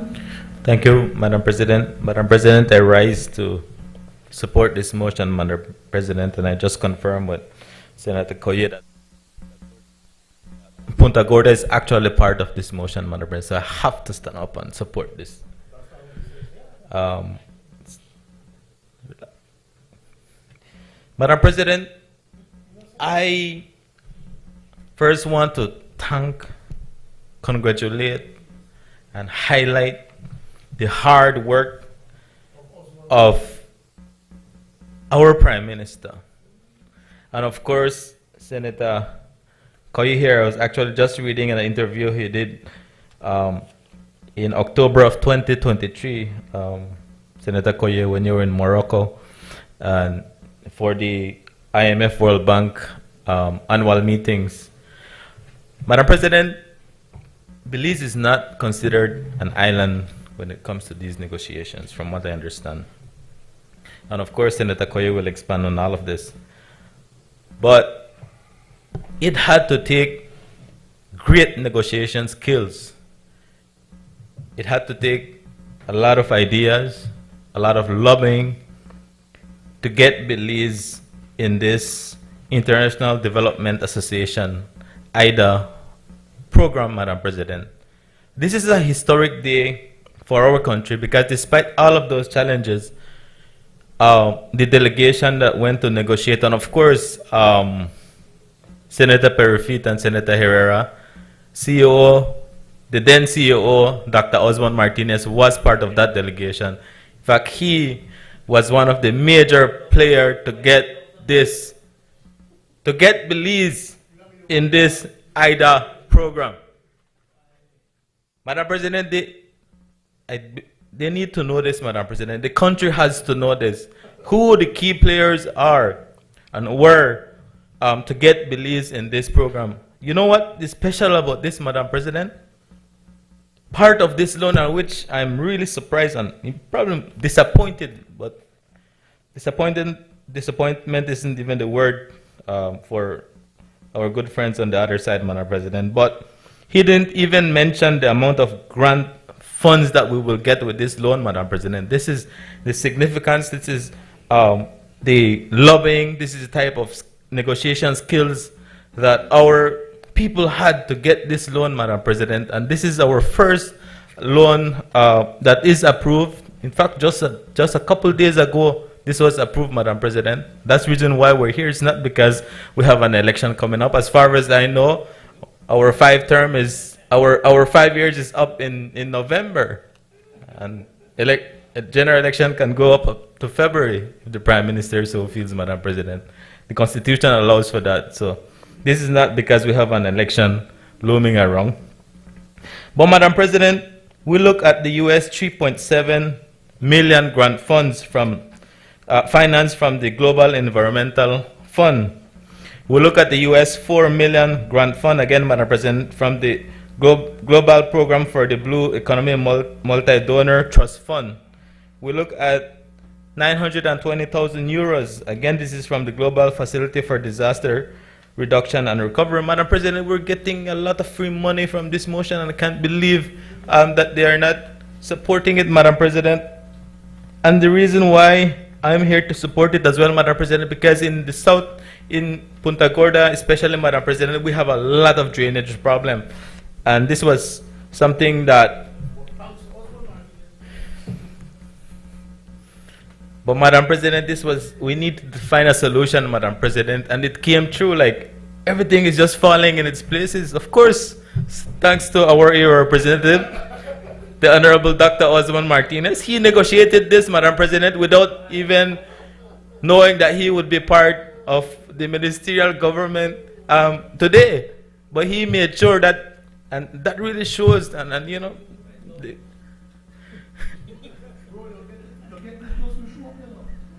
so kindly be mindful of Standing Order 40B. Let the senator speak. Proceed. Thanks, Madam President. I actually, no, but it's the highlighting, Madam President, and it's not about boasting or anything, but it's really the fact, Madam President, that, you know, a lot of people don't know, a lot of Belizean people don't know what efforts, lobbying has to be done to get Belize through this program, Madam President, and we're happy. And of course, I was talking about the drainage when Senator Perifit is, you know, trying to distract there. But we have a lot of drainage problems in Punta Gorda, Madam President. And of course, we had an engineer just a few months ago who went to do an assessment, and they're looking at around $20 million that would at least alleviate the drainage problem that we have in Punta Gorda, Madam President. And then we're so happy that Punta Gorda actually is now part of this program and these funds, Madam President. This will alleviate some of the drainage issues that we have. And of course, this is one for the first loan, and we look forward to more support from IDA, Madam President, to really fix the problem that we have in PG when it comes to drainage. I'm talking about the Magoon area, looking at Boom Creek, Indianville Extension, and the Sora area, Madam President. The amount of rainfall we're really having an issue, but we have assured these residents, and of course, Minister Martinez have assured them that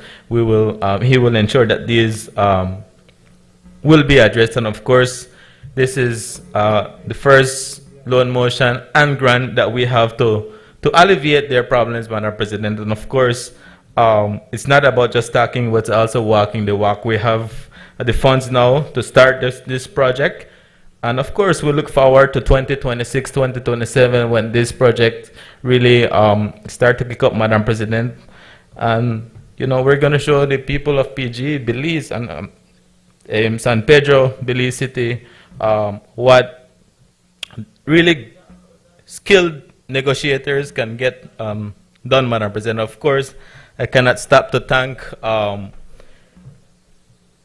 Honorable Koye for all the hard work, the traveling from one country to the next, trying to get Belize in this program, Madam President. Of course, our Prime Minister, the best Prime Minister we have right now. And we continue, we will have for the next 5 to 10 years, Madam President. Can we and of course, Madam President, my air representative, the then CEO, and now Minister, and you know, then also the next year representative after when the general election is called, Madam President, in 2025, hopefully, that we will address these drainage issues, and of course, we'll congratulate them again, Madam President. Thank you very much. I recognize Senator Christopher Cowie. Thanks, Madam President. This loan, I would like to continue along the lines of Senator Kal, in the sense that this is the first IDA loan that Belize has been able to secure, and that is thanks to our Prime Minister, the Honorable John Briceño, Honorable Eamon Courtney, Honorable Francis Fonseca, Honorable Osman Martinez. It was a whole team effort that brought us to this point. It took over 2 years to get eligible for IDA resources. And why did we battle so hard for it? Simply because the terms, you can't find better terms than what are available under these resources. Essentially, Belize, given its size, is able to access roughly $23 million US per year. That $23 million is on highly concessionary terms, repayment being over 30 years, with the first 10 years grace period on principal repayment. And then in terms of the interest is fixed at no more than, well, fixed at 0.75% per annum. In fact, in this particular loan, the effective interest rate is far less, not because only of the almost 9 million in grants that add up to the 32 million, but even in the 23 million, you will note that there's a split between credit A and credit B. That credit B actually attracts 0% interest rate. It's only the credit A that attracts the 0.75% per annum. And this loan is in effect a hallmark of the efforts of this PUP administration in terms of its attention to detail and attention to prudent fiscal management. Now, Senator Perry does raise an important point. What about the details? And those details are, of course, critical in the sense of you want to make sure that the funds are being used in a tangible way, in a way that makes a material difference to the people of our country. And that is what this loan does exactly. there's nothing necessarily sexy about it. Water and wastewater, but it's work that needs to be done and support that needs to be given to Belize Water Services Limited, specifically in Belize City and in San Pedro. So over $12 million of this loan will strictly be spent on water and wastewater management. The next biggest item on this, is the Blue Economy Investment Program. And that Blue Economy Investment Program is a little under 10 million, if I'm not mistaken. And in that, you have drainage works. Drainage works, I think in San Pedro as well as Punta Gorda. But beyond the drainage works, there's actually road works. Road works in South San Pedro, from Mahogany Bay to the southern tip of the island. That's roughly 4.5 miles. That will be fully paved and made fully climate resilient in terms of road infrastructure. So there are, sorry, I forgot to mention, in the case of Punta Gorda, it's drainage and culverts that will be the investment there. I think that's around $1.5 million worth of investment. So far as this project is concerned, as it speaks to it, and in terms of access to IDA resources, a lot of it also is tied in to climate resiliency building. So that's why when we look at these investments, it also is to ensure that the type of investment is climate resilient type of investment. So as much as it is important to you, Senator Perfit, it is equally, if not more important to us, that we focus in on the type of investment that is made with these concessionary resources.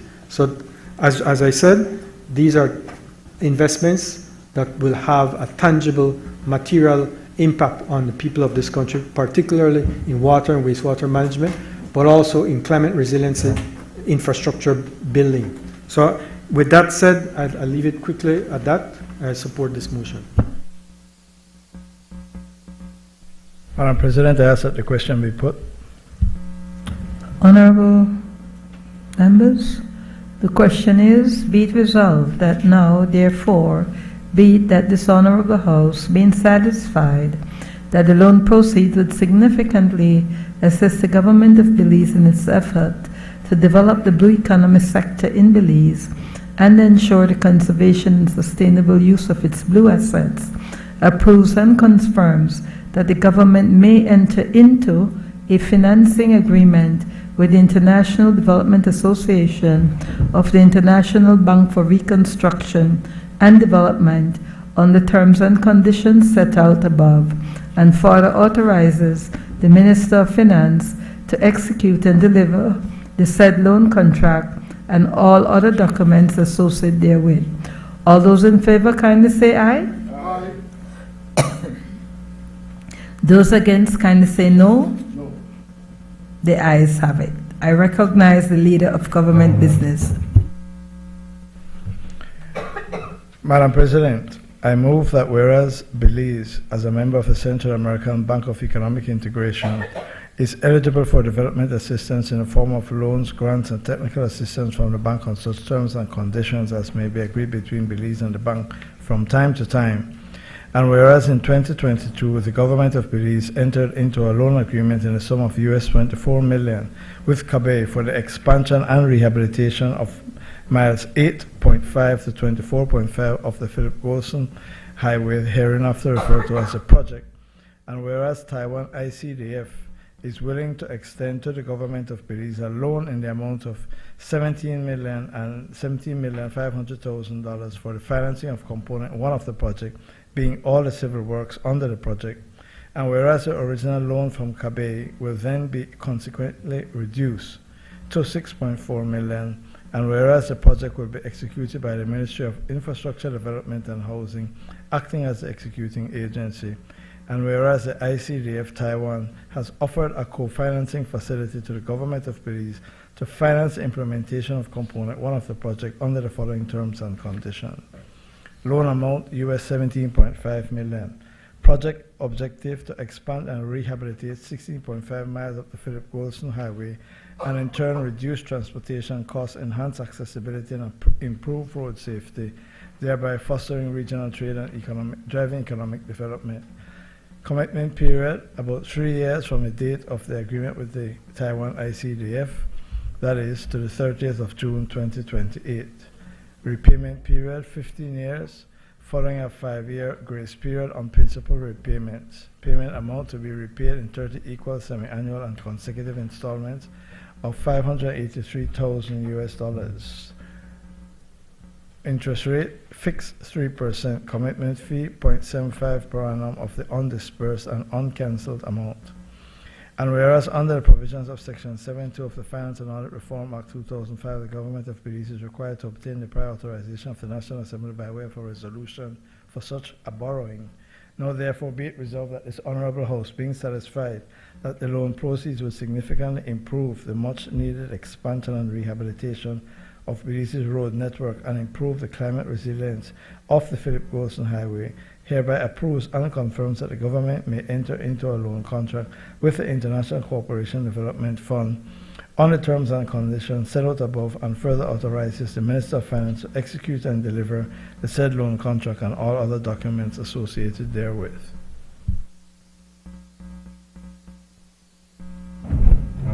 I recognize Senator Michael Perfit.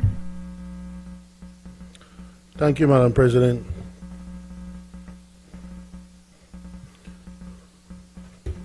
Senator Montejo, Mr. Vice President, this is 197, you know. This makes $197 million, you know, for today, just today. And you want us to believe that just today being $197 million, that the only $400 million from 20 to here, you have to multiply by 2, sir. The US dollars, you have to multiply by 2. Madam President, let's just hope that who they are getting to build this road is not the same person they have fixing currently from Belize City to 8 miles. Let's just hope that will be different, because, Madam President, every time this government goes to fix a road, their Minister of Infrastructure, Development and Housing always boasts about, yes, we saved $8 million on this and we saved $7 million on this, but the projects are always falling quickly into disrepair. It's difficult given what this government has done with infrastructure. The Hallover Bridge, they had to repair it like nearly 5 minutes after they opened it because there were some issues with it. The Hubert Elrington Highway, Coastal Road, after they don't finish pave the rest, within 5 minutes one rain come and they had to look to make major repairs. Madam President, the people have no confidence that the monies that are being borrowed in their names, they have no confidence that those monies are going towards the project. Because it's not about them saving money, it's more like you get the impression that that's the amount being siphoned off the top. And you just build the road that were left. And that is why you do no constructions that you have undertaken. Not even the ones brilliantly drawn up by the UDP that you claim to support after you don't support. None of them you build good. None of them. It seems to be like the road between by the roundabout by Sayview there and the airport. It seems like that is in a constant state of repair. Always repair. Now they put Lee White Mall on one thing because the election they come up now and you probably don't have the money to fill the roads. Madam President, they don't do a good job with roads. They don't do a good job with infrastructure. And you come again Let the people decide if they want to allow you to borrow money again in their names to build roads that will break up right after you build them. This is a lot of money. It's a whole lot of money. And then, it's 17.5 million, I got the math correct? $17.5 million. Not only that, Madam President, you imagine somebody owe you $100 and they come to you and say, listen to me. Yes, man, I like stories, man. I like stories. I like pudding stories especially. Yes, man, I love stories. That's the only way you'll understand. So, I owe you $100 and I come to you and I say, give me only 3 years half of the principal, not charge me. And then I come again and I say, give me another 3 years, I can't pay you. And then I turn right around and I say, oh, not only I can't pay you, lend me another $50. Imagine, so, no, you already cannot pay Taiwan. You already can't pay them. And now we go right back to borrowing them again, and they're in a position where they can't say no. So it's not that it is a sign of their confidence in our government's performance with monies that they borrow. They will do it because their hands kind of tied. But Madam President, how can you not be paying your creditor and then turn right round and borrow more from your creditor? The lack of shame is appalling, Madam President, and that's my presentation. I have another story.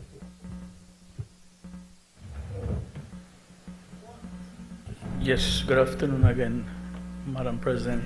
I recognize Senator Antonio Herrera. Yeah, first of all, I'll refer to my good colleague, Senator Perry Feet.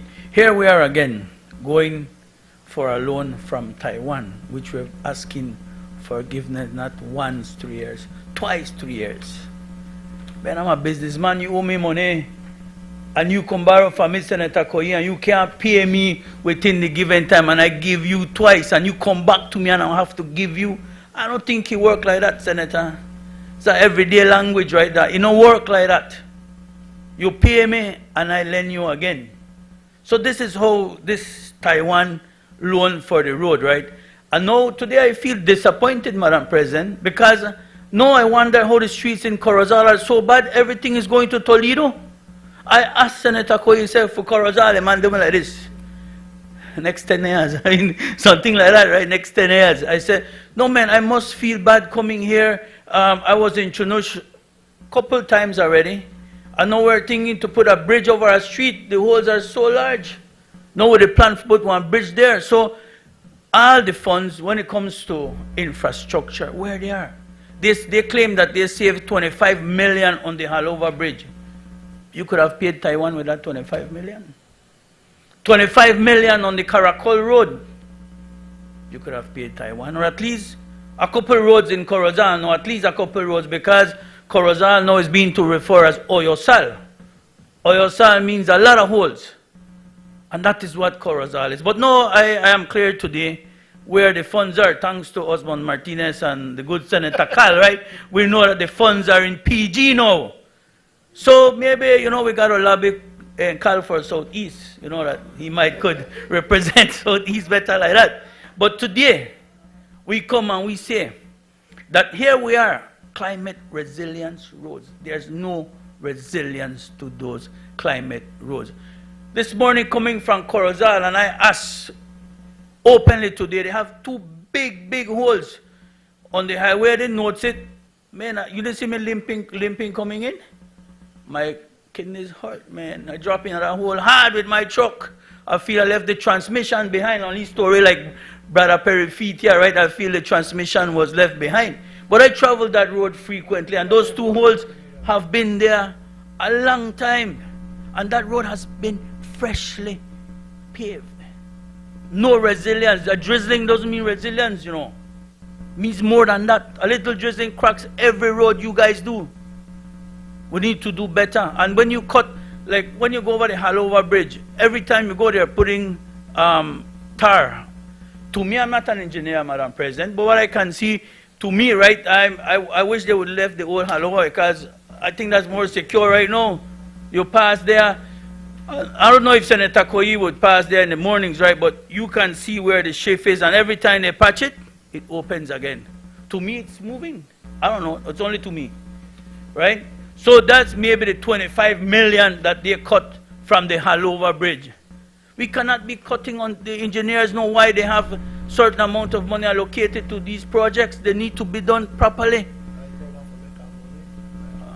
I don't know who that they contract. Oh yeah, I read a contractor for this 16 miles of road. How much 16 miles of road? It's like 2.1 million per mile, something like that. Maybe Brother Herrera will do the math because he's good at math, right? So it's like 2.1 million per mile. That is what it's going to cost us. I don't know if it's going to be resilient to climate. I don't know. Hopefully we'll see. And everywhere on that Philip Goldson Highway, you have come many times to this honorable house to get money for that highway. And it's not in the good. No, we saw it. I saw it. And I can tell you the first disbursements of $4 million is going to what? Office, to engineers' vehicles. This is not a new company. Tycrop has been operational a long time. A long time. And here we come with this, I don't know, phantom charges or disbursements. Yes, man, Senator. Yes, man. Yes, vehicles. I saw it. I read it. With a short time I had to read, I read that. 4 initial disbursement for vehicles, for office space. I can't remember what's... Yes, but we're giving that. We're giving that. Don't worry about that, Senator. We're giving that. That's a part of the pie, right? So this is where we are today. We are not paying value for money. So we cannot support this bill. One I will say, right? One I will say. No, one I will say, because everything is going to PG, man. Send one crumbs for God at Corozal. That's why the roads are so bad in Corozal. So, Madam President, I do not support this bill. 2025. Thank you.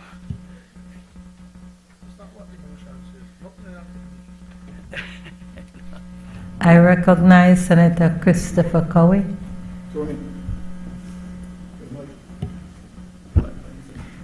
Thanks, Madam President.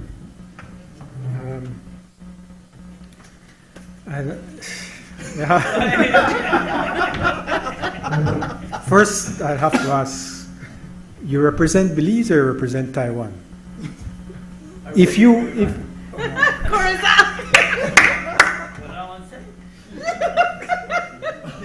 negotiate for Belize or negotiate for Taiwan.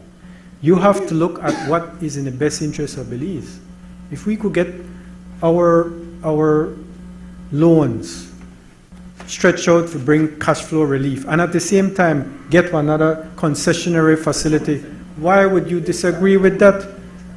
The only person that benefits is Belize. So I can't help you. I can't help you.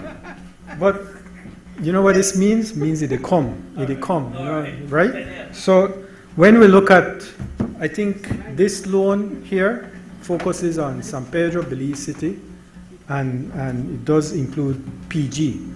But I believe we already have a loan in place from IDB. It's a rural resilient Belize or something like that is the term of the project. That does include Corozal and Orange Walk and San Pedro.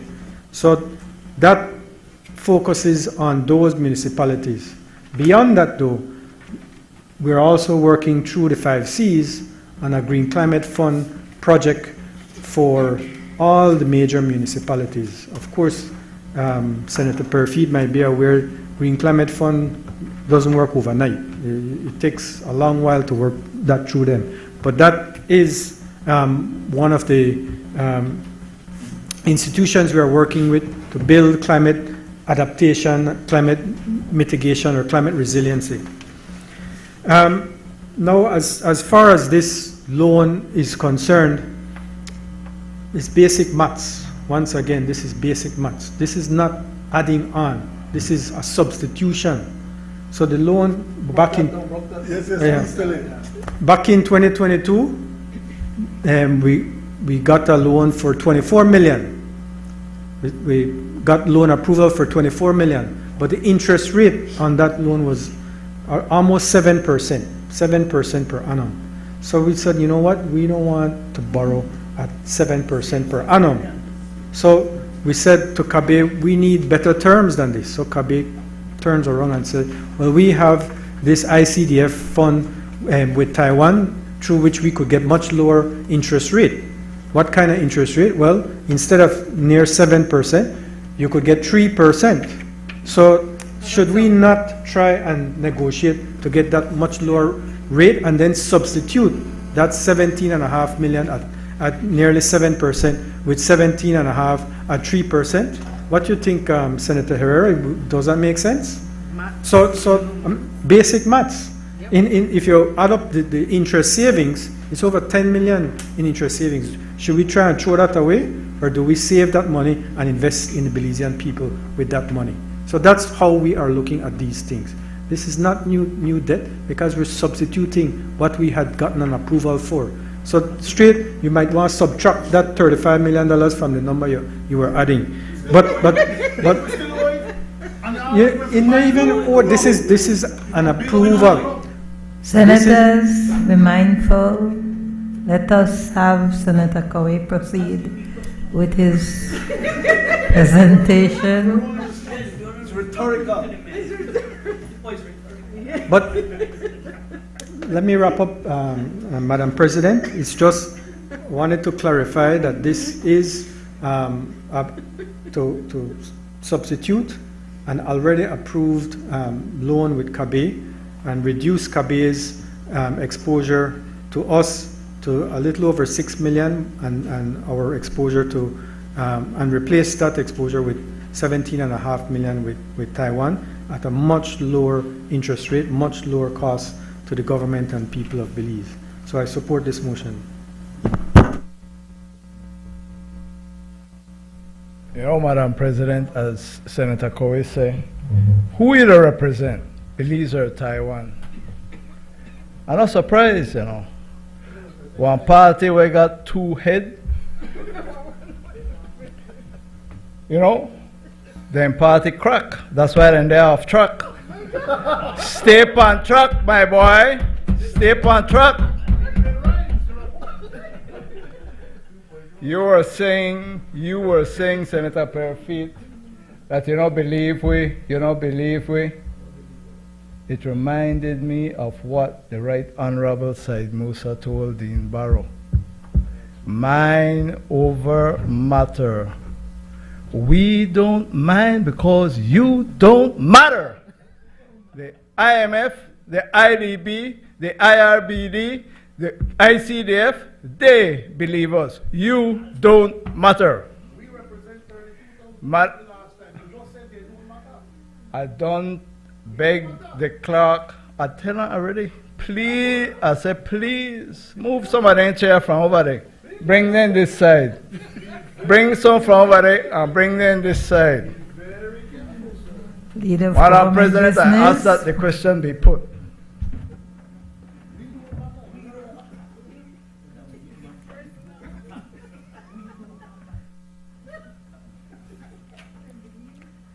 Honorable members, the question is, be it resolved that now, therefore, be it that this Honorable House, being satisfied that the loan proceeds would significantly improve the much-needed expansion and rehabilitation of Belize's road network and improve the climate resilience of the Philip Golson Highway, hereby approves and confirms that the government may enter into a loan contract with the International Cooperation Development Fund, Taiwan ICDF, on the terms and conditions set out above, and further authorizes the Minister of Finance to execute and deliver the said loan contract and all other documents associated therewith. All those in favor, kindly say aye. Aye. Those against, kindly say no. No.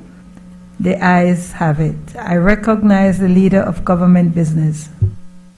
Madam President, I move that Section 12, whereas Section 12(1) of the Loans Caribbean Development Bank Act, Chapter 74 of the Substantive Laws of Belize, Revised Edition 2020, provides inter alia that the government may, in such manner and on such terms and subject to such conditions as may be agreed by it and the Caribbean Development Bank, guarantee the discharge by a company of the company's obligations under any agreement for the borrowing from the bank. And whereas subsection 5 of the said section 12 of the CDB Act provides that no guarantee above the sum of $5 million Belize dollars shall be given by the government without the approval of the National Assembly. And whereas section 7(6) of the Finance and Audit Reform Act, number 12 of 2005, provides that before the government offers any guarantee in support of any loan made directly to a private sector entity or statutory body by any public or private bank, financial institution, or capital market in or outside Belize, the government shall seek the approval of the National Assembly. And whereas in 2019, the Belize Electricity Limited signed a loan agreement with the bank for US $6.84 million to undertake the 7th power project in Key Caucus, of which the government of Belize, after approval from the House, signed a sovereign guarantee agreement in the same amount to cover the loan. And whereas the bank has now offered to provide an additional financing to BL to cover the cost of the necessary increased project scope of the ongoing 7th power project that is interconnecting Key Caucus to the national grid to respond to the rapid growth in peak demand being experienced at Key Caucus. And whereas the additional financing is in the form of another loan to BEL in the amount of US $6.2 million, and is being offered on the condition, among others, that the additional loan sum be guaranteed by the government of Belize through an extension of the original sovereign guarantee that was provided by the government of Belize. And whereas the bank has offered to lend BEL the additional sum of US $6.2 million from the bank's ordinary capital resources on the following terms and conditions. US $6.2 million from the bank's ordinary capital resources, rate of interest 5.6% per annum on the amount withdrawn and outstanding from time to time, repayment to be repaid in 48 equal or approximately equal and consecutive quarterly installments of about $129,166.66 on each due date commencing on the first due date 2 years after the agreement date. Commitment fee 1% on the undisbursed loan. Balance of the loan. Now therefore be it resolved that this Honorable House, being satisfied that the additional loan ensures that the 7th power project effectively fulfills its objectives of adequately and reliably connecting the growing village of Key Caucus to the grid and improve the livelihood of its citizens, approves and confirms that the government may enter into an extension of the sovereign guarantee agreement with the bank on the terms and conditions set out above, and further authorizes the Minister of Finance to execute and deliver the said guarantee agreement and all other documents associated therewith.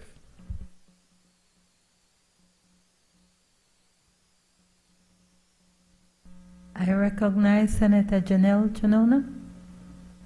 Good afternoon, Madam President.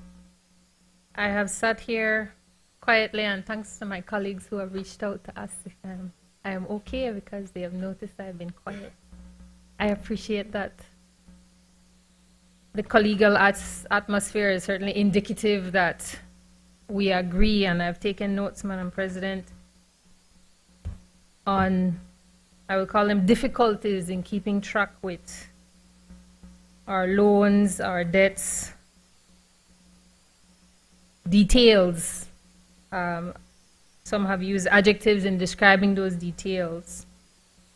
But those whom I represent look at this, and we rise, Madam President, to make a recommendation to the Ministry of Finance to create a dashboard, and it's not a new platform, and it's actually one that the funders to Belize has already generated for itself. But we feel that it is something that the Ministry of Finance should be doing, because as others have already said, we have to do our level best to increase the awareness and knowledge of the Belizean people to whom we're accountable, and whom ultimately are the ones who matter because they will be having to repay these loans. And it's really that, and Leader of Government Business referenced the use of technology, and we wholeheartedly support that, because we can use the technology to say exactly what our debt to GDP ratio is on a snapshot, to what our loan position is, to identify very quickly, automated, where the cash flow relief is going and where the interest savings are being diverted to highlight where geographically those works are happening, who is going to be the ultimate beneficiaries, so that, as Senator Koyi says, we can say this is an investment and here is the dividends. So we make this recommendation, Madam President, because at the end there has to be equity, but there also has to be awareness and accountability. And we feel strongly that we don't know that everybody has the time to listen to hours-long meetings of the House or even to the Senate, and using the technology to make sure that we have that consciousness available. And I even took a moment to look at the MCC Compact website for Belize, and it also has a program budget graph. It has grant expended with percentages. So again, this is not a new idea, but certainly I think it will enable having informed conversations in big picture context, because here we are taking certain amendments for loans as a bundle, other loans individually, and I do feel that we have an onus to make sure that we have that knowledge available to the Belizean public at all times, not just to the parliamentarians, but to the public at all times, so that we can present a big picture scenario of what those funds are, as I said, the key information points. So I hope that is a position that can be acted upon. Thank you.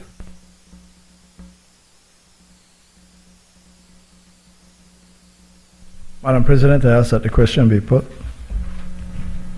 Honorable members, the question is, be it resolved that now therefore be it that this honorable House being satisfied that the additional loan ensures that the 7th Power Project effectively fulfills its objectives of adequately and reliably connecting the growing village of Kikauka to the grid and improve the livelihood of its citizens, approves and confirms that the government may enter into an extension of the sovereign guarantee agreement with the bank on the terms and conditions set out above, and further authorizes the Minister of Finance to execute and deliver the said guarantee agreement and all other documents associated therewith. All those in favor, kindly say aye. Aye. Those against, kindly say no. The ayes have it. Bills for second reading.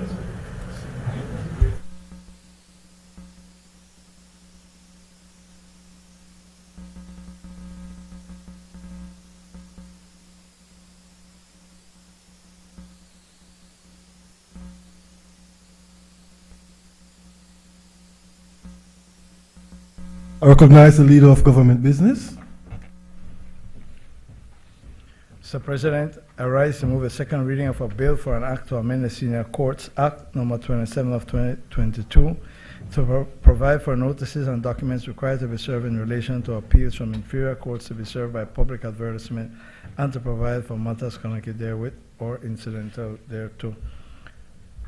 Mr. President, this is a self-explanatory bill. The difficulty that is being experienced by the registry and by parties is serving people who want to appeal from the magistrate court up to this high court. This simply provides for service by electronic means, registered post, or by publication in the newspaper.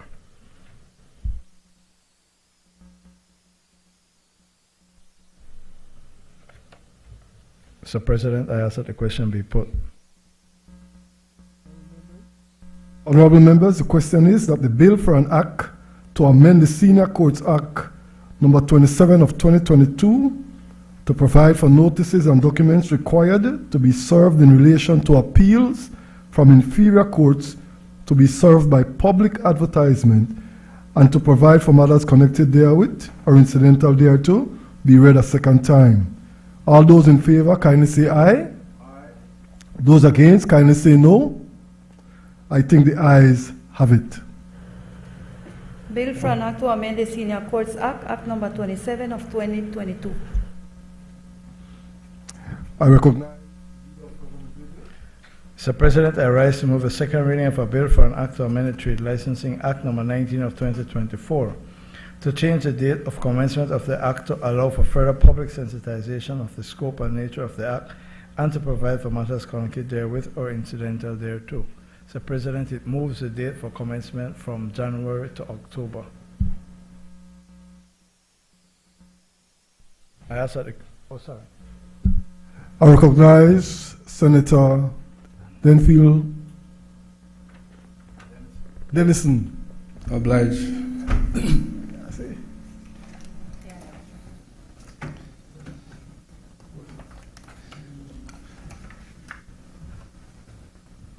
I was a little too slow to the draw on the first one, but we move on smartly.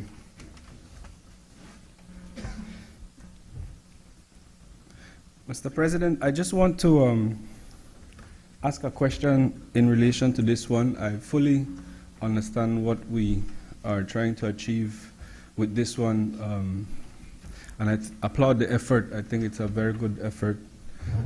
The act itself was trying to simply move the starting date. But I had a little difficulty following because this particular section would have been amended. I think this would be the third time that it's being amended. So that when the act came into force, it would have been initially having the date of July. Let me just find my notes quickly. And that would have been changed subsequently. Here we go. That would have been changed subsequently in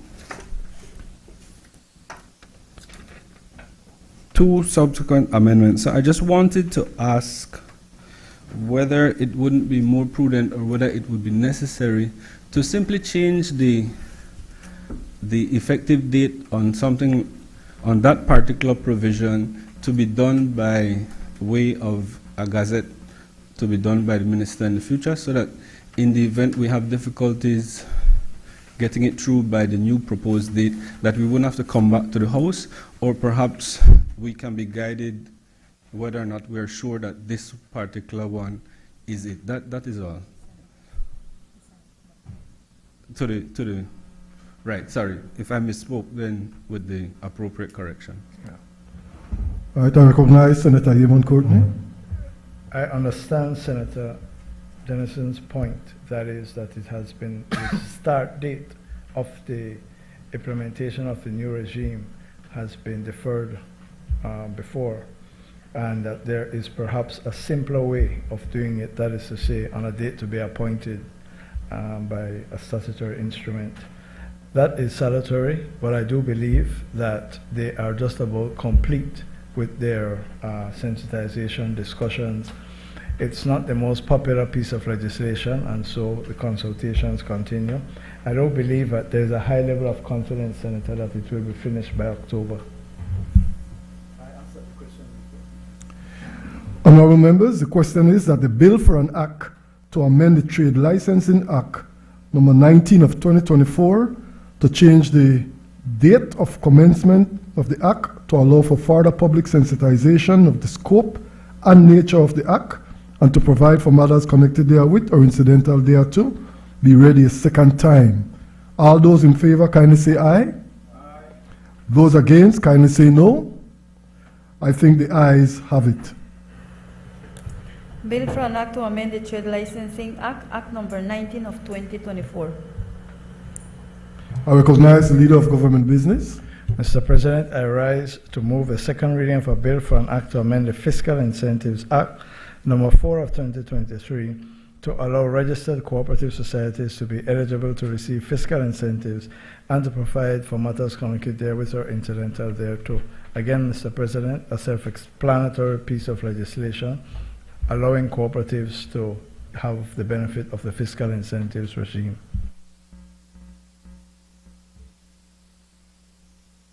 Recognize Senator Glenfield Dennison. Oblige, Mr. President. Just on a point of drafting, if we can have it cleaned up in committee, the cross-references under the part 2 that make reference to the amendments that have been done to the Fiscal Incentive Act. There's a marginal note, Act number 4 of 2024 and 17 of 2024. I believe those should be 4 of 2023, Part 1 of 2023, and 17 of 2024. Obliged. Much obliged. I ask that the question be put. Honorable members, the question is that the bill for an act to amend the Fiscal Incentives Act number 4 of 2023 to allow registered cooperative societies to be eligible to receive fiscal incentives and to provide for matters connected therewith or incidental thereto be read a second time. All those in favor kindly say aye. Aye. Those against kindly say no. I think the ayes have it. Bill for an act to amend the Fiscal Incentives Act, Act number 4 of 2023. Aye, Senator Yeaman. Mr. President, I rise to move a second reading of a bill for an act to amend the Belize Companies Act number 11 of 2022 to provide for the administrative restoration of a company that has been dissolved, to repeal and replace the provisions relating to restoration. Sorry, I should be reading stamp duties. Sorry, Mr. President. Mr. President, I rise to move a second reading of a bill for an act to make clarifying amendments to the Stamp Duties Act, Chapter 64 of the Substantive Laws of Belize, Revised Edition 2020, and to provide for matters connected therewith or incidental thereto. Mr. President, as I understand it from the people involved, there is just a slight clarification in the definition that needs to be done, and that is what they seek to do by this simple amendment. I ask that the question be put. Honorable members, the question is that the bill for an act to make clarifying amendments to the Stamp Duties Act, Chapter 64 of the Substantive Laws of Belize, Revised Edition 2020, and to provide for matters connected therewith or incidental thereto, be read a second time. All those in favor kindly say aye. Aye. Those against kindly say no. I think the ayes have it. Bill for an act to make clarifying amendments to the Stamp Duties Act, Chapter 64 of the Substantive Laws of Belize. I recognize the Leader of Government Business. Thank you, Mr. President. Mr. President, I rise to move a second reading of a bill for an act to amend the Belize Companies Act, Chapter number 11 of 2022, to provide for the administrative restoration of a company that has been dissolved, to repeal and replace provisions relating to the restoration of a dissolved company by the High Court, and to provide for matters connected therewith or incidental thereto. Mr. President, this bill is designed to address a problem that has occurred and is occurring. Companies that do not pay their annual fees to the company's registry are struck off the register, and after a period of time they're deemed dissolved. What has happened in more than one case is that after that has happened, the owners or persons involved, like banks from outside of Belize, say they want to enforce their mortgage, not realizing that 10 years have passed and the company exists no more. But there is valuable land or other property. And so the question is, how do you deal with a company that doesn't exist but has land in its name? Most common law countries, for example, the United Kingdom, Canada, Belize, that property becomes property of the Crown based on the principle of bona vacantia, meaning vacant goods. However, in many instances, there's a question as to the constitutionality of just taking private property and giving it to the government because of inactivity in paying the fees for a company. More importantly, in most instances, the government doesn't want or makes no claim to the property, and therefore there is a procedure in all Commonwealth countries where you disclaim the property. The current company's law, in a specific case, does not allow for a company that has been struck off and dissolved for an extended period of time to be restored. One particular company owns a significant amount of land and has financing, but it doesn't exist as a matter of law. And so what this is designed to do, and there's litigation in court over it, what this is designed to do is to give the option of an administrative restoration. That is, even though all that time has passed, you satisfy the court that you have land, etc., property, and you pay your back fees, and then you will be restored, and you can continue to conduct your business, because basically the government doesn't want the property. The property really belongs to someone else. You're inviting a constitutional challenge if government were to take it, and so they're bringing this procedure. The procedure already exists for you to apply to the court, but there's a deadline, and that time has passed, and so this is giving an option for the property to be restored to the rightful owners and to be subjected to the instruments that have charged the land. It is a matter that crops up from time to time, and it requires addressing. And this bill is before the Honorable Senate to address that problem. I recognize Senator Janelle Chanona. Thank you, Mr. President. We just had a follow-up question. In terms of the administrative restoration, if that will also give government an opportunity to recover any associated taxes that may have been owed by that company during that time, because I know that has been cited as a significant loss of revenue in other instances. I recognize Senator Denfield. Mr. President, I wanted to stand in support of this amendment. I think reading through it, I was very happy to see that a mischief was uncovered and it's being resolved in a way that I think would permit for, even if we only have one person to use this piece of legislation now, Mr. President, that a piece of legislation like this complements our company law very well, and I think that supporting this piece of legislation is important for the development of our country, especially if we wish to continue to have our country seen as a place where people can come and invest. Obliged. I recognize the Leader of Government Business. Thank both senators. Senator Chanola, the taxes due on property remain due. In fact, under the Land Tax Act, you could have sold the property to recover the taxes. If the company is restored and still owns its property, then it will be liable for the taxes. It also has to pay the taxes due to the company's registry to bring itself current. Senator Dennison, the situation is that there is more than one company that has faced this problem, and therefore it is necessary, as you say, to ensure that our jurisdiction looks like a jurisdiction that provides transparent ways for people who are at risk of losing property to have it restored. I ask that the question be put. Honorable members, the question is that the bill for an act to amend the Belize Companies Act number 11 of 2022 to provide for the administrative restoration of a company that has been dissolved, to repeal and replace provisions relating to the restoration of a dissolved company by the High Court, and to provide for matters connected therewith or incidental thereto, be read a second time. All those in favor kindly say aye. Those against kindly say no. I think the ayes have it. Bill for an act to amend the Belize Companies Act, Act number 11 of 2022. I recognize the Leader of Government Business.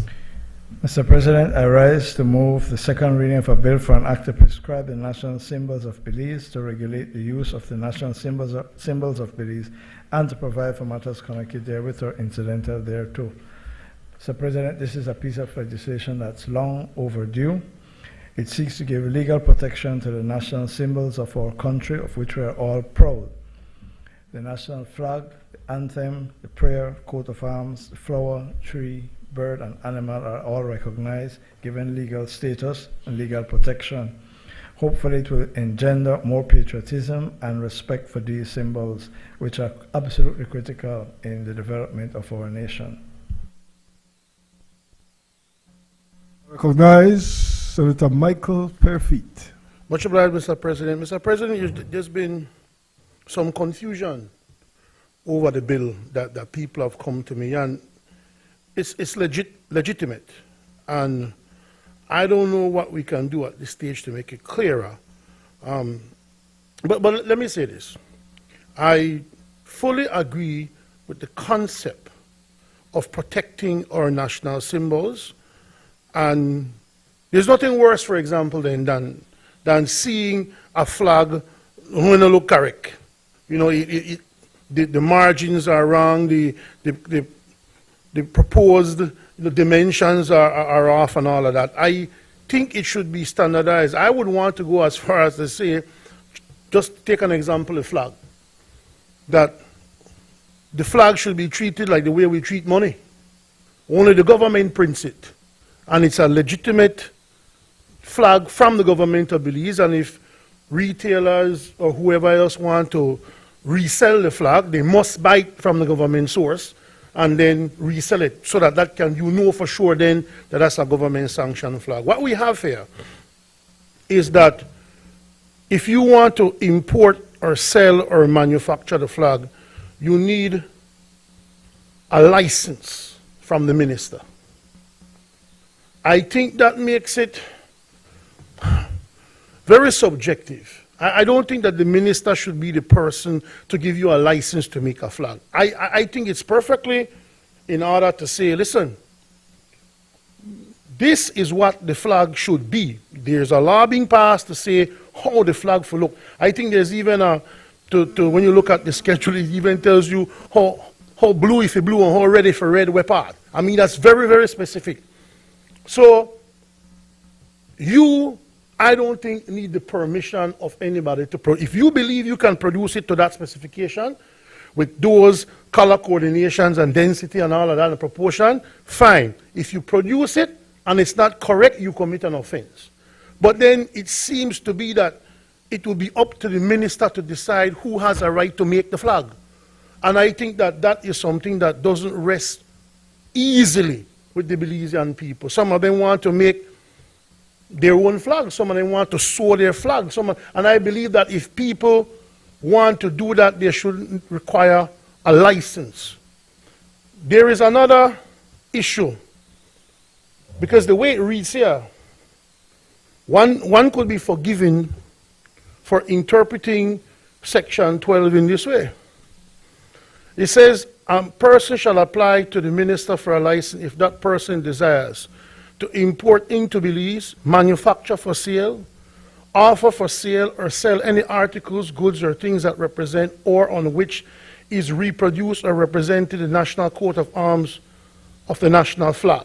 So clearly, if you want to deal with the flag as a business, then you need to ask the minister for a license to do that. I don't know if this license will come with a fee. I mean, I think of all those people who carve the coat of arms and sell it on wood carvings or on Sericote, different woods. They will need a license now, obviously, if you read that, to sell it. But now, this is the part now that seems people are not clear about. So you need a license for what I just said, clearly for business. Or to use or display the national flag or the national coat of arms in connection with a business, trade, profession, or calling, or with the activities of a body of persons, whether corporate or incorporate. Now, if you read it clearly like that, you can say if a person flying a flag at home, that's not a body of persons. That's not, so that would be, you would be exempt then. You wouldn't need a license to fly the flag in your home if it's a legitimate flag, if it's a properly made flag. But then where it gets confusing, when you look at subsection 6, like I said, I don't think the government is saying that you need a license if I have a flag and I want to put it on my house. I don't think the government is saying that I must need a license for that. At least I don't think they're saying that.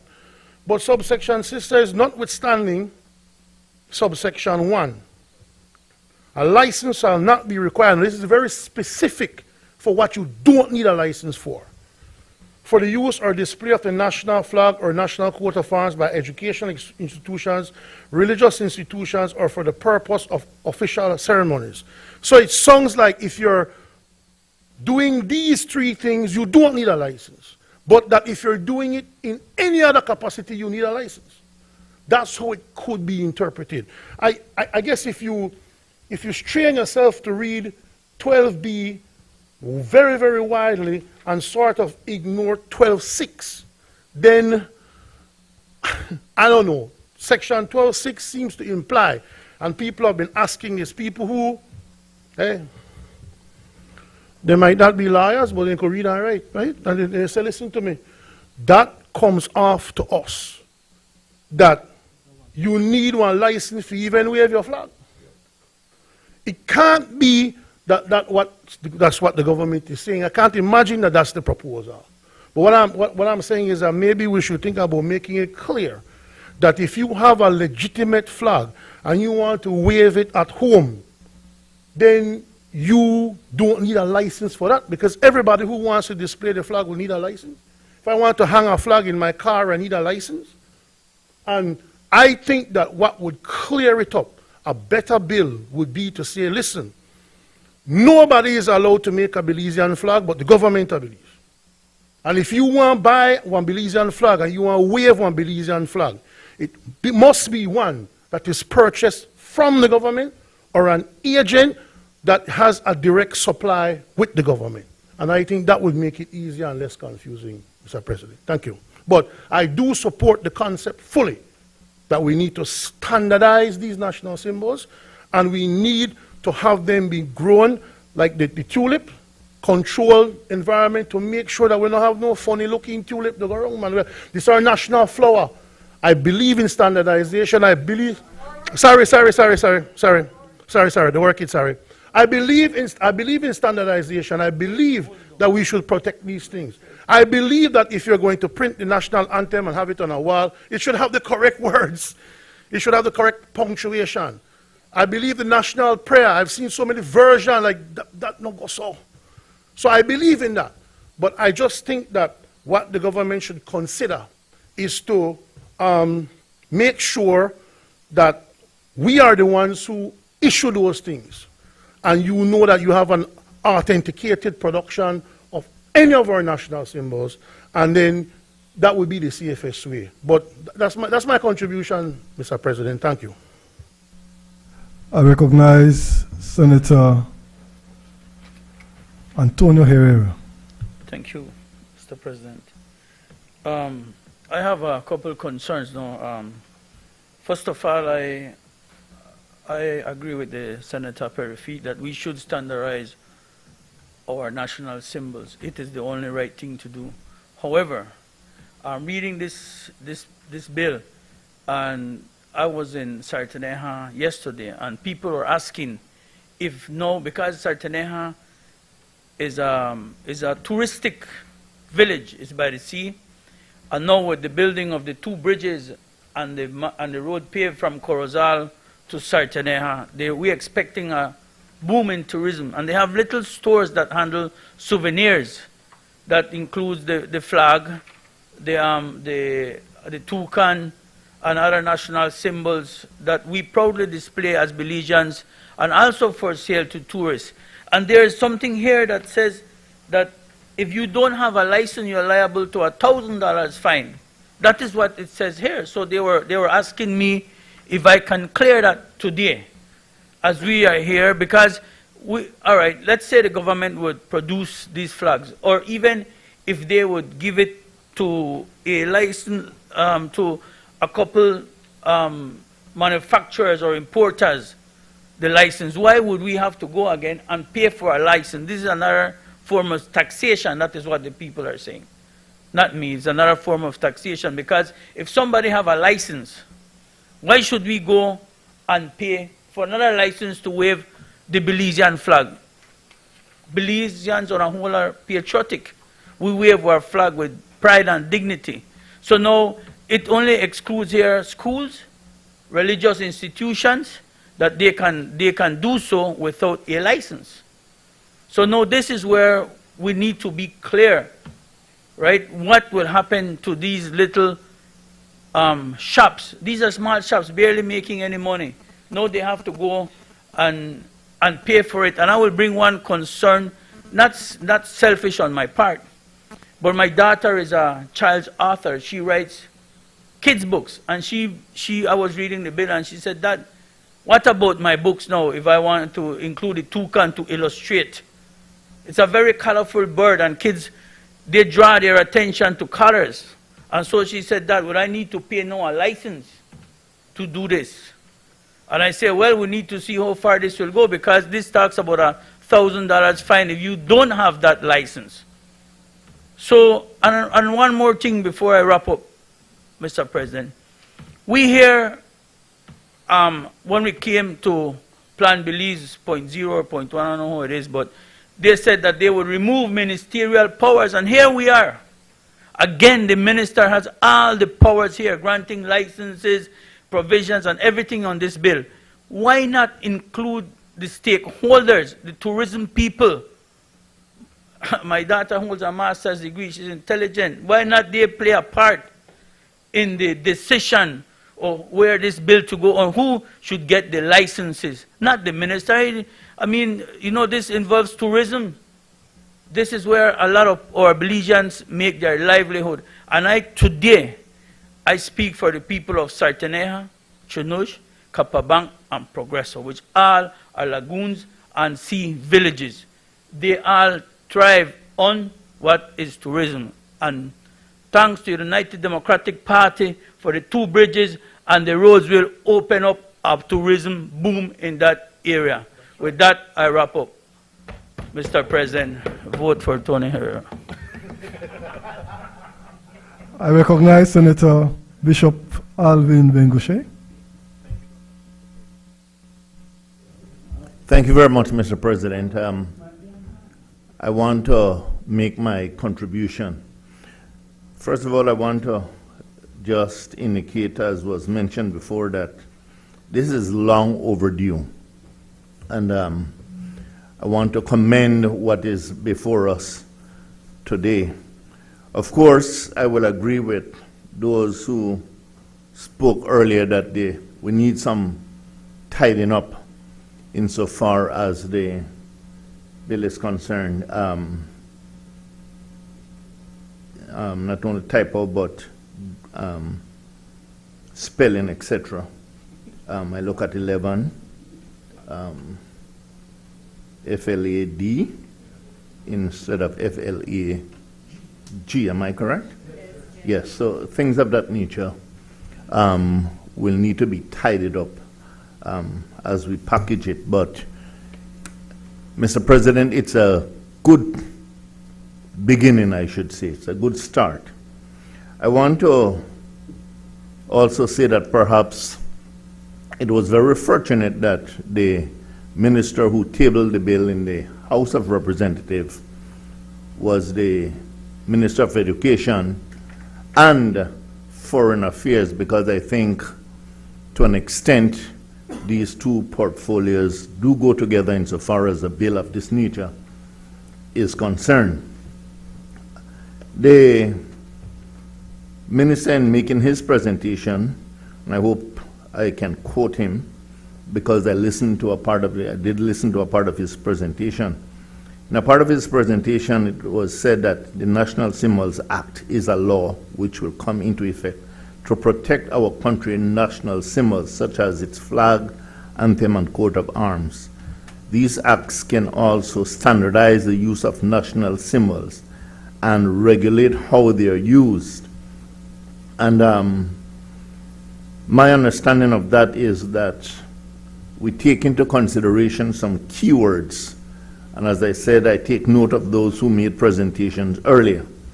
the unauthorized use, the standardization, and what it means to regulate. Senator Herrera would have made mention of, for example, the fines that have been placed in the bill itself. And if what I heard earlier, would those fines be consistent with what people are being asked to do or not to do insofar as our national symbols are concerned?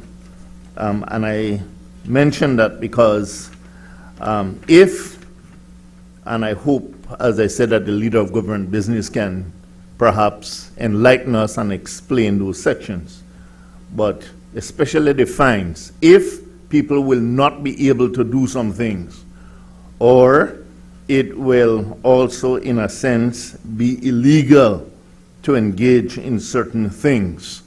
You know, what does define it, the fines that are mentioned here? Are they consistent with what people are asked not to do insofar as our national symbols are concerned? These are just some concerns of mine as I read the bill itself.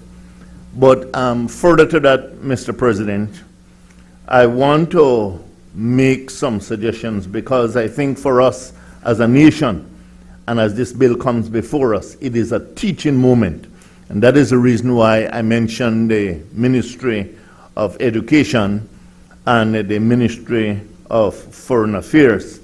I think what could also have been included in section 12.6, where it says, notwithstanding subsection 1, a license shall not be required for the use of or display of the national flag or the national coat of arms by educational institutions, religious institutions, or for the purpose of official ceremonies. What we must also note in our countries and in other countries is that sporting venues, that's an area where it ought to be a teaching moment, but an educational moment also. And so I would have liked, for example, placed in that section sporting venues. I think it's very important. You will find out that in the United States, when you see people get up and sing the national anthem, they sing it with pride. Unlike some people I notice in our country sit down when the national anthem is being played. And so I want us to take note of that. And in addition to that also, Mr. President, I know that for the purpose of our sitting today, that what came before us, and especially the pictures that are being displayed, they're here in black and white. And while I have no obvious, perhaps, negative thing to say insofar as aspect is concerned, I would like to suggest that as we promote this bill and the bill is passed, and as we send out information, whether it is from the Ministry of Education or the Ministry of Foreign Affairs, that we send out these things in color. Now we might say that, what is the purpose of that? Well, I want to make mention of what Senator Perofit said earlier, that there are times when I think people do not pay enough attention to whether the color of the flag, the size, etc., etc. But in addition to that, my recent experience has been with the the National Coat of Arms. And I want to read that section on page 11, the document that was given to us, the bill that is given to us. It says, supporting the shield are two Belizeans.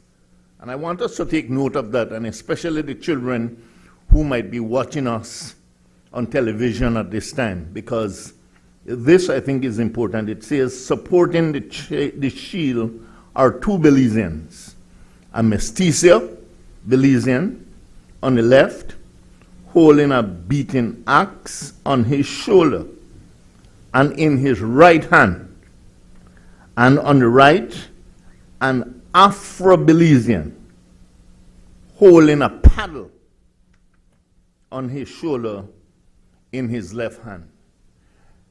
I'm not quite certain, but I have been going around Belize recently, and I have seen all manner of different things insofar as the national coat of arms is concerned. I have seen some colors that I'm not familiar with, and I'm not quite certain if it is because some people want to be inclusive. You know, we talk today about inclusive language. And I notice sometimes even the gender. Now, Mr. President, I say this because this and what we have here insofar as our symbols are concerned, they come out of a historical context.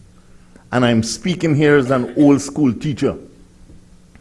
It is out of a historical context, so that as we stand here and we are debating this bill, I want us to be mindful of these things, that we cannot just go willy-nilly and change these things because we become emotional about some things, whether it be gender or anything else, that we must stick to these things. And that is the reason why I'm pointing out that perhaps sometimes when it appears in black and white, it's not as focused as it appears on color. And so I would like us to be mindful of these things as we pass this bill today. And there is one last contribution that I would like to make, Mr. President, and it has to do with the fact that in time to come, I think it was mentioned in another month or so, I think, we will have our dollar bill with two of our fathers on it, Mr. Price and Mr. Goulson, in time to come. It is important also that as we think of the national symbols, in time to come, we will also, as I said, have to begin to protect our dollar bills that will have the face of those two fathers. And I just thought that it is important also to share that, because we want people to be able to recognize that our national symbols, all of them, must be treated with respect. I will make one final contribution, Mr. President. We have a habit when we are ministers of religion, we keep saying we are concluding, and we can never conclude. But I will wrap up now.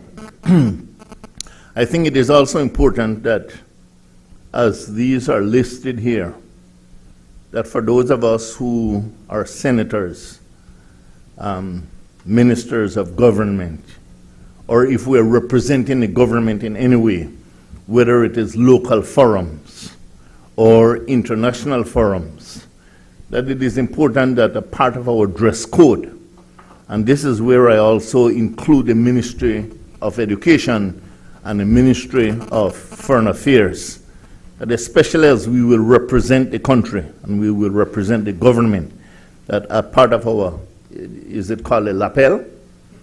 The pins. You know, that we be provided with these things. The Ministry of Foreign Affairs, the Ministry of Education can also use it as perhaps non-profit, but a way of promoting the country, that these things be provided so that as we make our speeches, you know, we are also displaying our country with pride in one form or the other. I thank you. Recognize Senator Glenfield Dennison. Obliged, Mr. President. I'm not sure where to start.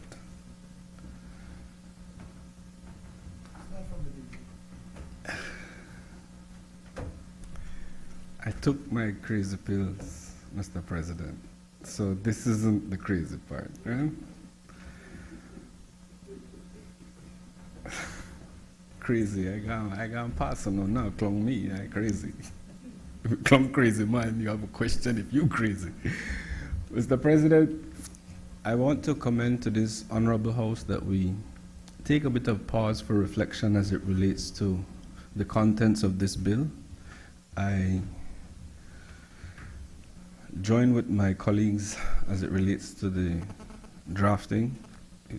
It's pretty poorly done, right? And I don't say that arbitrarily. But in addition to that, the recitals, the long title says that it's a bill for an act to prescribe the national symbols of Belize, one, and to regulate the use of the national symbols of Belize, two. As it relates to the prescription, I note the inconsistency as it relates to the national anthem and the national prayer. It seems we just went on Google and pulled that image and put it in the schedule. I really wish we would take some time and do a little bit of consultation with some of our historians or our culture. I don't question the competence of the minister, but if we are giving the text of the national anthem that it is laid out in a way that is properly reflective of the respect that the national anthem deserves. I note that the text of it itself does not repeat the chorus. And I said that, you know, that's, unless we're saying this is now the new national anthem, that doesn't repeat the chorus. But I think perhaps we can just take some time and do the extraction and have the text properly formatted and typed out in our schedule so that we have it there properly. And if we can do the same with the National Assembly, the National Prayer, so that we can standardize it. And then after we go through all that effort, Mr. President, I want to ask that clause 16 be absolutely removed. That the national symbols are not something that we should delegate in any way, shape, or form to anything less than the National Assembly for any sort of change, amendment. So we don't need that provision really, in my respectful view. If we are to amend anything in relation to the national symbols, we do it by an act of parliament again. And you know I'm all for, once it can be simplified, we simplify it, but not for this one.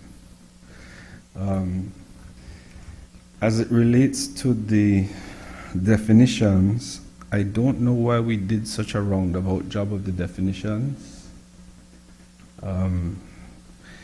We absolutely defined every single national symbol in sections 3 to 10. But we had a table of definitions that does a roundabout way of making reference to the schedule and parts of the relevant schedule. So what it is, we will make reference to the section in part 2, the definitions, or simply remove the definitions that are created in the sections. But really and truly what I want to say is that, like, let's just pause and reconsider this one so that we can better get a handle on the policy behind regulating it. I am still a little bit confused as to the utility in regulating it as this bill stands, and would just ask for some clarity in relation to that. Grateful. I recognize Senator Erica Jang. Thank you, Mr. President. I rise to give my contribution on this bill and a little bit of its significance. First of all, I believe that it is at the right time that we are now deciding to regulate the use of our national symbols. I believe that the national symbols serve as inclusivity for all of us as Belizeans. And as a matter of fact, it is important that we are able to identify with what we have, especially these symbols. Time and time again, we have seen the overuse and the misuse of most of them. As a teacher, for example, Senator Bishop alluded to the point that you will see several color men on the flags. And at our institutions as well, you will find out that some of the flags are large, some become smaller, the colors are different. The coat of arms, they don't have a standardized size as well. So if we're ensuring that these children are able to see what our coat of arms really is and how it should be placed on the flag, then it's important that this bill is recognized and supported. I also want to allude to the fact that national symbols enable us cultural identity. It has built on several traditions of our culture. Senator Bishop also described the coat of arms, and he made mention of the two men that are there, which serves the rich culture of our country and our cultural heritage. I also believe that all our national symbols enable us to look at unity. When you're traveling around the country, one of the things that I like to see is when I gather in those, when we walk through the corridors of those airports, you can actually see how a country evolved and also where it's going. You can see the symbols all placed there, and I believe that it's important that we have those around as well, giving national pride to all of us as Belizean. However, I would like to see more in context of the education, allowing maybe like a campaign for us to see how these symbols look, describe them, identify the colors, what blue. I think the national flag is a royal blue color, and sometimes you will see some with navy blue. So just that education campaign part, I believe, is necessary, and we have time to do that. I also want to add, I think Senator mentioned that the song, the national anthem, is not written properly, I believe. Just want to be corrected. Okay. I once read about music. Yes, Senator, it's not actually. It doesn't miss a chorus, because a chorus is like something that's repeated after a verse. So it is okay as it is to be, you know. But with education, we can do better. I believe that this bill is going to foster a community that will value and respect its very own. And for this, I support it. Senator Janelle Chanona. Thank you, Mr. President. I align with several of the comments and interventions made earlier, and I agree that there has to be some amendments to this, because for me, just listening to what's been shared here, an act to prescribe, what I'm hearing the contributions all say is that we're not just talking about the regulation of the use of these symbols. We're talking about promoting respect and fostering the protection of these symbols and recognizing and highlighting the national pride that these symbols give to us, and therefore that we should reflect in how we deal with it. So I would say that it goes, this act and what I'm hearing from the colleagues is going, or needs to go much further than just regulating the use of it. I join the senators in saying I have absolutely cringed at some of the things that we have seen, and not just the use of yellow for skin color, but also the placement of the coat of arms in certain articles of clothing, you know, just atrocious. And it's, to me, I think, something that I would support, that the standardization be something that the government manage to make sure that the symbols are treated in the way that they should. In getting feedback on the licensing process, Mr. President, there was a suggestion of, you know, how do we tie this to making sure that everybody applying for a license is a registered Belizean entity, you know, has a registration number, something to bring that back. Wholeheartedly support the call from Senator Jang on the socialization of this law and regulation over and beyond the licensing requirement, but as I said, to support the education of it. But related specifically to the licensing, you know, how do we make sure that if we're going to put a 6-month time frame for this, that the process will be efficient in handling those applications? Will that be a virtual application? And to the point of, you know, if the minister has to approve all of that, then should it not go to a board or somebody at niche? I see that it's the Minister of Culture that would be handling this. And certainly agree, but even looking across from me at this piece of art that depicts the coat of arms, you know, how will we manage with art? Because artists will say that they have a right to be artists and to have creative license and to depict, and, you know, where the colors are not part of the artwork, how will that be reflected? So conversations around that. But perhaps one of the things that I want to highlight most with the national symbols, Mr. President, is what I don't see in this bill regarding one particular symbol.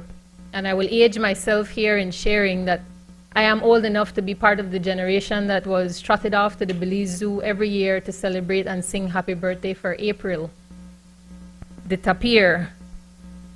And that experience certainly gave you a particular appreciation for the uniqueness of that animal, and then you learn the significance of that animal. And then we see that there's nothing in here that looks at how we can make sure that the treatment of that animal, the bird, the living creatures of this is also given an environment that fosters respect and that promotes the protection of it.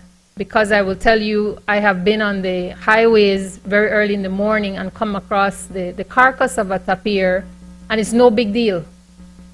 Everybody's just quite happy to pass along. And then on the John Smith Road now, you have the benefit that all the tourists leaving the airport also sees your dead national animal on the side of the road like it's no big deal.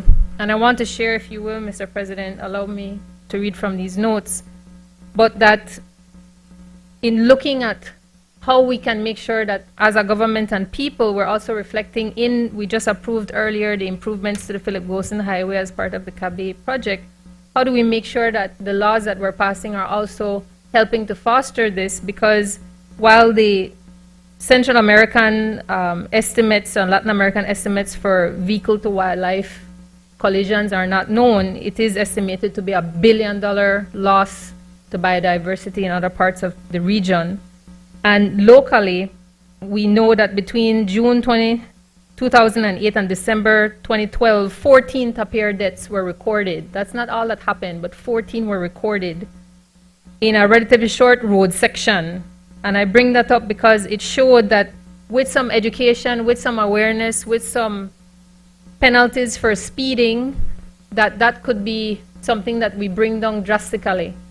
And so I make that intervention because I don't see that reflecting here to connect to any other pieces of legislation, but I do think it's our onus as we look at the value of all our national symbols to make sure that the legislation that we're passing into law reflects the respect for all the symbols, and we can't have the national animal on the side of the road like everything else. And I know that's not saying a lot for our value of life because the dog, national bird, whatever else is treated like roadkill. But I think we have to start somewhere, and I think this bill, as we said in the beginning, is a long overdue piece of legislation, but certainly that we should be doing everything possible wherever we're doing it in legislation to make sure that we're paying attention to how we make sure that those national symbols, anthem, coat of arms, everything is given the respect it deserves. So I hope that particularly reference to how we can protect the national animal that appear, particularly with road project initiatives, can be considered. Thank you. Recognize Senator Mark O'Brien. Mr. President, thank you very much. The National Symbols Bill Belize, land of the free by the Caribbean Sea.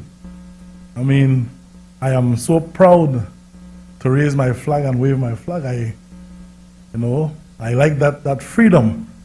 But and I like to do that without fear as well, Mr. President.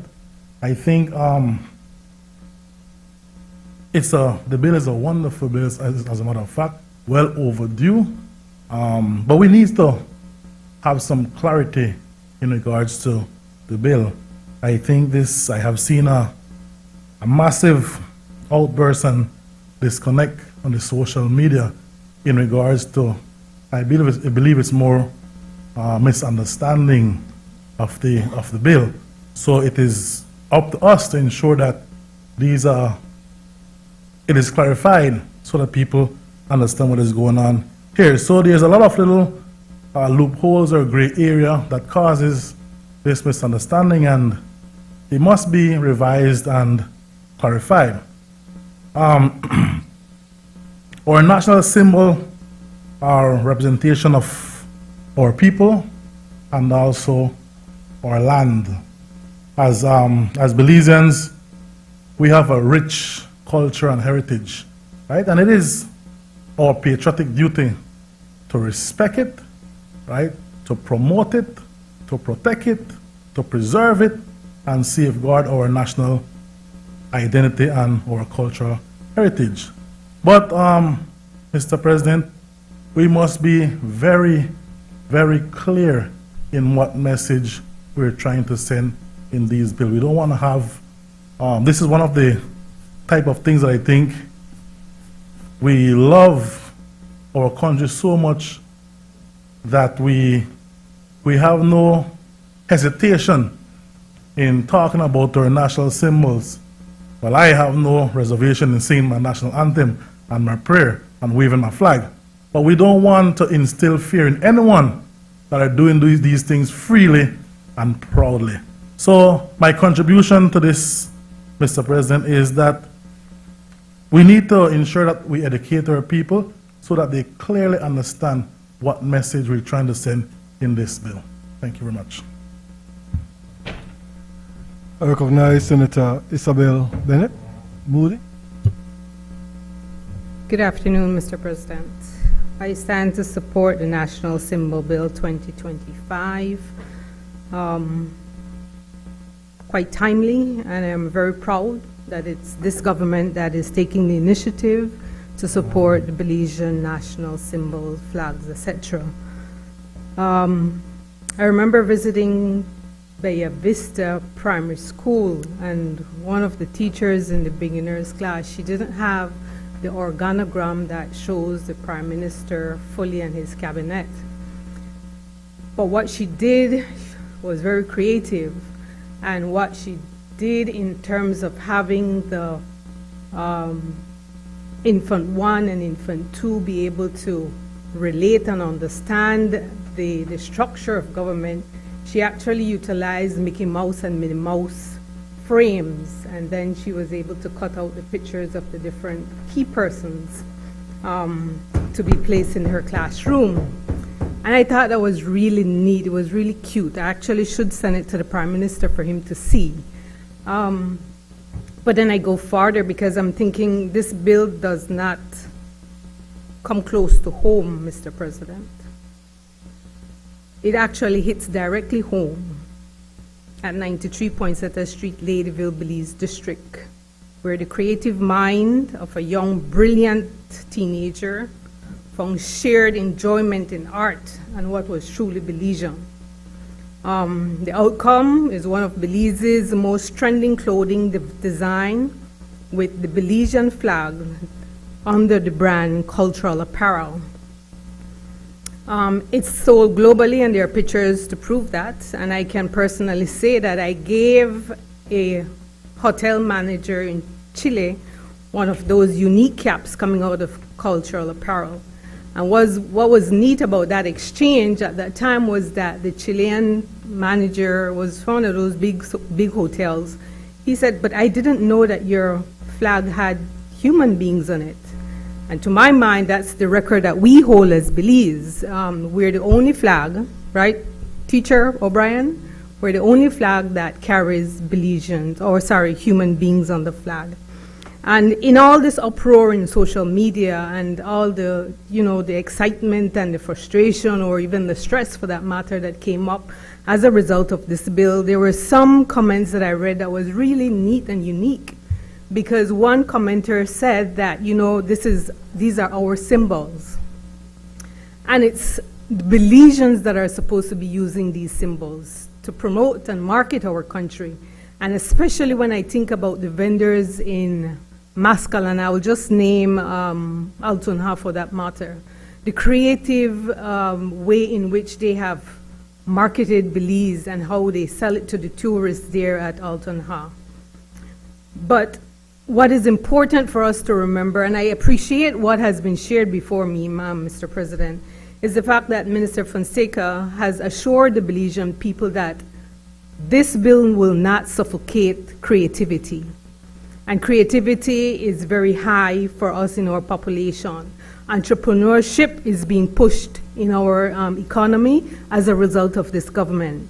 And so I can see that this bill, as it protects the dignity of our symbols, as it protects our integrity, I also see to a certain extent where it's actually give an extra protection for patent that has been registered in our country. And so I say, let's have the dialogue. Let's start it not just with the Belizean people so that they can be calm and they can understand why we need to do this, but also for us to have the dialogue with the different artists so that our creativity in our Belizean people is fostered and not suffocated. So I stand to support this bill, National Symbol Bill, wholeheartedly. I recognize the Leader of Government Business. Mr. President, I want to take my time to go through the bill, and hopefully when I'm finished, honorable senators will be comfortable in supporting the bill. It is critical for us to appreciate what the bill purports to do. A lot has been said about what needs to be done about our national symbols, and rightly so. This bill was not designed to do that, and it was not the intention to do that, nor, I say respectfully, the proper place. Senator Chanona, for example, raised the legitimate issue of the treatment of our national animal. The protection of its appeal cannot come in this bill. You can't regulate the use of the road, speed of the road, or create a fine for killing a tapir on the road in the National Symbols Bill. That may be in the Road Traffic Act or some other piece of environmental protection, some other piece of legislation, but not the National Symbols Bill. Now, let me say that, as I am told by the Honorable the Attorney General, that this bill was drafted drawing on the national symbol bills or their equivalent from Singapore, Barbados, and Trinidad and Tobago. Because when I read it, I asked, where is this coming from? Senator Dennison criticized or raised concern about the drafting style insofar as clauses 3 to 10 are concerned. Sorry? The definition section, and yes, I understand the concern, but with respect, it's a matter of drafting style. I would not have drafted it that way. He clearly would not have drafted it that way. But I don't believe that it has any impact on the legality of the definition or the sections or clauses 3 to 10. It's very cumbersome and could have been done a lot neater and cleaner. But the effect in law is achieved. The design and description of the national flag are set out in Schedule 1, and then the national flag is declared to be a national symbol. All of that could have been done in a more composite way. And as I say, I don't think it affects the legal force of those provisions if they are passed. Clause 11, and Senator Bengushe pointed out, as did Senator Bennett earlier, some typos which have to be corrected, which can be done quite easily in committee. Clause 11, notwithstanding the provision of any act to the contrary, the copyright in the words and the music of the national anthem and in the design of, that's 2 O's, the national flag, the G, and the national coat of arms are vested in the crown in perpetuity. So we just need to correct the typos there. Now, clause 12 needs to be read. A lot has been said about what is not here. The question is, what is here? A person shall apply to the minister for a license if that person desires to import into Belize, manufacture for sale, offer for sale, or sell any articles, goods, or things that represent or on which is reproduced or represented the national coat of arms, the national flag. Concern was raised about the portrayal of the pelican. That's not the coat of arms, nor is it the national flag. Sorry, the toucan. The toucan. Tulip, toucan.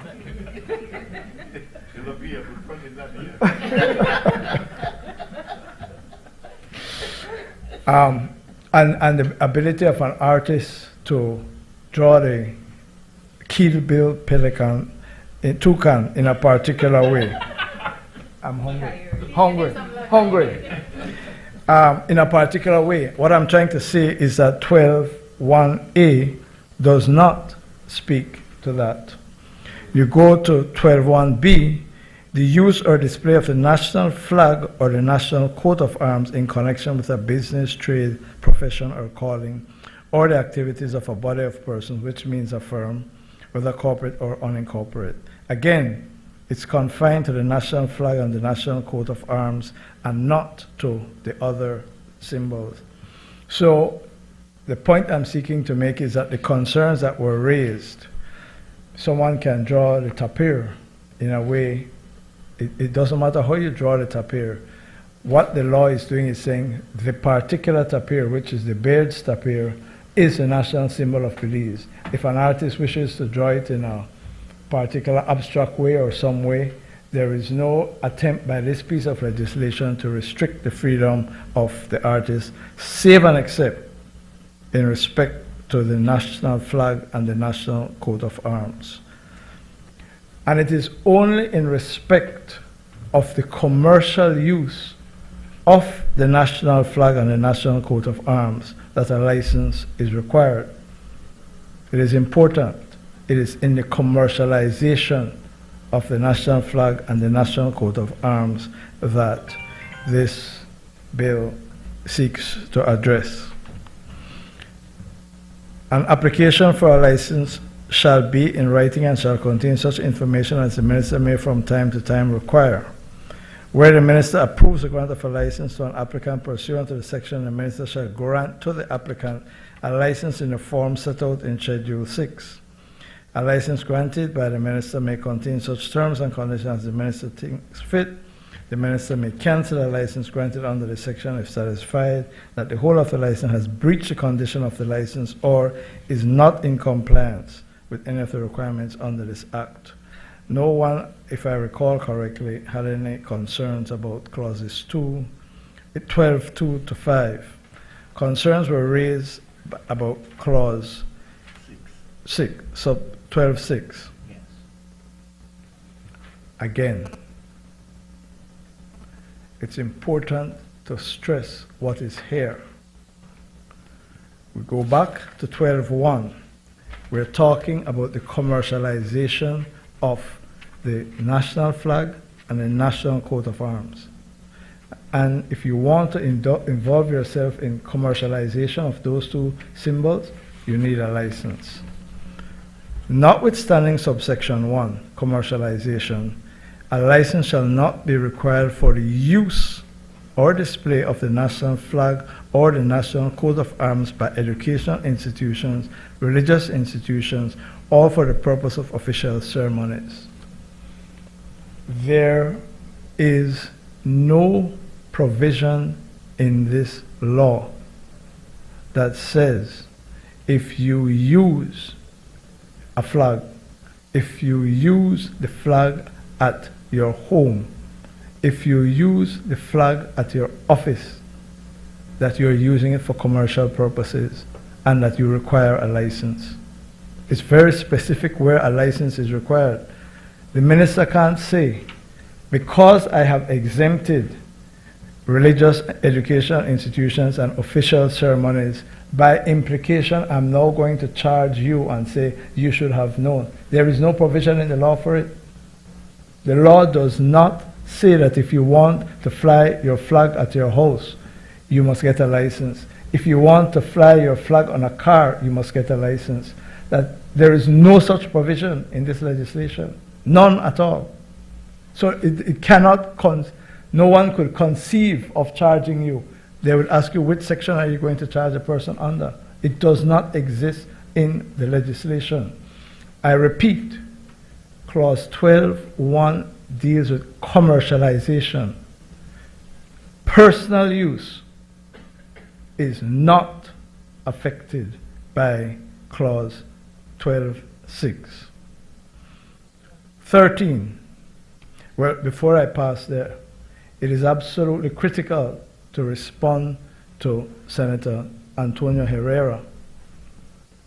There is no provision in this law that empowers the minister to charge a fee for a license. It's not in the law. And I can say, without fear of contradiction, as a matter of law, that a minister or any entity cannot charge a fee unless the law empowers him or her to charge a fee. There is no such provision in this law. And even when you look at well, we'll come to 15. 13. Any person who, A, not being the holder of a valid license granted under this act, uses or displays in connection with the carrying on of a business or trade, I emphasize, carrying on a business or trade or profession or calling or with the activity of any body or person, whether corporate or unincorporated, or sells or offers to sell for sale any article or thing which represents or on which is reproduced or represented the national flag and the national coat of arms, or any flag or arms so nearly resembling the national flag so as calculated to deceive, or being the holder of a valid license granted under this act fails to comply with or contravenes any of the provisions of the subject to which a license is granted, commits an offense and charges $1,000. I emphasize, you need a license for commercialization, and what the restriction is if you use it in a commercial way without a license, or you attempt somehow to use it in violation of the conditions that exist on the license, which is only required for commercialization of the national flag and the coat of arms. The point I seek to make, honorable members, is that when one carefully reads 12 and 13 together, you will see that the scope is relatively limited, strict, and confined to commercialization. 14, any person who mutilates, cuts, or tears, or in any way defaces the coat of arms or the national flag, whether by writing, printing, or stamping thereon, or otherwise, without lawful authority or excuse, commits an offense, and is liable on summary conviction to a fine of $1,000 or to the imprisonment for 1 year. Had I been the drafter or involved in drafting the legislation, I would have made this wider. I would have made it wider. But this is what Cabinet has approved and what has been passed by the House. Mutilating, cutting, or tearing, or defacing the coat of arms or the national flag. I agree with Senator Chanona.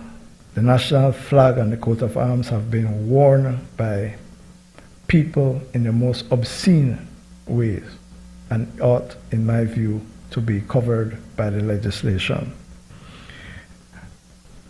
The clause 15, the minister may make regulations generally for the proper carrying out the provisions of the Act, and you will see, for providing for the proper use of the flag, for providing for the imposition of royalties payable on the use of representation of the coat of arms or the flag, and for providing for the growth of the national flower in the national parks and nurseries, etc., providing for the display of the national flower at official ceremonies and banquets and so on. I don't think anyone criticized that clause. Senator Dennison had a concern about 16. The minister may, by order published in the Gazette, amend the schedules. I emphasize, there is no power given to the minister to amend clause 2, clause 3, 4, 5, 6, 7, 8, 9, 10. Those are the clauses that establish what the national symbols are. He can't change those. As you indicated, those should only be changed by an amendment to the law, which has to come to the National Assembly. He may change, it says 16, amend the schedules. Now, I agree, well, let me deal with 17. Any person who, so it is my respectful position, Senator Dennison, that the national symbols are absolutely protected from amendment by ministerial fiat. It must come back to the National Assembly by way of an amendment to the legislation. And then there's a transitional provision, and it is essentially for persons who are in the business of using the flag and the coat of arms. They're given a transition period of 6 months before having to apply for a license. Now, my final comment is in relation to the national anthem and the national prayer and the way in which they are set out. It is my view, senators, that they ought, first of all, whilst Senator Dennison was talking, making his contribution, I was Googling the national anthem, and I couldn't find it anywhere on the internet where the chorus is repeated the second time. It only has the first verse, the chorus, second verse. So apparently that's the way it's done musically. But I think certainly the way the national anthem is set out here, and to a lesser extent, but we should review the national prayer, just for it to be set out in a proper, the way it should read, and the proper grammar and so on. Senator Bengusha made a very good point about the historical context of the description under the national coat of arms. The national flag, those specifics are actual specific colors, and I don't know what you call a color chart. There's an internationally recognized color chart, and they will have to be used. Colleague senators, there is no doubt that this bill is overdue. I believe, or I hope, with the clarifications that I have sought to give, some of your concerns have been addressed. My first point is this: there is no provision in here for the licenses to be paid for. Secondly, the provision for requirement of a license is for commercial use of the flag and the coat of arms. Thirdly, the restriction on use is limited to commercial use of the coat of arms and the flag. There is no restriction on the right of artists to depict the other national symbols in such a way that reflects their artistic skills and their artistic freedom. However, when it comes to the national flag, when it comes to the coat of arms, based on the experience that we have all spoken to in here, we should not allow any derogation, any misrepresentation of those two symbols. And that is why the law is confined to those two symbols. Some cleaning up needs to be done. We can clean that up in committee, but Mr. President, I ask for the support of honorable members to the bill. Thank you. I ask that the question be put. Honorable members, the question is that the bill for an act to prescribe the national symbols of Belize, to regulate the use of the national symbols of Belize, and to provide for matters connected therewith or incidental thereto be read a second time. All those in favor kindly say aye. Aye. All those against kindly say no. I think the ayes have it. Bill for an act to prescribe the national symbols of Belize, to regulate the use of the national symbols of Belize. I recognize the Leader of Government Business. Mr. President, I rise to move a second reading of a bill for an act to establish the International Merchant Marine Registry of Belize as a statutory body and to provide for matters connected therewith or incidental thereto. Mr. President, the IMARBE, as it is known, has existed from 1990, I believe, or 89. Actually, it's 1989.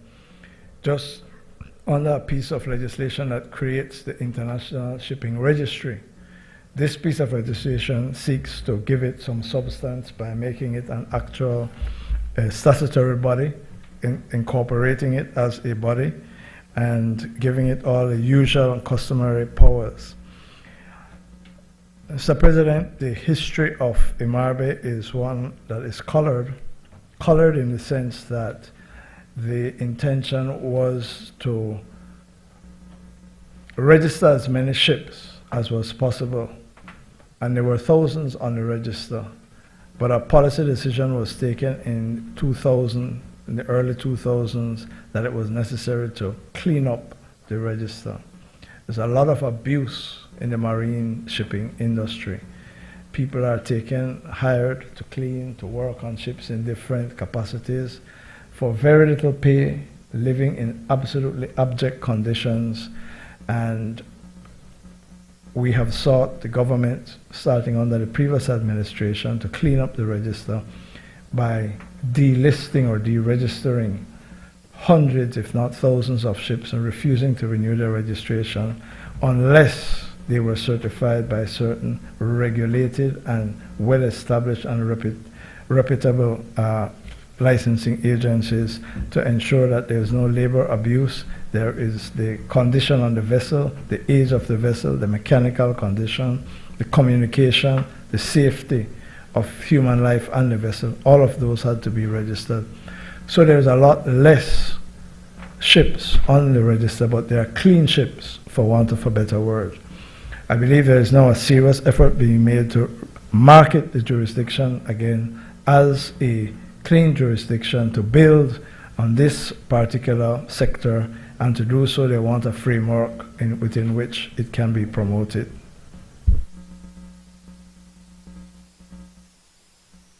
Recognize Senator Denfield. Obliged, Mr. President.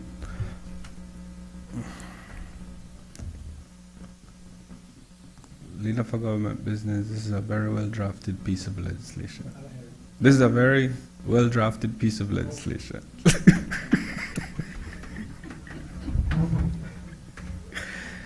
I would just like to ask Senator Koi to try to enlighten us a little bit in relation to the amalgamation that this piece of legislation seeks to do and the benefits thereof, so that we could have a better idea, and to, if you could help us as to whether there's a move towards a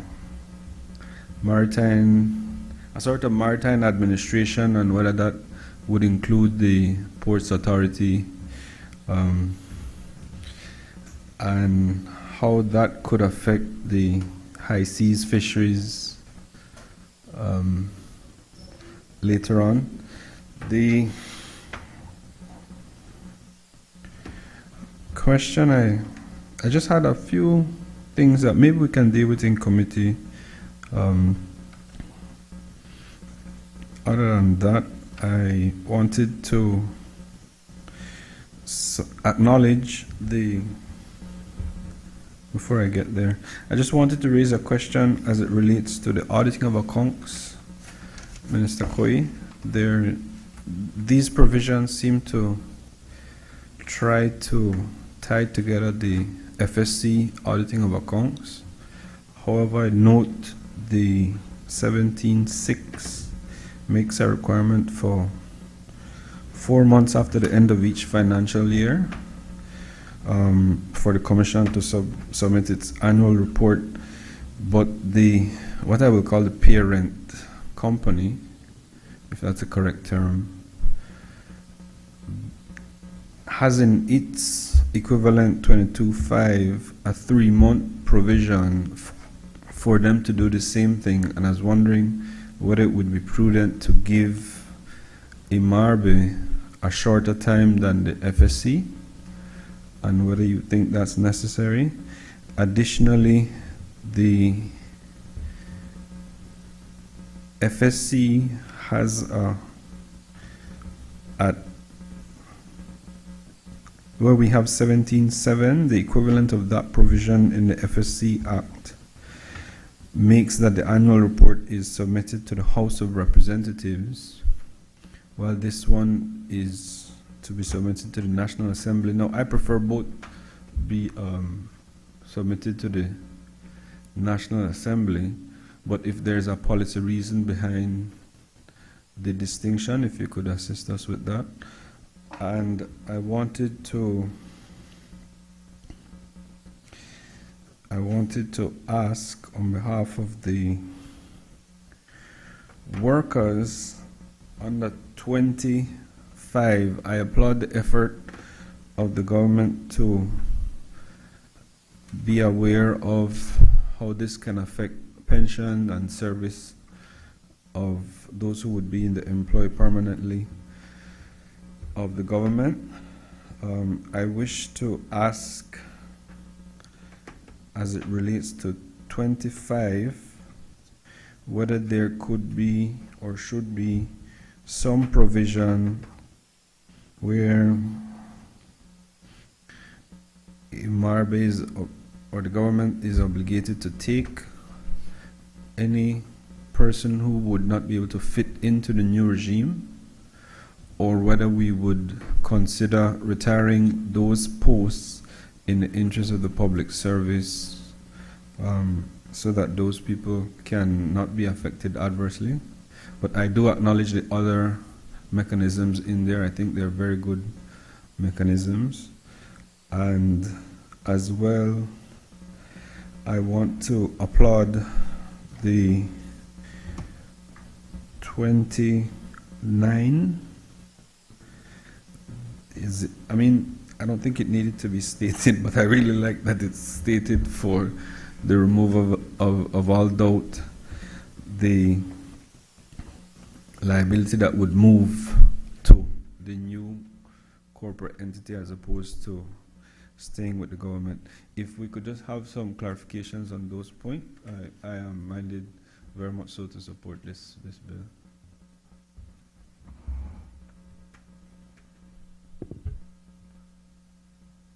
I recognize Senator Christopher.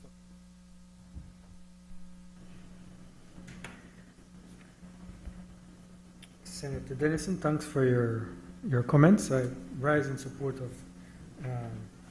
this bill. Your query in connection with the amalgamation of the registry and the high seas fishing unit, I think that's one of the purposes of the legislation. There is quite a bit of overlap in responsibilities that with a view to enhancing efficiency and enhancing cost effectiveness, it was determined that both units should be consolidated in effect. The IMARBE and its establishment as a statutory body, I would say you have basically three main areas. There are other advantages, but three main areas for its consolidation and its establishment as a statutory authority. As leader of government business alluded to, over the years, there has been different times at which the IMARBE has been colored in terms of reputation by standards, by not meeting certain international standards, certain compliance with certain conventions. This is one of those reasons behind the consolidation of this legislation, or sorry, these bodies, these departments or units. The ability to have that oversight, that supervision on both units together, the ability to consolidate both units together, it is the view that it will enhance the ability to improve the standards of both units now as one, and to meet those international standards. We have experience of doing that. I would like to take this opportunity to highlight our achievements so far as the anti-money laundering evaluation, moving from the third round, where basically Belize got an F in the third round CFATF mutual evaluation, to now Belize getting an A in the fourth round mutual evaluation. We are, our rating is in the top, how I would put it, less than 15% of the countries in the world have received a rating as ours. So we are proud of that achievement and what it took to make that achievement, and we know what we need to do to go from an F to an A. I wouldn't say that IMARBE has suffered an F at this point in time, but maybe it's a C minus. And so there's a lot of work to move us from that C minus to an A. And as we move towards and get to that A, then the international maritime sector of Belize has a lot of benefit, a lot of opportunity that it will bring to our country and its people. So this is that effort. This is that start, if you will, to elevate our standards and elevate our jurisdiction so far as an international maritime jurisdiction is concerned. So the consolidation plays a role in part of that. What the statutory authority status also helps to do, and you see the legislation talking about Section 20, referring to Section 20, and how there's a move of the HR. It is to address the HR challenges. That is one of the challenges that we face currently as departments of government. by bringing it under that statutory authority, there is, and I can't speak for the Financial Services Commission or whoever will be the managing director, but I expect that there will be far more or far better incentives to work for IMARBE as a statutory authority than may exist as it currently exists. That is important to attract the necessary competency and skill level for us to be able to develop the standards, develop the operational capacity of IMARBE to the point where we can be at a top level maritime jurisdiction. Technology, there will be a lot of investment in technology that will be required for us to really just even be on par with other competitor jurisdictions. This structure will enable us to make that investment more aggressively in technology.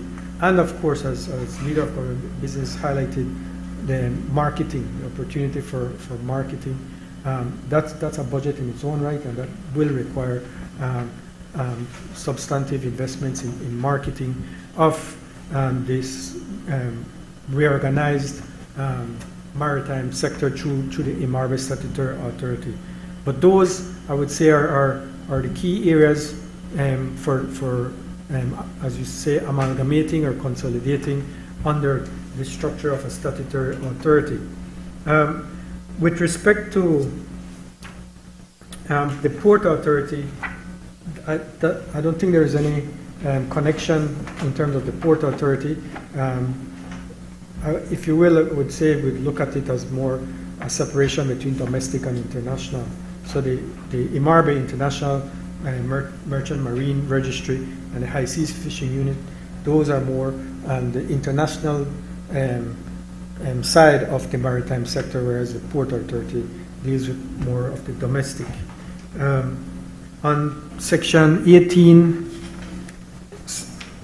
is it Section 18.2 that you spoke about? 17 and 18. 17 deals with the audit, and I think it mirrors in large part what's in the Financial Services Commission Act, but also similar to the Central Bank Act.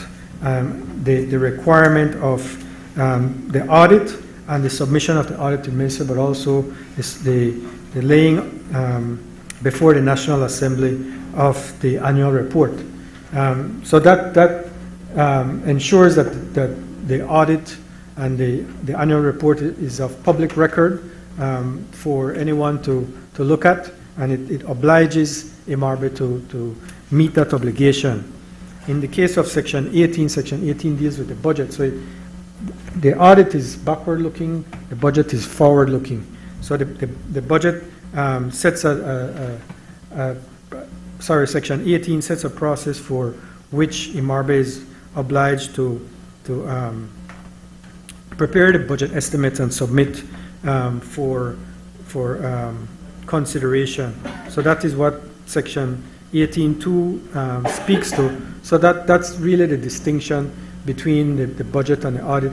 Maybe I misunderstood you, but the audit, what in terms of 17 is historical, whereas the budget is forward-looking.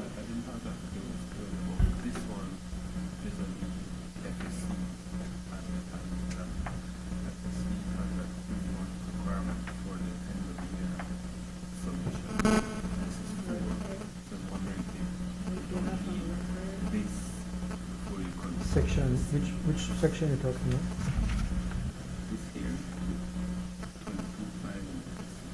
about? Okay, yes. I think that's just a choice of timeline. If you look at audits, typically audits take 4 months to get done. So it might be at least 4 months. It might be longer than that. You might see they have that experience in the private sector in terms of getting audits done. So even if we want to put 3 months, 3 months might not be a realistic timeline to get it completed. Right, so if that's the case, yes, we could look at the FSC Act and see if there might need to be an adjustment on that. You also had highlighted the difference in terms of National Assembly versus the House. I'm not aware of the rationale why it would be only the House in the Financial Services Commission Act, but certainly with a view to a broaden to this in terms of being in the public realm, the preference is to have it laid before the table of both houses of the National Assembly. On the matter of Section 25,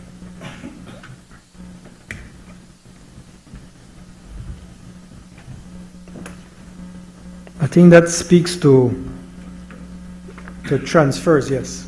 So as discussed, you will have, and I think this applies similarly, or this applied similarly with the company's registry, that you have the opportunity to stay with the registry, in this case with the MARBE, or be transferred into another government department. I don't think there is much in terms of difference as far as how that played out versus what is contemplated here. But yes, the intent is to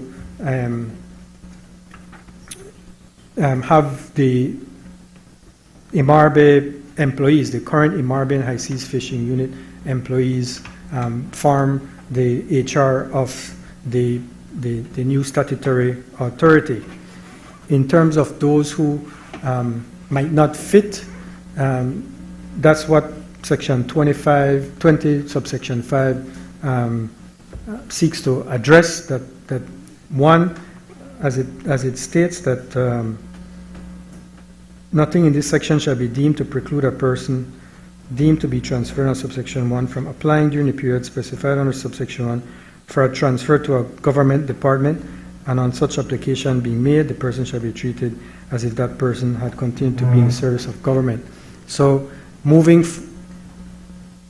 being brought under the IMARBE statutory authority by virtue of this legislation does not mean that you have to remain there. If it is that you do not fit, or you would prefer not to be part of the statutory authority, that opportunity to be transferred out exists. In terms of whether there is a matter of redundancy, I believe that under the public service regulations, that can be effected, but at this point in time, all those posts effectively would be assumed by the statutory authority. I don't know if there are any other.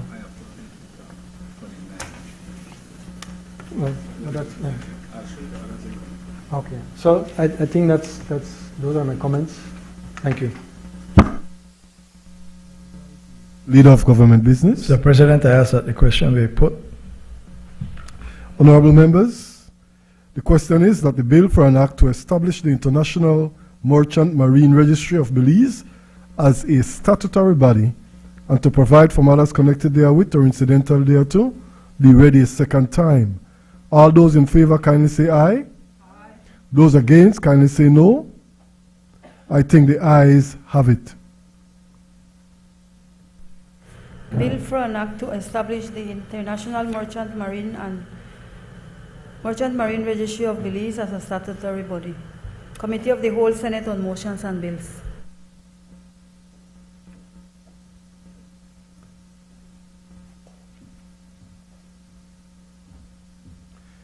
Honorable members, in accordance with Standing Order 68A, the Senate will now resolve itself into the Constitution and Foreign Affairs Committee, a committee of the whole Senate, to consider the motions referred to it, and thereafter, in accordance with Standing Order 54, the committee of the whole Senate to consider the bills that were read a second time.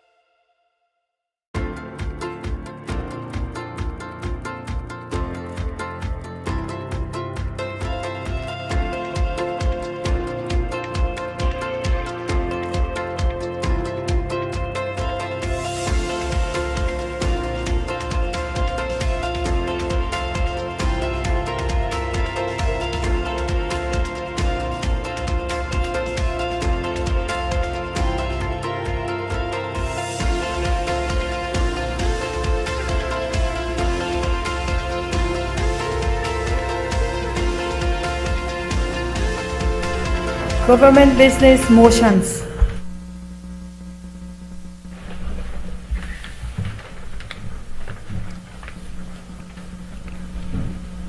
May I, Madam President? I recognize the leader of government business. Madam President, the Constitution and Foreign Affairs Committee has met and considered the following motions. Resolution authorizing requests for affiliation to the Interparliamentary Union, Motion 2025.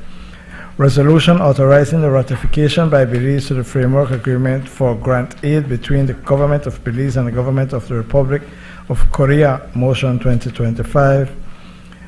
Resolution authorizing the ratification by Belize to the agreement between the Government of Belize and the Republic of Korea concerning loans from the Economic Cooperation Fund, Motion 2025. Resolution authorizing the acceptance of the amendments to the International Sugar Agreement 2025 and appointment of the Auditor General, Motion 2025. The committee further agreed that the motions be returned back to the Senate for adoption. I therefore move that the questions be put.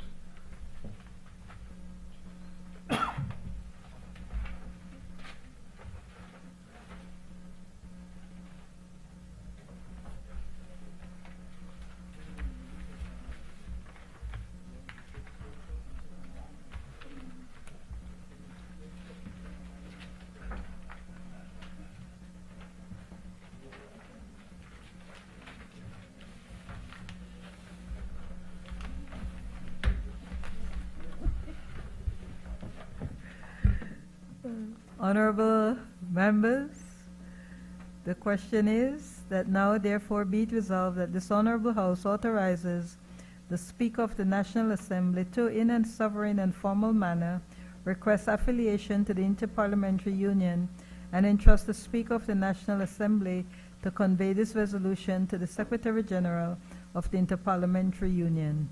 Honorable members, the question is that now therefore be it resolved that the Senate authorizes the Government of Belize to ratify to the Framework Agreement for grant aid between the Government of Belize and the Government of the Republic of Korea. Honorable members, the question is, now therefore be it resolved that the Senate authorizes the Government of Belize to ratify to the Framework Agreement relating to the Economic Development Cooperation Fund between the Government of Belize and the Government of the Republic of Korea. Honorable members, the question is that now therefore be it resolved that the Senate authorizes the Government of Belize to accept the amendments to the International Sugar Agreement 1992. And honorable members, the question is that now therefore be it resolved that this Honorable Senate recommends that Maria Nell Rodriguez be appointed as Auditor General effective the 1st January 2025 until the 28th July 2047, when she attains the age of 65 years. All those in favor kindly say aye. Aye. Those against kindly say no. The ayes have it. I recognize the leader of government business.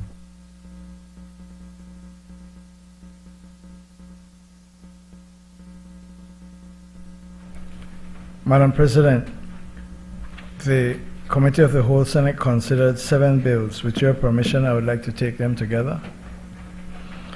Madam President, I rise to report that the Committee of the Whole Senate has considered the Senior Courts Amendment Bill 2025, the Trade Licensing Amendment No. 2 Bill 2025, Fiscal Incentives Amendment Bill 2025, Stamp Duties Amendment No. 2 Bill 2025, Belize Companies Amendment Bill 2025, the National Symbols Bill 2025, and the International Merchant and Marine Registry Bill 2025, and pass them without amendment.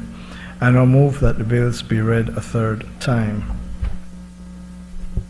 Honorable members, the question is that the bill for an act to amend the Senior Courts Act, Act number 27 of 2022, to provide for notices and documents required to be served in relation to appeals from inferior courts to be served by public advertisement, and to provide for matters connected therewith or incidental thereto, be read a third time.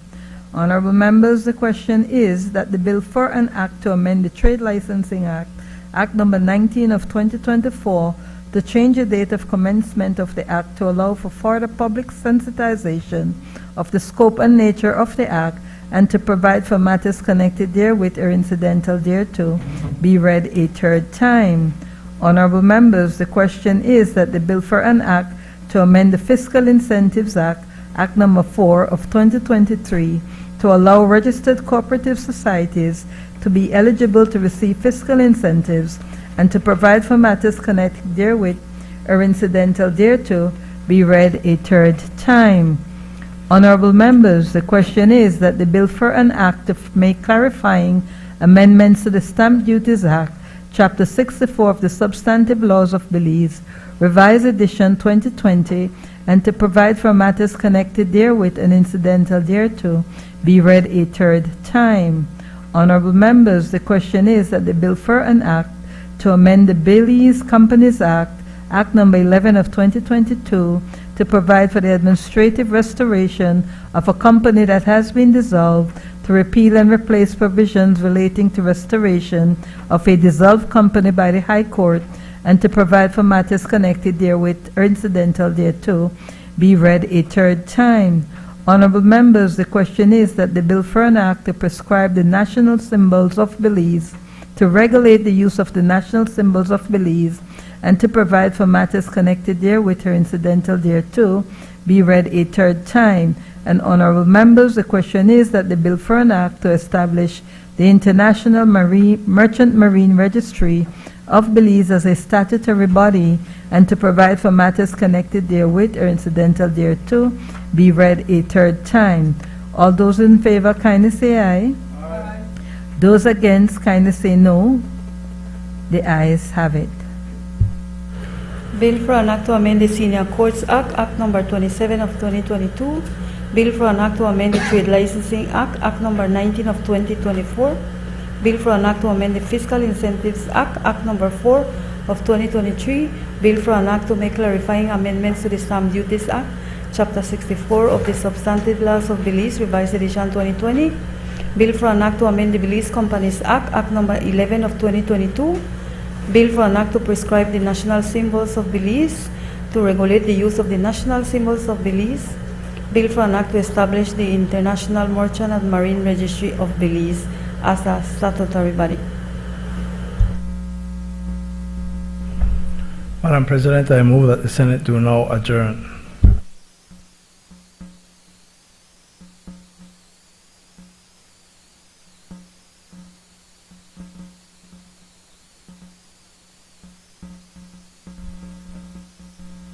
Bennett, you have asked to speak on the adjournment?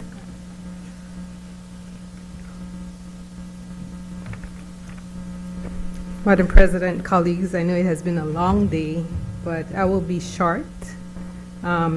Just needing to emphasize progress and prosperity and innovation that has been happening in the Ministry of Agriculture. I have before me several products that have actually started over the past couple years.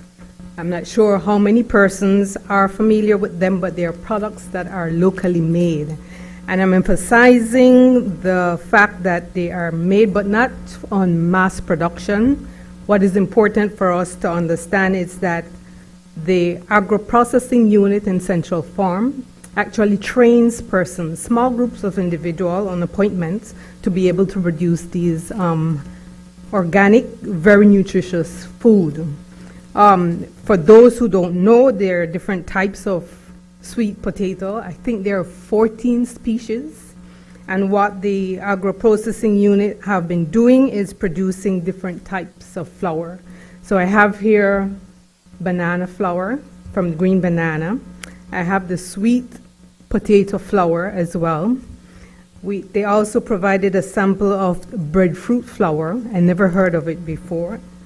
Then there is the other yellow sweet potato flour. And there's also, well, there's additional ones here. But what is important and what they're emphasizing is the fact that we have so much chronic condition in our country, and Belizeans can take a hold of their health because it's part of their responsibility. And so even though we are emphasizing and we are providing quality health care through NHI, part of our responsibilities to be able to make healthy choices in terms of our food. They have papaya jam. They also produce pineapple jam, a variety of hot peppers, etc. Why am I emphasizing all of this? And I won't pull out all these things just now. Turmeric powder, porridge, banana porridge. They have ventured into making a substance that has replaced encaparina, which is utilized in the school feeding programs in the different schools that have been identified to assist children with daily meals. Beside these products, Madam President, the pride that these individuals take in training individuals to produce them, just for the purpose of this short presentation, I would like to emphasize and celebrate the work of Anna Hoy, Rosetta Williams, she's a processing assistant, then Dennis Castillo, who is also a processing assistant, Cristobal Mancham, I think that's how you pronounce the name, and the coordinator for the agro-processing unit, Mr. E. Gentle. The backbone behind that unit is our agricultural officers. From north to south, east to west, they police our farms, ensuring that we get quality food. And one key person behind the big movement in having healthy food choices in school, which is an initiative under this government, is Mr. Emilio Montero from the Cayo district. What is important as well, besides the product and the personnel that put their love and passion into this, Madam President, is the fact that they also have an accompanying cookbook. So for persons who struggle with lifestyle conditions such as diabetes, high blood pressure, cholesterol issues, that book is there for them to guide. So with that short presentation, Madam President, I would like to say that this is not a one-time off initiative. There's so many other innovation that is coming out of different ministries. And I'm happy that Minister Musa had listed, Karim that is, had listed so many other activities that we can continue to look forward to in terms of prosperity, in terms of wealth for the nation, in terms of having innovation and entrepreneurial spirit coming out of the Belizean people. So I am happy for this opportunity that I have gotten to be able to make this short presentation, but also to say, Madam President, for the opportunity that I've had to work in the Senate. Under your leadership, it was very educational, it was very impactful, it was very life-changing. And I would also like to say congratulations to Ms. Clarita Petch as the first woman to serve as a Senate for Belize. I thank you.